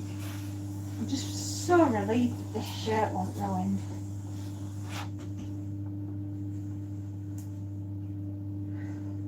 I mean, could you imagine if we were all AI? A bit like that television show that I've been meaning to watch called Severance. It looks really good, by the way.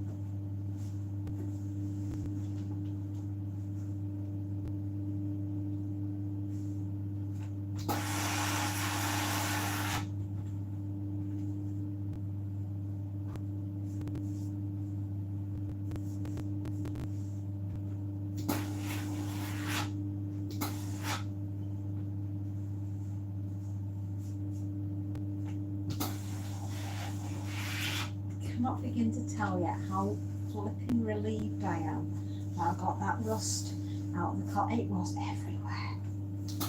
It's like somebody got a bottle of iron brew and decided they were going to pour it all over a crisp, clean, white linen shirt.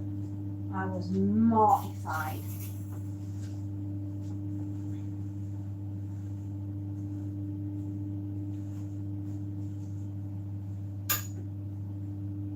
And that was a bit stressful, I can tell you.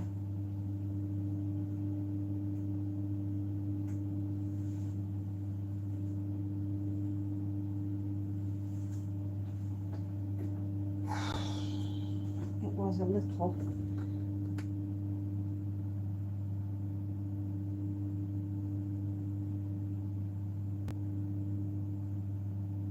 Yeah, maybe we're looking at it the wrong way.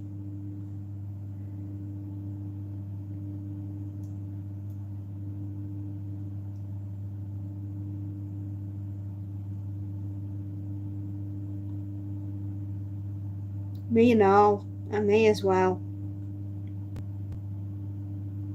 We could be a very lucky little accident that found life on Earth. I think, alright, this is just a theory of mine, but I think we are Martians, right? That's why we're so obsessed with Mars. And we did something on that planet that was not agreeable to life. And we jumped into an ark and went across space and found another planet and made this our home. And I think the mistake that we made on Mars, we're about to make it on this planet, and we're going to have to do another arc and go off and find somewhere else. I bet no wonder Einstein were obsessed with if we do the same thing over and over again and expect a different result. That's the first and foremost sign of insanity.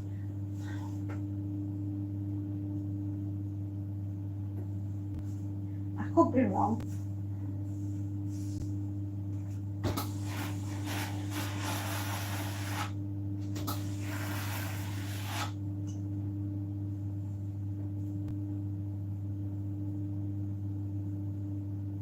Anyway, I managed to save that shirt. So if that wasn't the simulant for today, I hope I passed my test.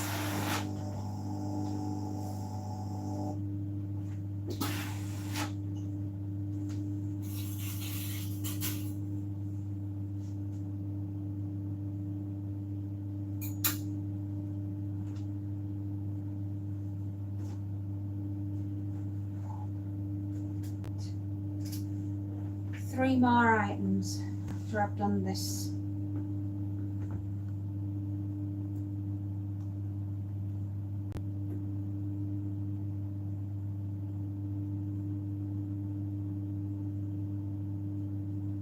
We are an incredibly lucky space.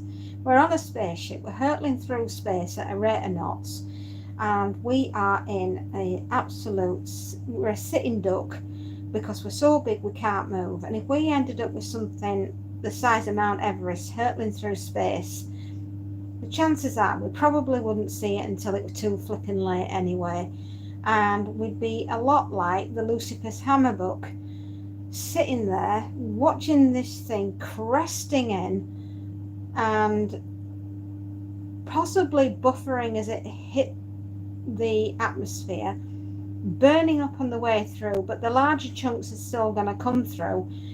Maybe they'd hit the Pacific Ocean, because let's face it, that's one of the biggest parts on the Earth that doesn't have anything in it. But saying that, when it hits, it'll cause such a disturbance in the force that a mile-high tidal wave going out in all directions,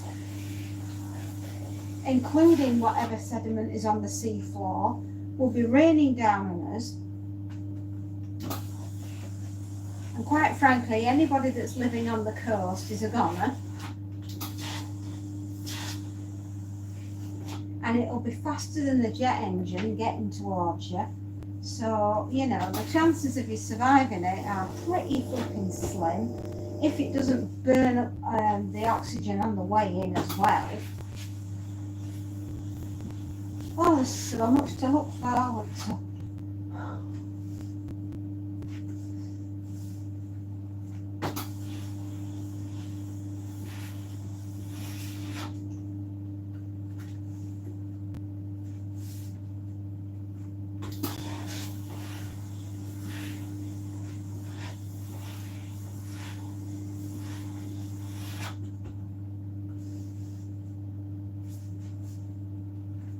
These are very nice pyjamas, I've got to say.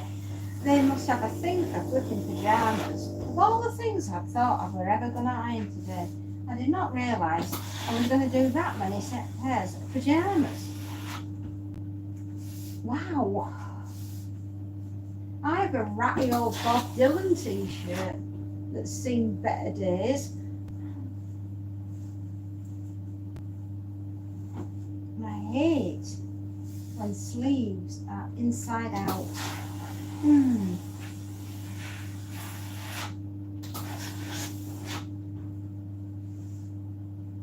It doesn't half vex me.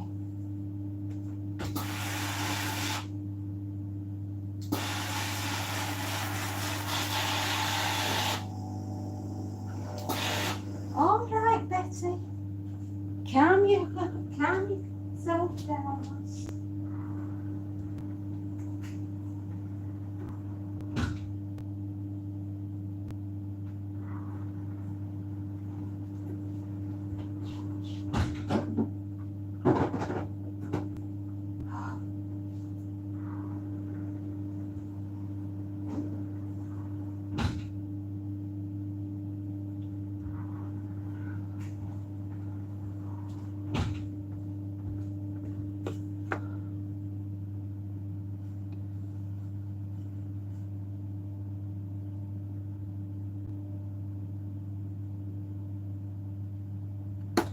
Oh, right, so there's not a quick fix then, it's not a quick turnaround. So it took us 14 years, flipping heck. I like the fact that it's called Dart. As in firing darts, yeah, love it. Yeah, but what happens if one comes out that's directly from the sun? And then, you know, you have no chance of seeing that because you're blindsided. Because the light will be reflecting off each other and it'll be blinding us.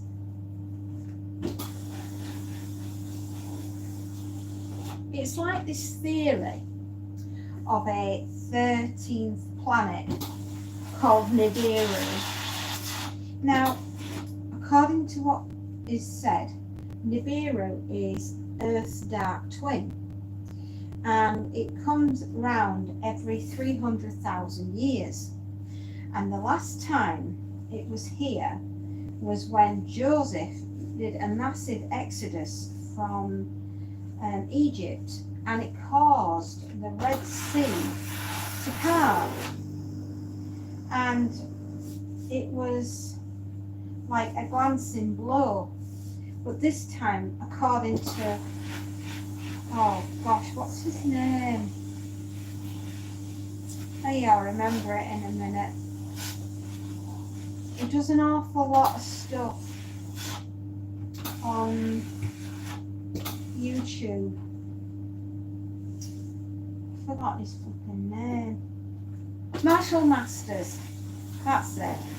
According to Marshall Masters, the Nibiru is on a dead center course for us, and it's coming straight at us, and this time it's going to cause a crustal pole shift, as in everything's going to spin round.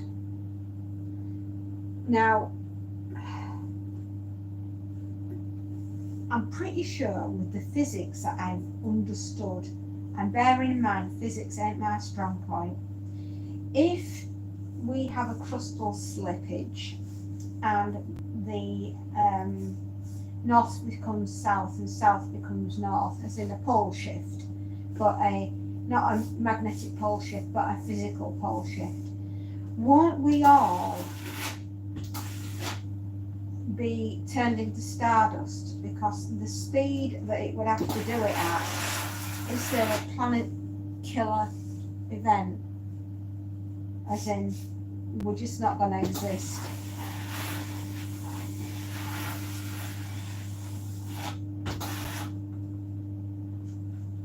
I mean, I know we had Pangea right in the beginning with the dinosaurs, and that split up and turned into the continents, didn't it? Yeah, if I remember that rightly from my dim and distant science days. Oh, these are John Lewis pajamas. We're going up in the world, kids. We're getting a bit of quality.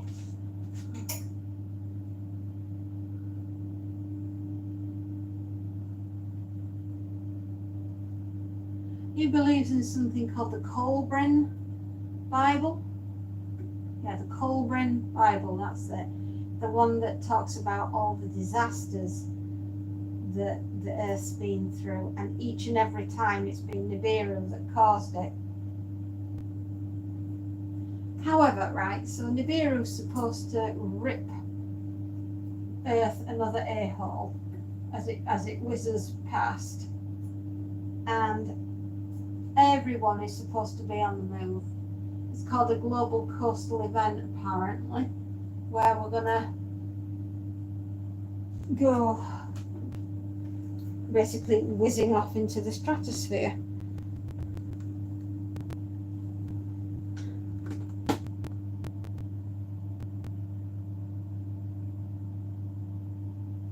Yeah, that's the thing I'm on about. That's that planet that I'm referring to. I mean, I'm wondering if, do you know which one we're on about, Sharky?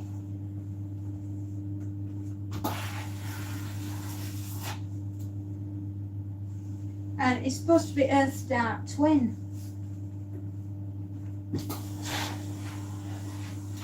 With the Anunnaki living on it, which apparently are us. We're the mystery species.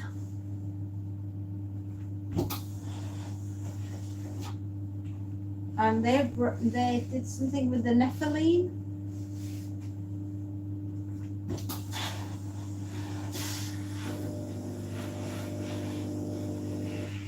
I mean, you know, now we're heading into the realms of martial masters, which for me is a little bit science fiction. Makes for a great story, minds. I mean, how do I know it might be real?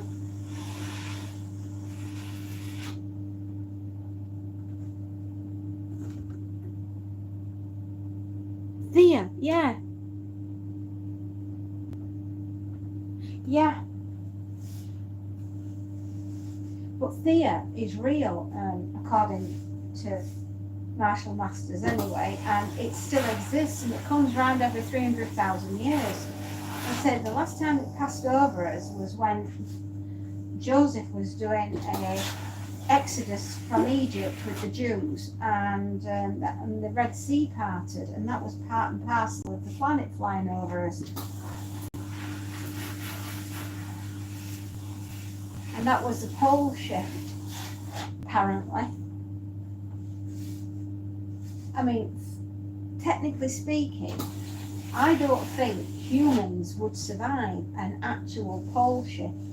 A magnetic one, yes, possibly, but a crustal? No, I don't think so.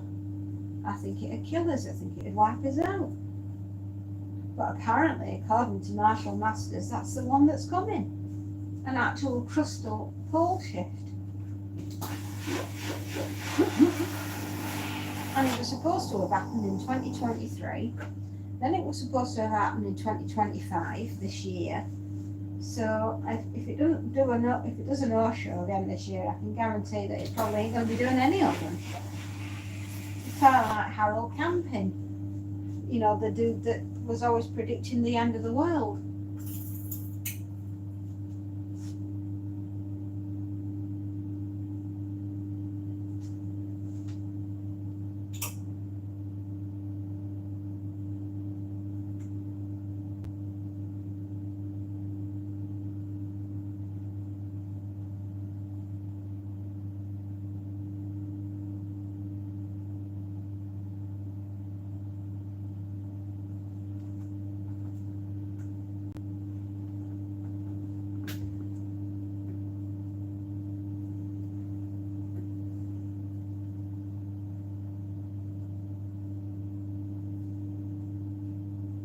Yeah.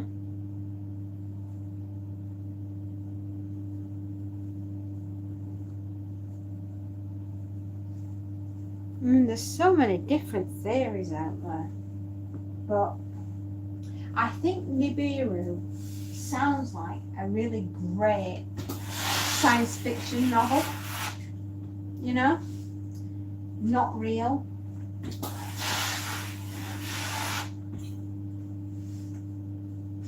Planet X, whatever they want to call it.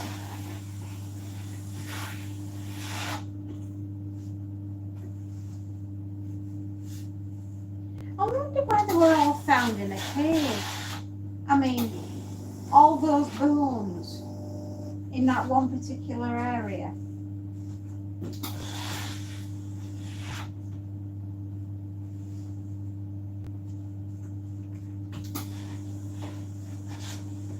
Just curious.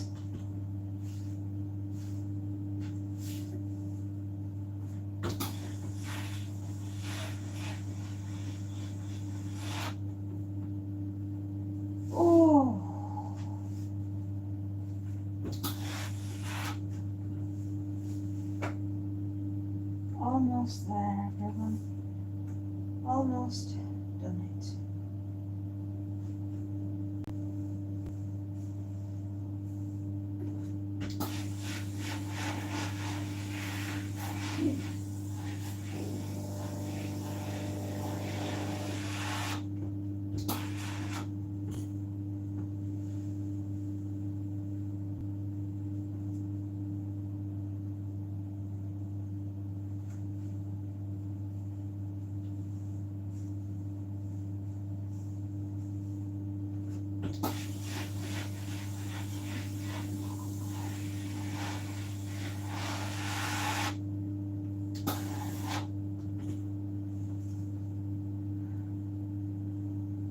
You're supposed to be spending some time with your mother-in-law.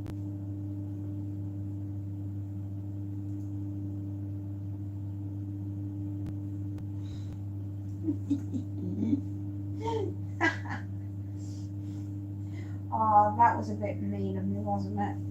I don't actually have a mother-in-law anymore. Mine passed away. Sharky! Yeah, we did this morning. Good God, we've been on 5 hours. We were doing Maggie this morning from 2015. It's the Arnold Schwarzenegger movie. So you'll have to go right back to the beginning of the live. But we were talking about Maggie, and then we decided to talk about 28 Days Later and what I'd like to bring on my epic road trip as we're fighting zombies in the United Kingdom, because for the first time in a long time we've been allowed to have our very own zombie franchise in the United Kingdom, and 28 Days Later it was, and it's freaking awesome. And with them we had 28 weeks, and now we've got 28 years, and amazing.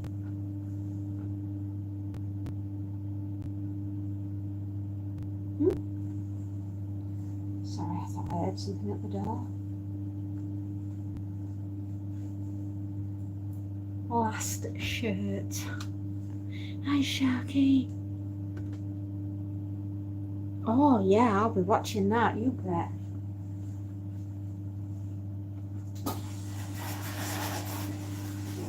You know, I love anything like that. Anything that, you know, talks about where we've come from, alien races, this, that, and the other. I'm down for it, mate. It's like, take my money, definitely. You know, I bet you'd enjoy that, Sharky.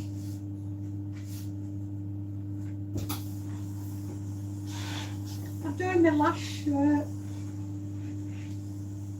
I'm so happy.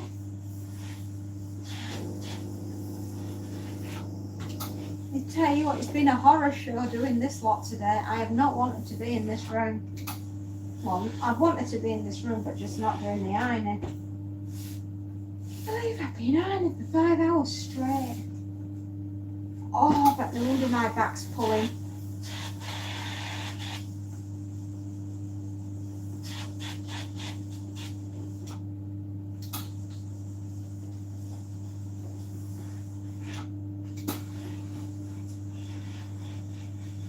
Come on, Betty. I've got only this shirt to do, and then that's it, girl. Right?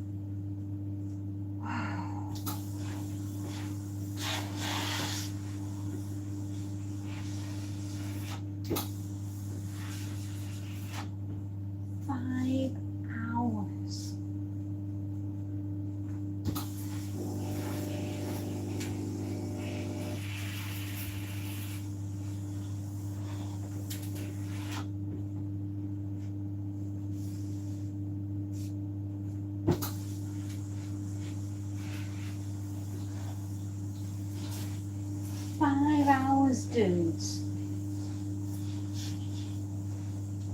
That means I was still ironing, started ironing while Sharky was still asleep.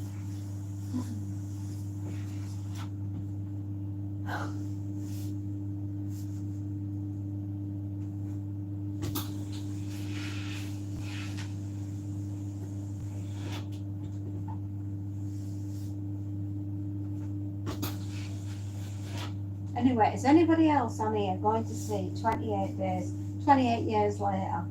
Well, I'm going to go see it.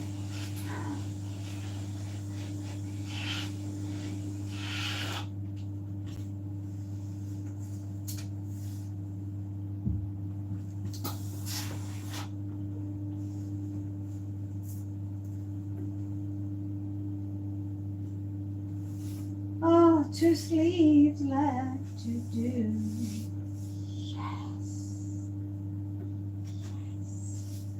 Oh.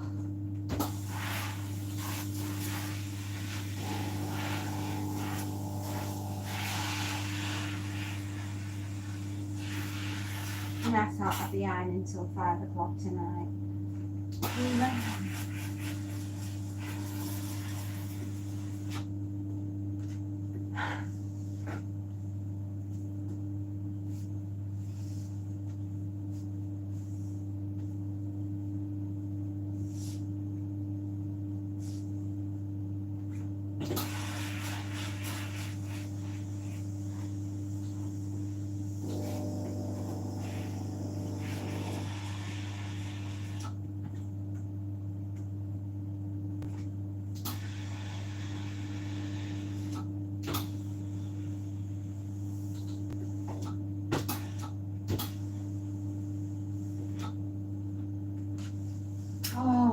We did it.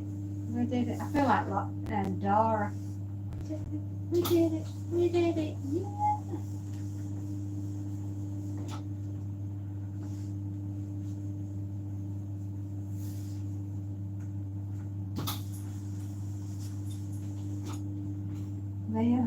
the look of maniacal, triumphant happiness.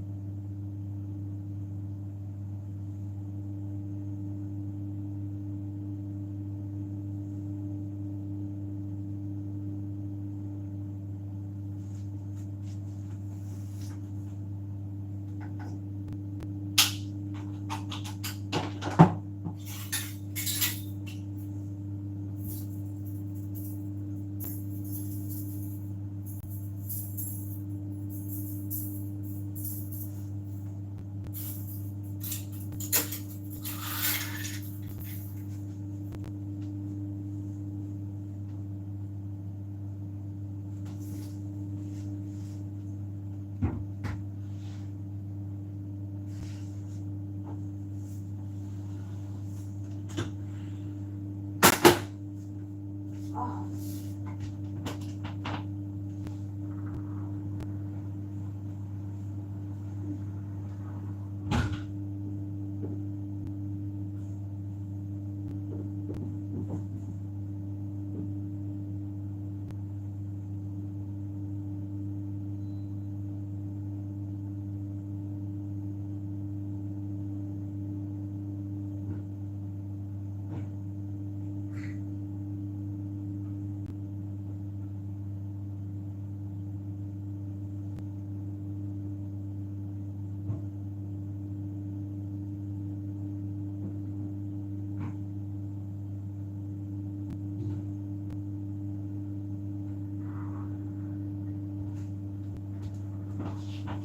We is done.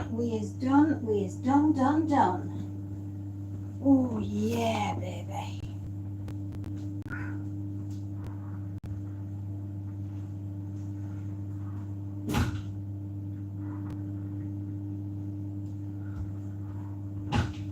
I am broken. I am broken. Oh.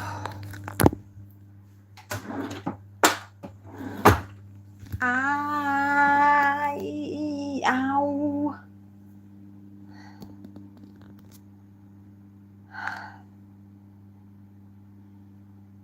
Yes, VXMQQ I did early this morning.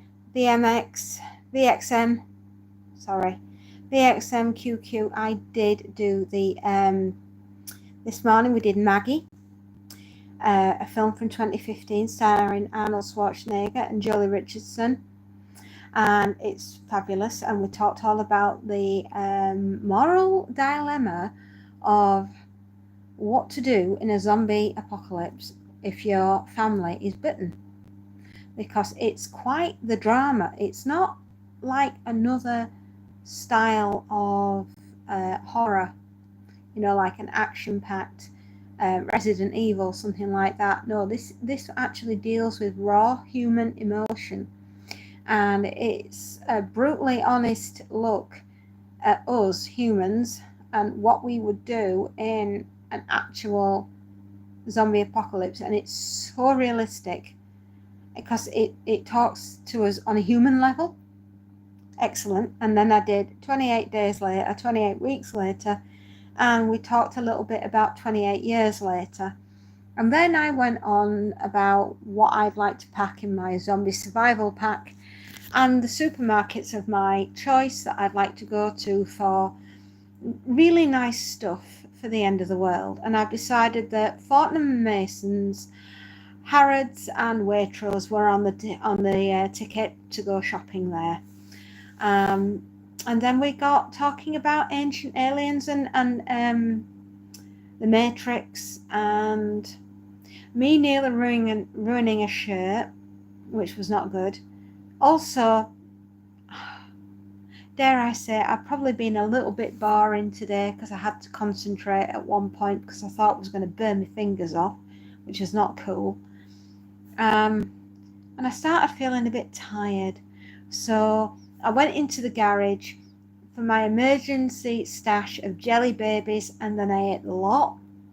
And then top it off, I wasn't going to be beaten by the jelly babies, so I had a packet of Pom Bears.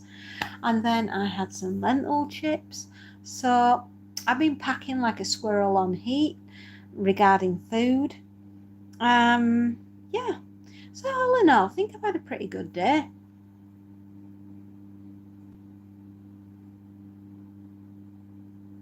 I know, I can't wait for the X28 movie. I mean, Linda's fan. You know, an island, on an island, and the only way you can get on and off is when the causeway is not underwater. What's not to like? I want to go live on that island.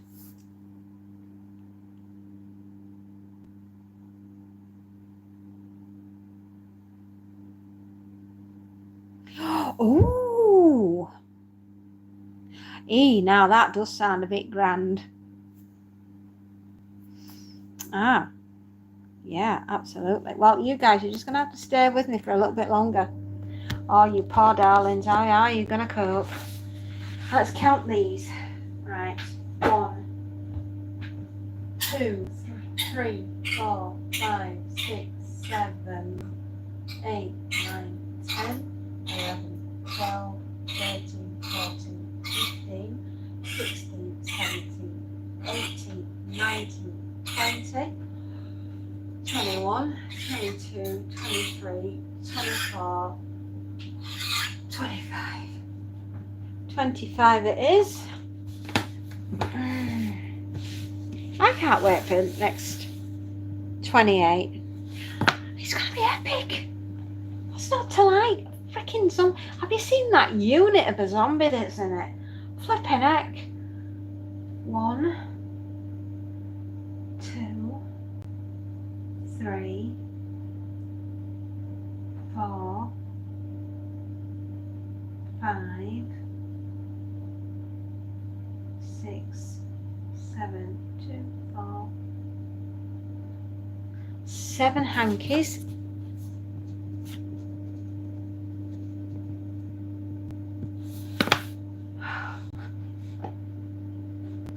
Okie dokies.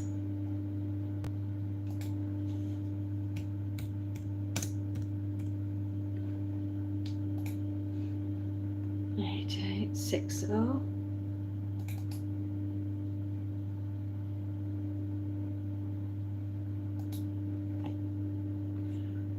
Okay, yeah, that makes sense.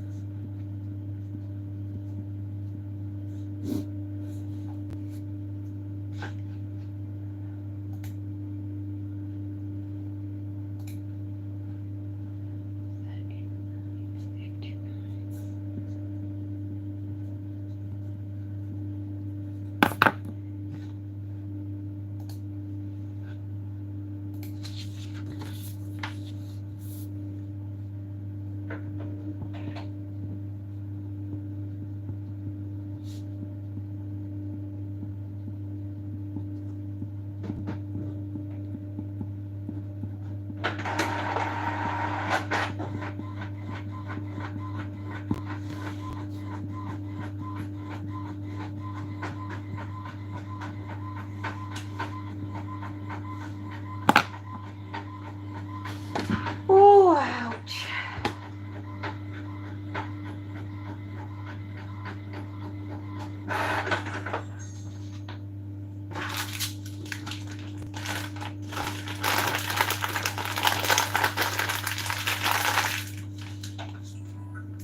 Yeah, did you hear that? That was the printer going off.